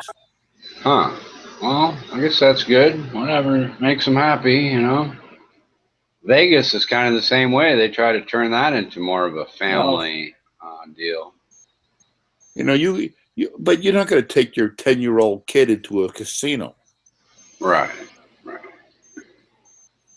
Well, not a sensible person wouldn't anyway. No, That's exactly, true. exactly.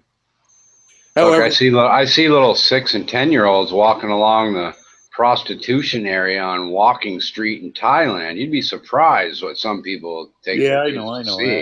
yeah, I know. You know? And I always laugh at the end of the movie called Casino, when they first started Vegas with mobsters and people would come into the casinos with suits and ties and tuxedos, and nowadays it shows people walking through the front of the door. Casinos look like it was Disneyland or something.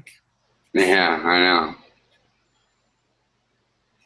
Yeah, it's I don't know, it's an interesting little place. I brought my wife there just for the hell of it. I didn't really know where else to bring her in America that's fun and exciting. Disneyland, Vegas, we've been to those places. You're on the wrong track, Richard.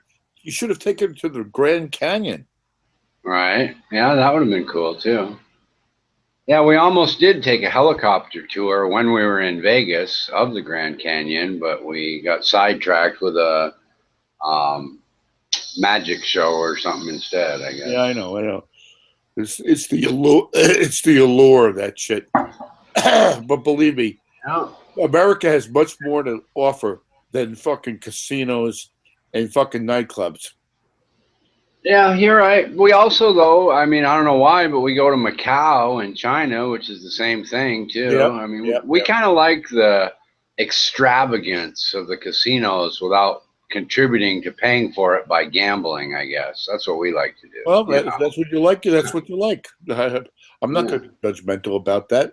I just say that I would rather go to Monument Canyon in Utah before I went to fucking casinos. We did go somewhere that was really cool this weekend in Thailand. They have these monster, huge, I don't know exactly how big they are, but they're like big skyscraper size. Well, not skyscraper size, that's an exaggeration, but like really big, maybe 5-story house size, huge bronze statues of the kings of Thailand set up in a row in this park. And it was really fucking wild, man. They were just fucking humongous and cool, and that was pretty neat. That's right. But Richard, I mean, I've been practicing Buddhist for 25 years plus. I mean, if I went to Thailand now, I would certainly go to Chiang Mai or look at the temples rather than go to some cowboy soy. Right. Well, it's like people the other day, somebody says, well, Thailand's known for pedophilia and sex tourism. And I told the guy that Thailand's known for pedophilia amongst pedophiles, and Thailand is known for sex tourism amongst sex tourists. But Thailand is known for its temples amongst people who are not sex tourists and pedophiles, and it's known for its, shopping amongst people who are shoppers. I saw that. So what places are known for depends on the person that you're talking to, and if it's known for pedophilia to you, I'm not sure I'd be even broadcasting that. You know what I mean? It's well, you could go on YouTube and see people filming down those things. What gets me is I've seen YouTube videos where people take pictures of little children on the beach in, like, look at the pedophilia of Thailand videos, just some innocent kid with his family, swimming at the beach, and they try to make it look like, this is some kid that's being sold for sex when he's just, out there with his family playing on the fucking beach. It's disgusting. And the reason is because they couldn't, as much as they claim how prevalent it is, they couldn't find an area with children, with child prostitutes. So they film these, anybody who's, underage, they can take a picture of walking down the street. They're like, oh, look at that. It's like, what the fuck? It's just some kid minding his own business. You're putting on a pedophile video. What the fuck is up with that? There's a lot of sick fuckers out there. Well, there are. They're really, what gets me, what I really don't like is all the exaggerations, whether it's, you can live like a king on $500 in Thailand, or the, I did this, that, or the other thing in Thai. It just bugs me because it's all bullshit. Thailand is more, it's a little bit cheaper, but otherwise it's just pretty much the same as most other places in most regards, You know, I told you that my adopted son is Thai. Is he? That's cool. Yeah. No, when I was living up. You didn't tell me that. I didn't know that. That's let me tell you a story real quick. When I was living up in Massachusetts, I was living in a place called Williamstown, where Williams College is. I was born there, dude. Are you shitting me? No, I'm not shitting you. No. My dad worked for what was called American Electric, I think was the name of the big company there. Probably down in Pittsfield. And yeah, we lived, and that's where I grew up as a little, baby, was in Williamstown, Massachusetts. Yeah. Wow. I lived, my house was in the next town over called Hancock, which was where Jiminy Peak Ski Lodge was. But anyhow, we met, I had a business at that time, and I met this kid, my wife and I met this kid who was from Thailand, who was there attending Williams College. Now, this kid was so fucking smart in Thailand that the king of Thailand said, okay, I'm going to pay for your education all the way through. So he was golden. And he stayed with us on the weekends, on breaks, he'd stay with us. And then after he got done with Williams, he went off to Harvard to get his architectural degree. And he come back from Cambridge and stay with us all the time. Now, when I say adopted, I never my wife and I fully didn't adopt him, but he was like for almost 10 years a son of ours. And finally, after he got done with his education, he's now one of the top architectural professors in Bangkok. I see. Yeah, that's where the king of Thailand graduated from too, was Harvard. Yeah.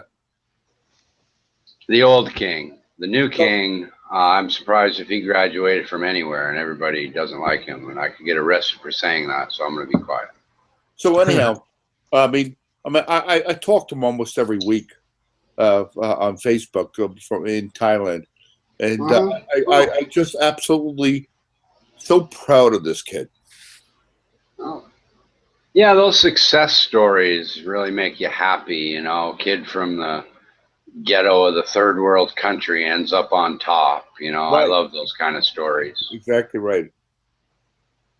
Yeah, over here, if you do well in high school, they'll send you to one of the best universities here for free. That's kind of the deal. If you do really well in high school, you'll get a free education. Otherwise, you're going to have to pay for it. Well, one of the motivations for doing well. I think that could be the answer for our country too.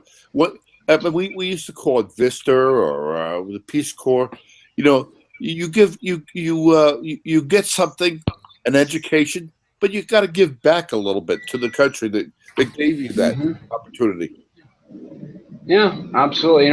Once it just all goes back to responsibility and working for things, and not expecting the Bernie Sanders, everybody gets it for free regardless kind of stuff. Exactly. That doesn't help anybody. Nope. It might help somebody get something for free, but it doesn't help the overall society learn that you shouldn't be getting shit for free in the first fucking place. Well, when you get shit for free, you expect shit for free for the rest of your life.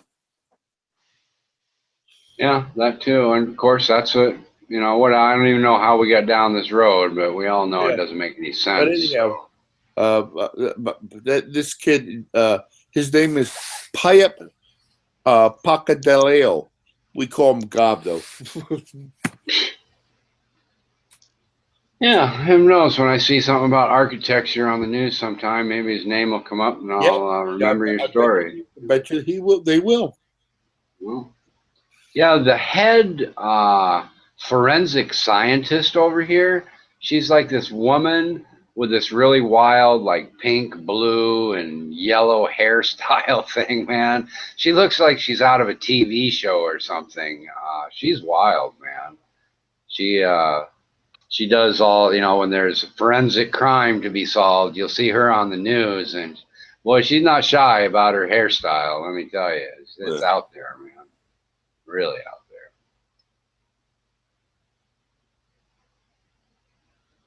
there's some interesting characters in Thailand. People look at these, what they call third world countries and think that there's nobody smart or nobody educated, and they must be all relying on people from other countries. And that's just such a load of crap. It's ridiculous, and people don't quite get it.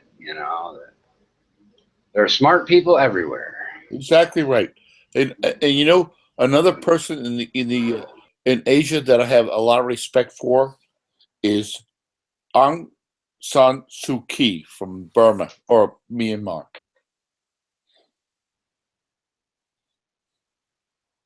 So anyhow, I'll be there probably within the next 5 years, visiting Gob, looking at the temples, going up to Myanmar.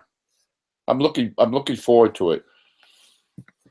Yeah, and that's become, a much friendlier tourist destination than it was when they were kind of, not really involved with the rest of the world. The army was neutral. Yeah, it's there's a lot of, I'm not religious at all, but I love going to the temples because it's like a big museum and it's got artwork and cool statues and tall buildings, and I like the architecture, the museum aspect and all that. I could care less about the sitting down and praying and lighting the candle and all that kind of stuff. But they're all different, and some of them, we went to one. We just saw one on this mountainside on our last little weekend. I said, "Hey, honey, let's just drive over there and see what it's like." We go crawling up this big fucking mountain, and then we get to the bottom of it. We had to you could either walk up these stairs and get to the top, and all these caves in it. It was fucking neat. And my wife brought up on the way back this time, she wants to go to this one that has 4,000 steps. In order to get to the temple part of it, you have to climb 4,000 fucking steps. I'm not sure I want to go or not. In their own religious experience, every step is a journey. I see. Well, you get 4,000 journeys, and then you get to turn around and take 4,000 more to get back to your car. Hey, what do you want? A zip line at the top? Yeah, that would be fine by me. We went to another one after that hillside one, and the steps up to it were covered in a dragon. So it was really cool. It was this dragon going up the side of a mountain. There was like a little tunnel for the steps to walk up. That was pretty cool too. But yeah, they're all, it's not like going to a Catholic church in America where they're all pretty much the same. They're all just different and cool. And yeah. Or even worse, even worse, a Lutheran church with all this austere kind of. It just depends on your perspective in life. I never considered Buddhism as a religion. I consider it as a practice. Right. And in that through meditation and whatnot, and in that manner, I never really take it that seriously as other religions do. Yeah, that's kind of, I think, sort of kind of how my wife views it, because she calls herself a Christian Buddhist, and she doesn't see, a problem with worshiping false idols, even though she does with the Christian part of it. And I stay out of the conversation for the most part. But yeah, to her, it's a practice of how to, relax and look at every day as being happy and all that kind of thing too. It's not about heaven and you just hit the nail on the head.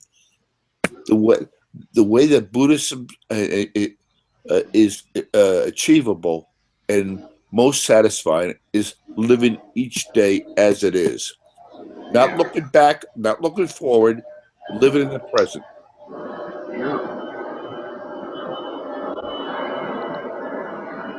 What the hell? You got a B-52 lead in your backyard? They bring them in from midnight to 2, so that for whatever reason they fly in a lot of the tourist planes at night, and I'm just on the airline route, sort of off to the left a little bit. I'm not directly underneath it, but close enough, obviously, to hear it. All right, Richard, I got to go. I want to watch the Daytona 500. I'll talk to you later. All right, man. All right, later. Have fun. Yeah, that's like the Super Bowl of football for some people, for racing. Oh, yeah. It's kind of odd they have their Super Bowl as the first race of the year, I've heard. I think that's true, isn't it? Yeah, the Daytona 500. Yeah.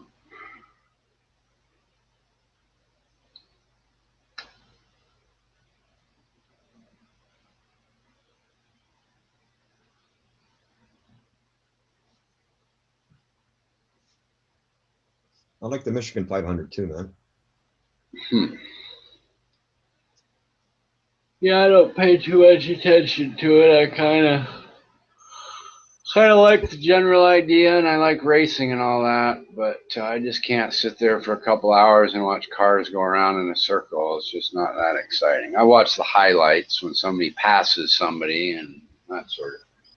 No, I change the channels. You know, I keep going back and forth.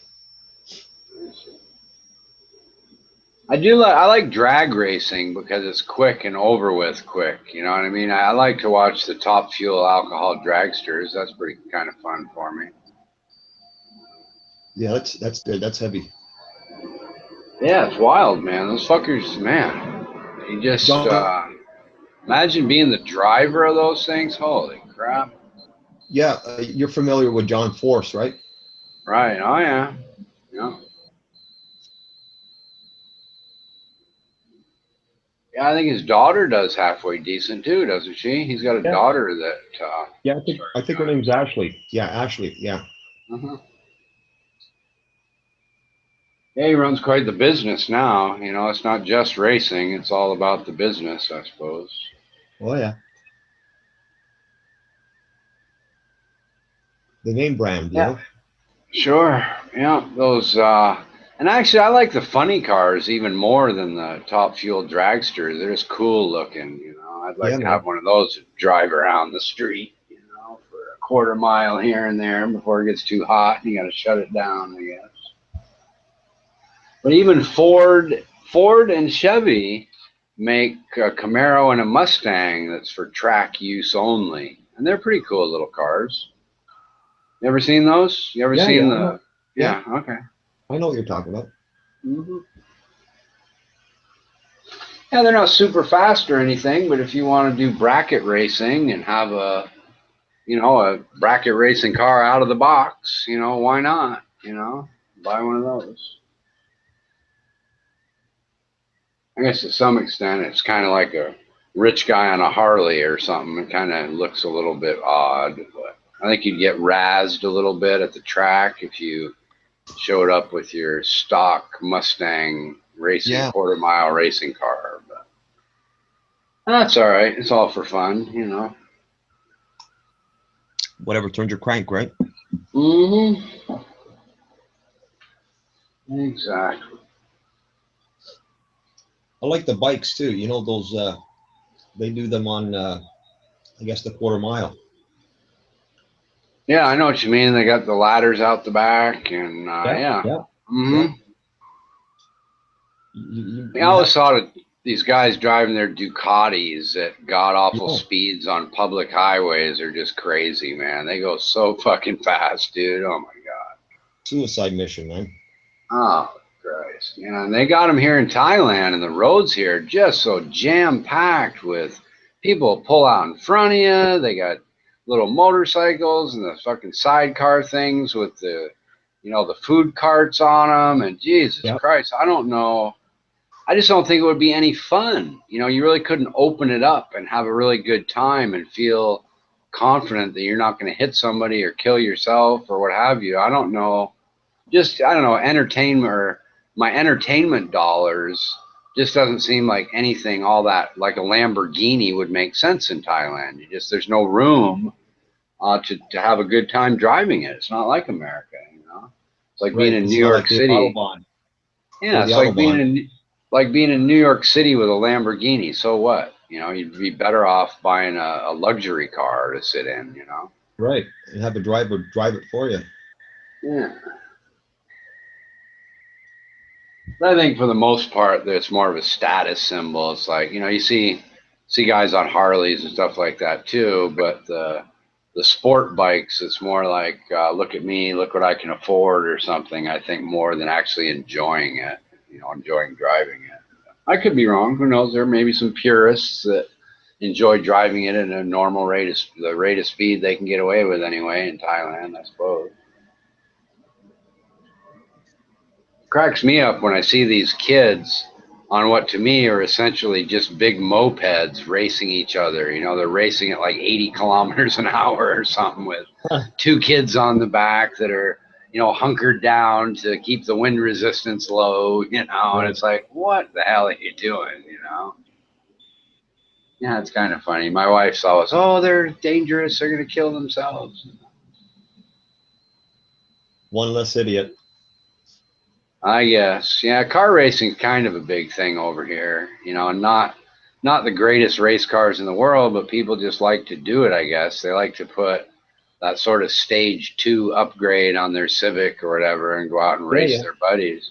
But they race, you know, the serious ones race for girlfriends over here.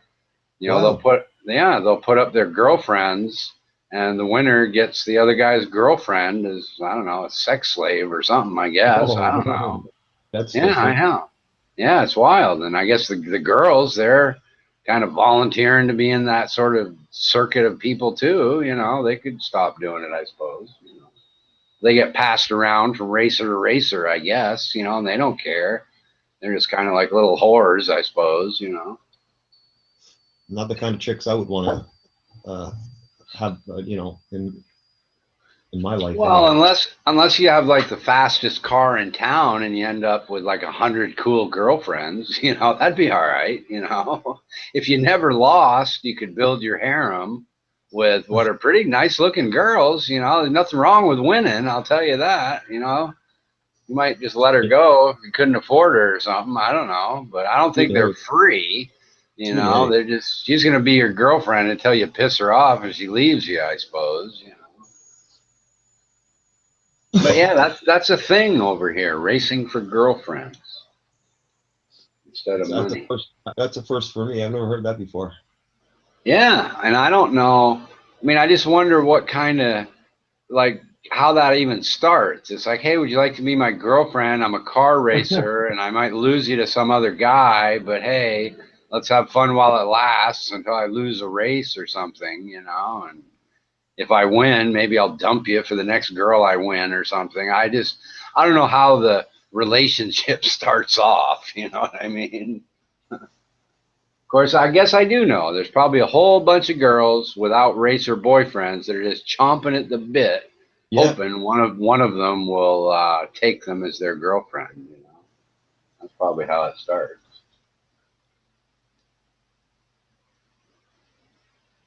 Yeah, my wife pointed out a roll cage today, and I never really paid any attention to it. But then I noticed like 6 other small, you know, little racing, you know, little economy racing cars that had the roll cages in them today on the way back that I just never bothered to notice before. And there's really a lot more of those little racers than I realized after noticing the roll cage thing. Yeah, I had a little MG midget. You know, they didn't have that kind of protection like a roll cage. Also, the little Porsche 914. You know, well, didn't that have some kind of strength on the ceiling? Like, yeah, it had the strength on the ceiling, but you know, if you got into a real, you know, a rollover, that wasn't going to save you. Yeah, if you smashed into a 57 Chevy, you're going to be fucked up. That's for sure. Yeah, I like the roll cage. Like the way they, you know, like the Cobra, you know, the GT Cobra, you know, like roll cage style you're referring to. Sure.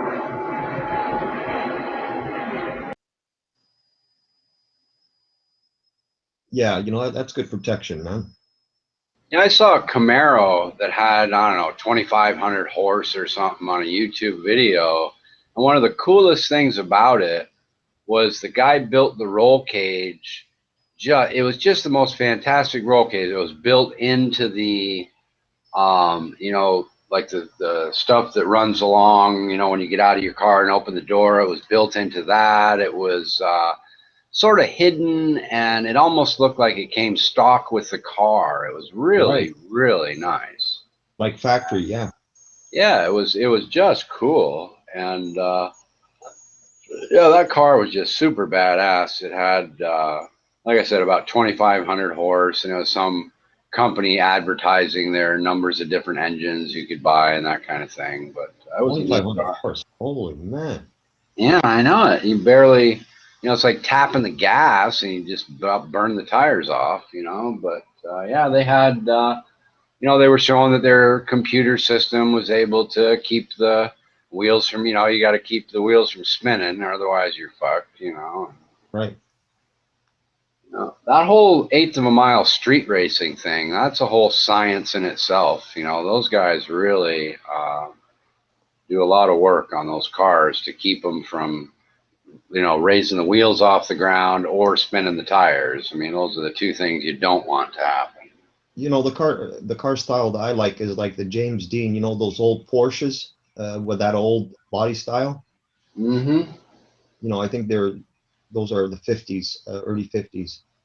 Yeah, you know, I kind of like the small, compact, you know, driving around corners sport car like a BMW. But Yeah. I've also come around to the more NASCAR look, like the Camaro and cars like that. So you know, I really do like this 2017 Camaro they came out with. That fucker is looking spot on to me. It looks looks like you just plop it on the NASCAR track and it blend right in, you know. Yeah, I was never that big of a Camaro fan, you know, in the 70s, you know, like late 70s, I even the 80s, I didn't like the Camaros. I like the 67, 68, 69, the 70, you know, Well, even there's 71 with the chrome bumpers. Yeah, I like those. But after, I guess, 70s, 77, yeah, I wasn't into those, man. yeah, they're trying to go sort of back to that 68 look, but make it modern, near as I can tell, you know. I don't like the back lights that you're referring to on the 2017 model. I don't like the lights. I see. I like the old like 69 roundish lights. Mm-hmm. You know the 68. You know what I'm talking, right? The back. Yeah, I know what you mean. Yeah, man. That's to me. That's the Camaro look. Is those back lights? Yeah, it's probably a good thing that I can't buy any of those things over here. I'd spend way too much money on cars. You know, if they had you know, if you want to buy a car driving on the right side of the road, you could probably get a Camaro and a Mustang, but they, you know, do the conversion at some company in Australia, and then you have to pay, you know, like 100% import tax, and they just end up stupid expensive. So nobody, you know, I've seen two of them in the entire time I've been here. But yeah, I don't know. We'll see. Like I told you before, I'm going to try to upgrade into the 100 grand car department in a year or two and see what I come up with. Yeah, you're probably. I think I know your style, Richard. You want sporty and sedan all the same, right? Yeah, exactly. And it doesn't bother me to go down in sedan into a BMW because I really think they're fantastic driving cars, you know. But yeah, that's what I really would like is a big, you know, a big V8 with a blower sticking out of the hood that's also a luxury sedan, you know. Yeah, I hear you.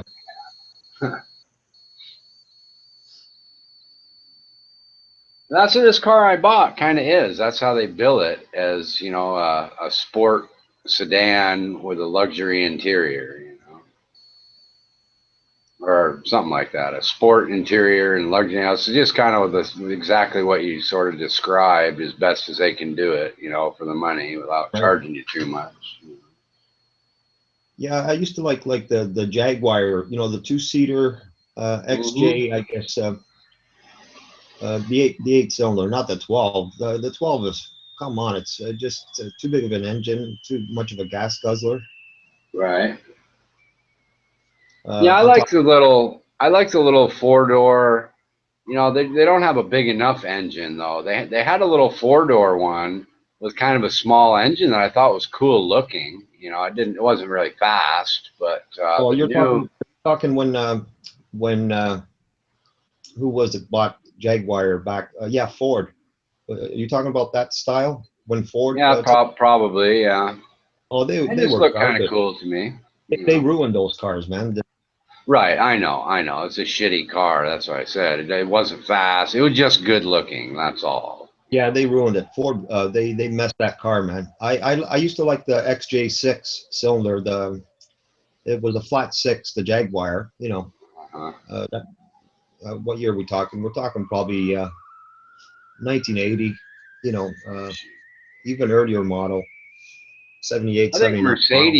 the look of a Mercedes disappoints me. They've become like too aerodynamic looking and not boxy like they used to be. I prefer that boxy look on a Mercedes.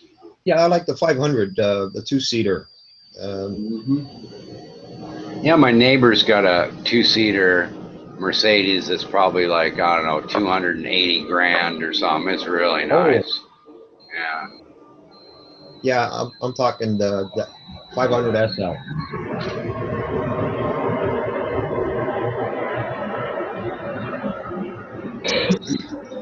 How you doing, Packy? What's up?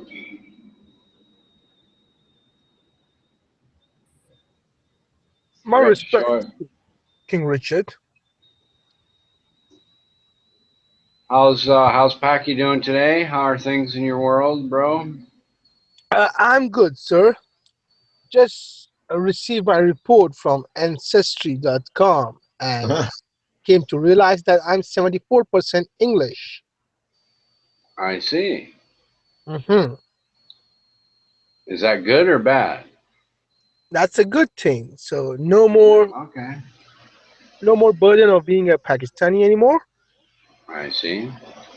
Mm-hmm. Are you going to change your name to the honest English Pakistani? Marvelous idea. That's a marvelous idea.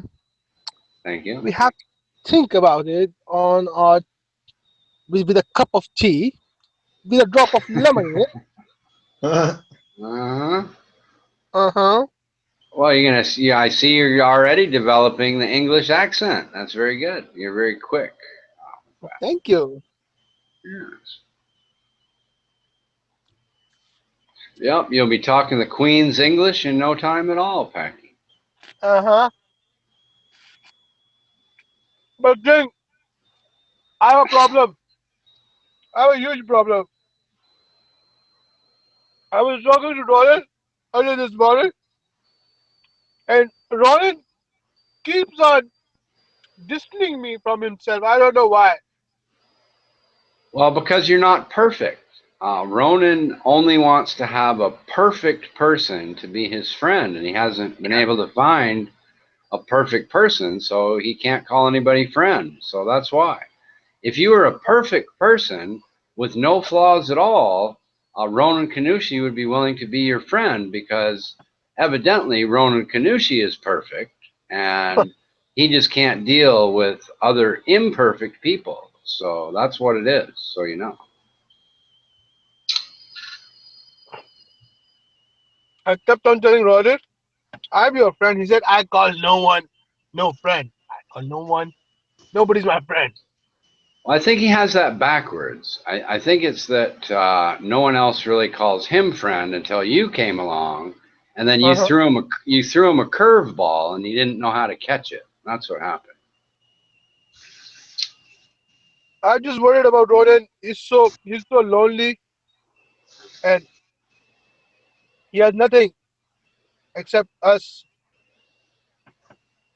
Yeah, it's very sad for him, but I think he's used to it. I think he's probably spent 50 years with no one, and to him, that's normal. So don't worry about it.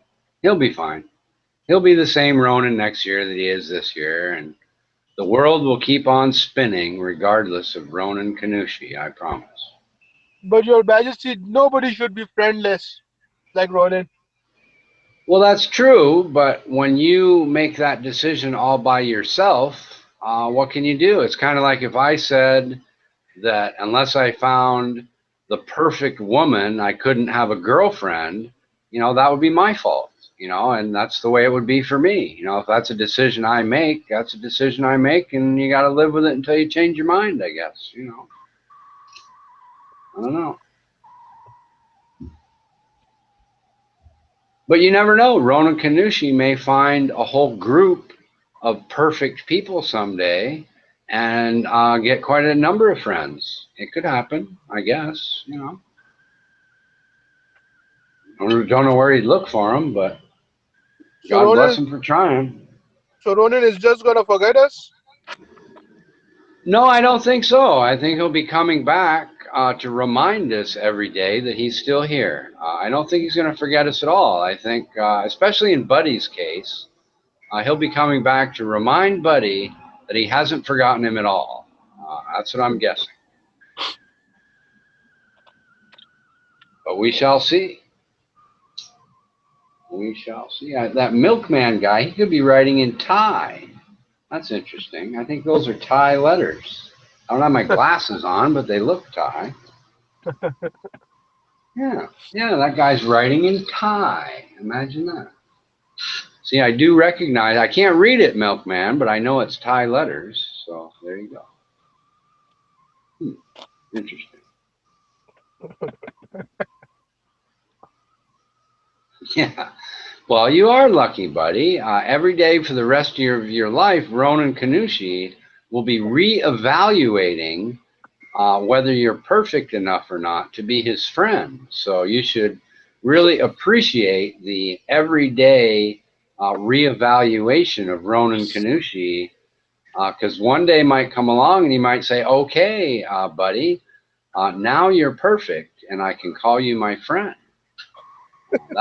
I'm guessing that will happen someday. He'll finally come around to realize that you're perfect and he will be willing to be your friend. And then you can tell him to fuck off, that you don't want to be his friend. And then the joke will be on him.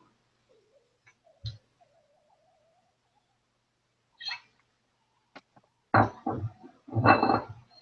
the funny thing. If somebody came up to you and said, well, I think you're perfect enough to be my friend, most people would say, well, if that's what it takes to be your friend, why don't you fuck off and go find somebody else to be friends with anyway?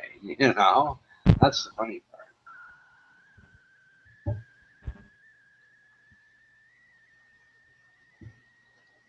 Well, you got a friend in me, Richard. Well, thank you. I appreciate that.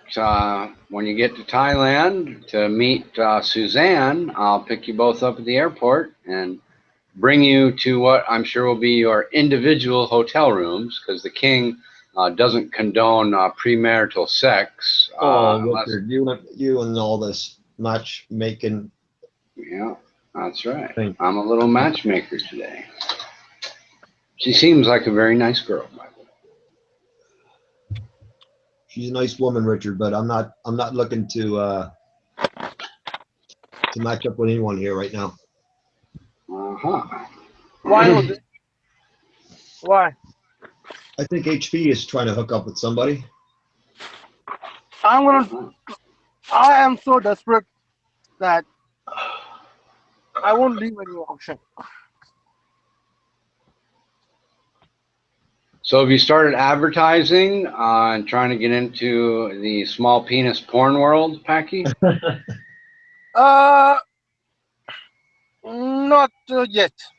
Okay. Not would you like me to be your manager? I'll do all the work. I'll do all the work for you. You just have to do the movies, and I'll take 10%. We'll say. You're gonna do the videos. You're gonna hold the camera, Richard. No, I'm just gonna set him up and get him like appointments and interviews and things like that. I'll get his portfolio and his pictures and distribute them, that sort of thing. That would be an honor. Well, we'll have to get together an email at a later date. The king's a little lazy today, but there you go.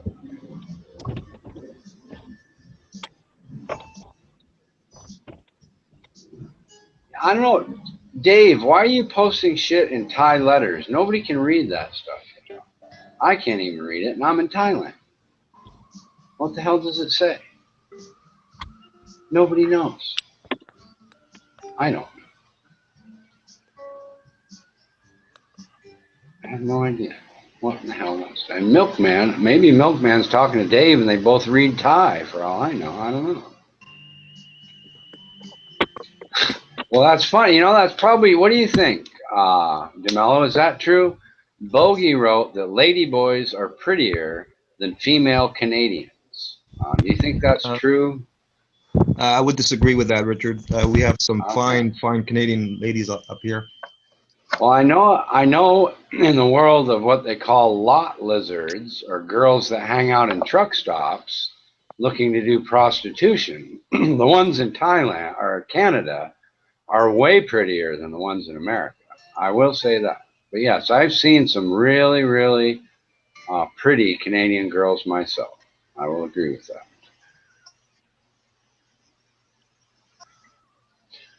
That King Byron has died, by the way. Yes, he did have a glass eye, but he is no longer with us. That king has died, and we have a new king of Thailand. But that is true. He did lose one eye in some sort of incident when he was a kid.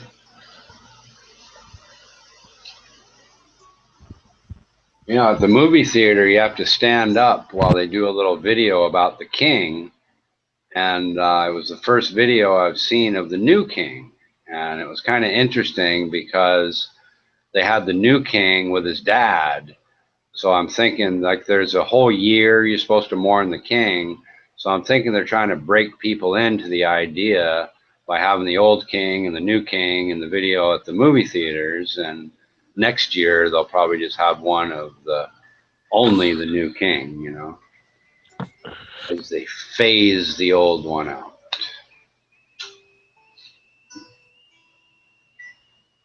Is somebody boiling water for tea? Is that you, Packy? I hear some boiling water in the background. Is that your English tea?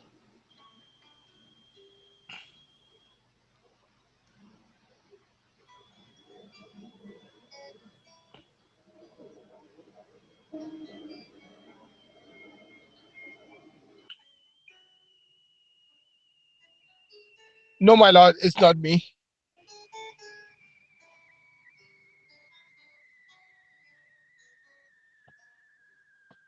It's not me. It must be Jose. It's not me. So then, my lord, it's you.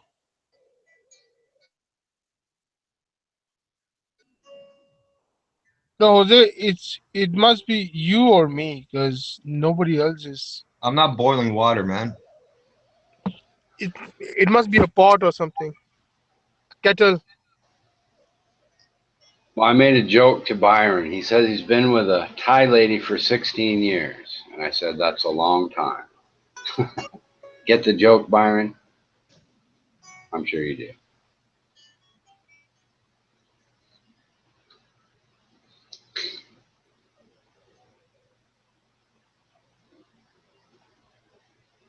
I don't know Muay Thai, actually.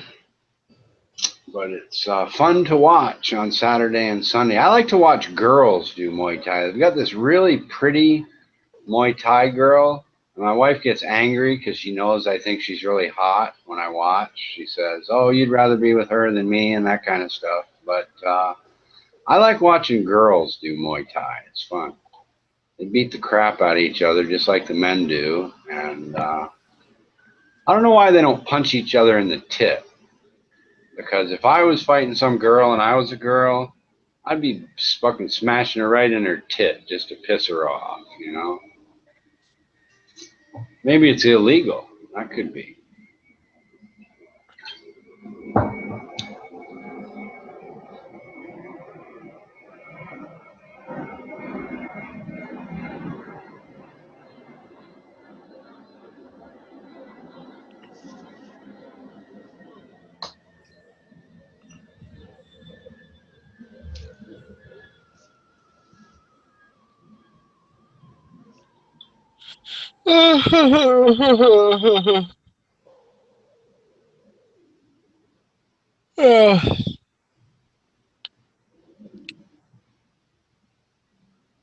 Have you thought about proposing to Ronan Kanushi that maybe he experiment Packy and see if maybe he for the first time in his life he could have a friend that's imperfect and see how it goes just for fun. You can suggest that to him and see what happens. He'll probably say no, but you could try.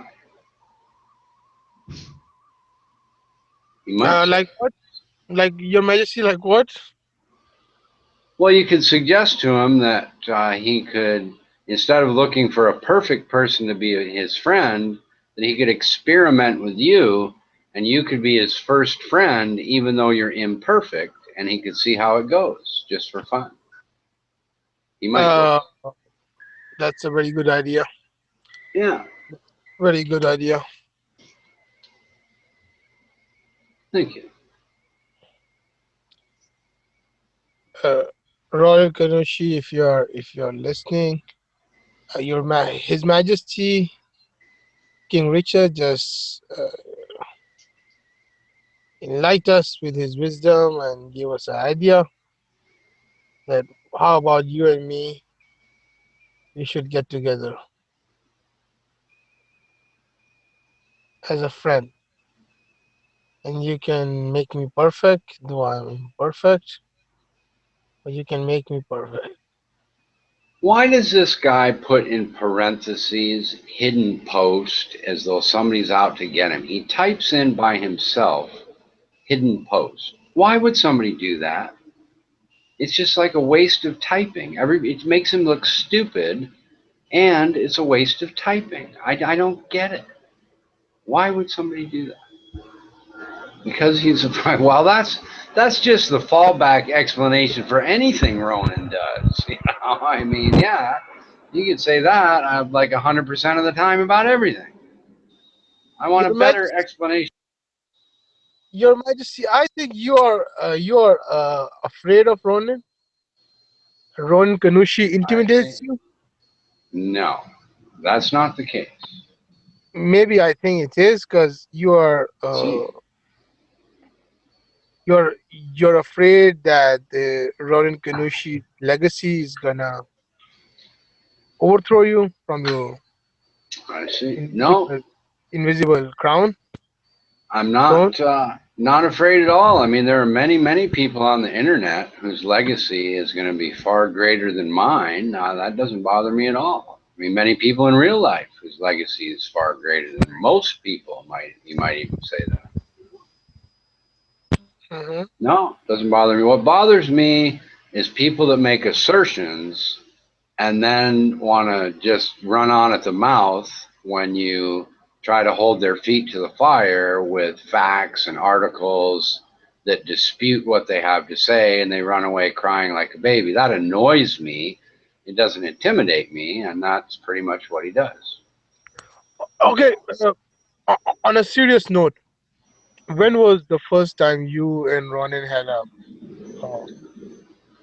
the first time was when I challenged him on one of his assertions. He immediately flew off the handle and wouldn't discuss the actual assertion he made as I was presenting facts that it was incorrect. He became immediately offended and angry, and then just started, talking over me and talking for 5 minutes, wouldn't answer a direct question, blah, blah, blah. Just the typical tactic that people use when they don't want to, have their feet held to the fire over things they say. So it was only that I challenged one of his assertions, and he just decided that he'd rather make an enemy of me than discuss things rationally because he's unwilling. He would rather make assertions that go unchallenged than talk to people that challenge his assertions. That's all. It's pretty common on the internet, really. It's nothing unusual. It's just that most people don't drone on like he does for weeks on end about how he's perfect and everybody else isn't. You know, that's the part that makes him silly. No, but something happened. You kind of like muted him, and then you blocked him, and then you removed. Sure. Why should I tolerate somebody yelling and screaming and acting the fool over and over and over that can't have a rational conversation?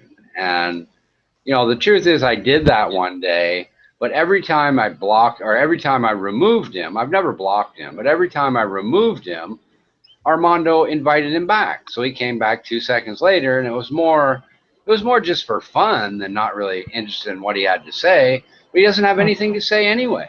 He's one of these people that you can have a discussion, you know, about anthropology, and 2 seconds later, it's going to turn into a personality discussion rather than a discussion about anthropology.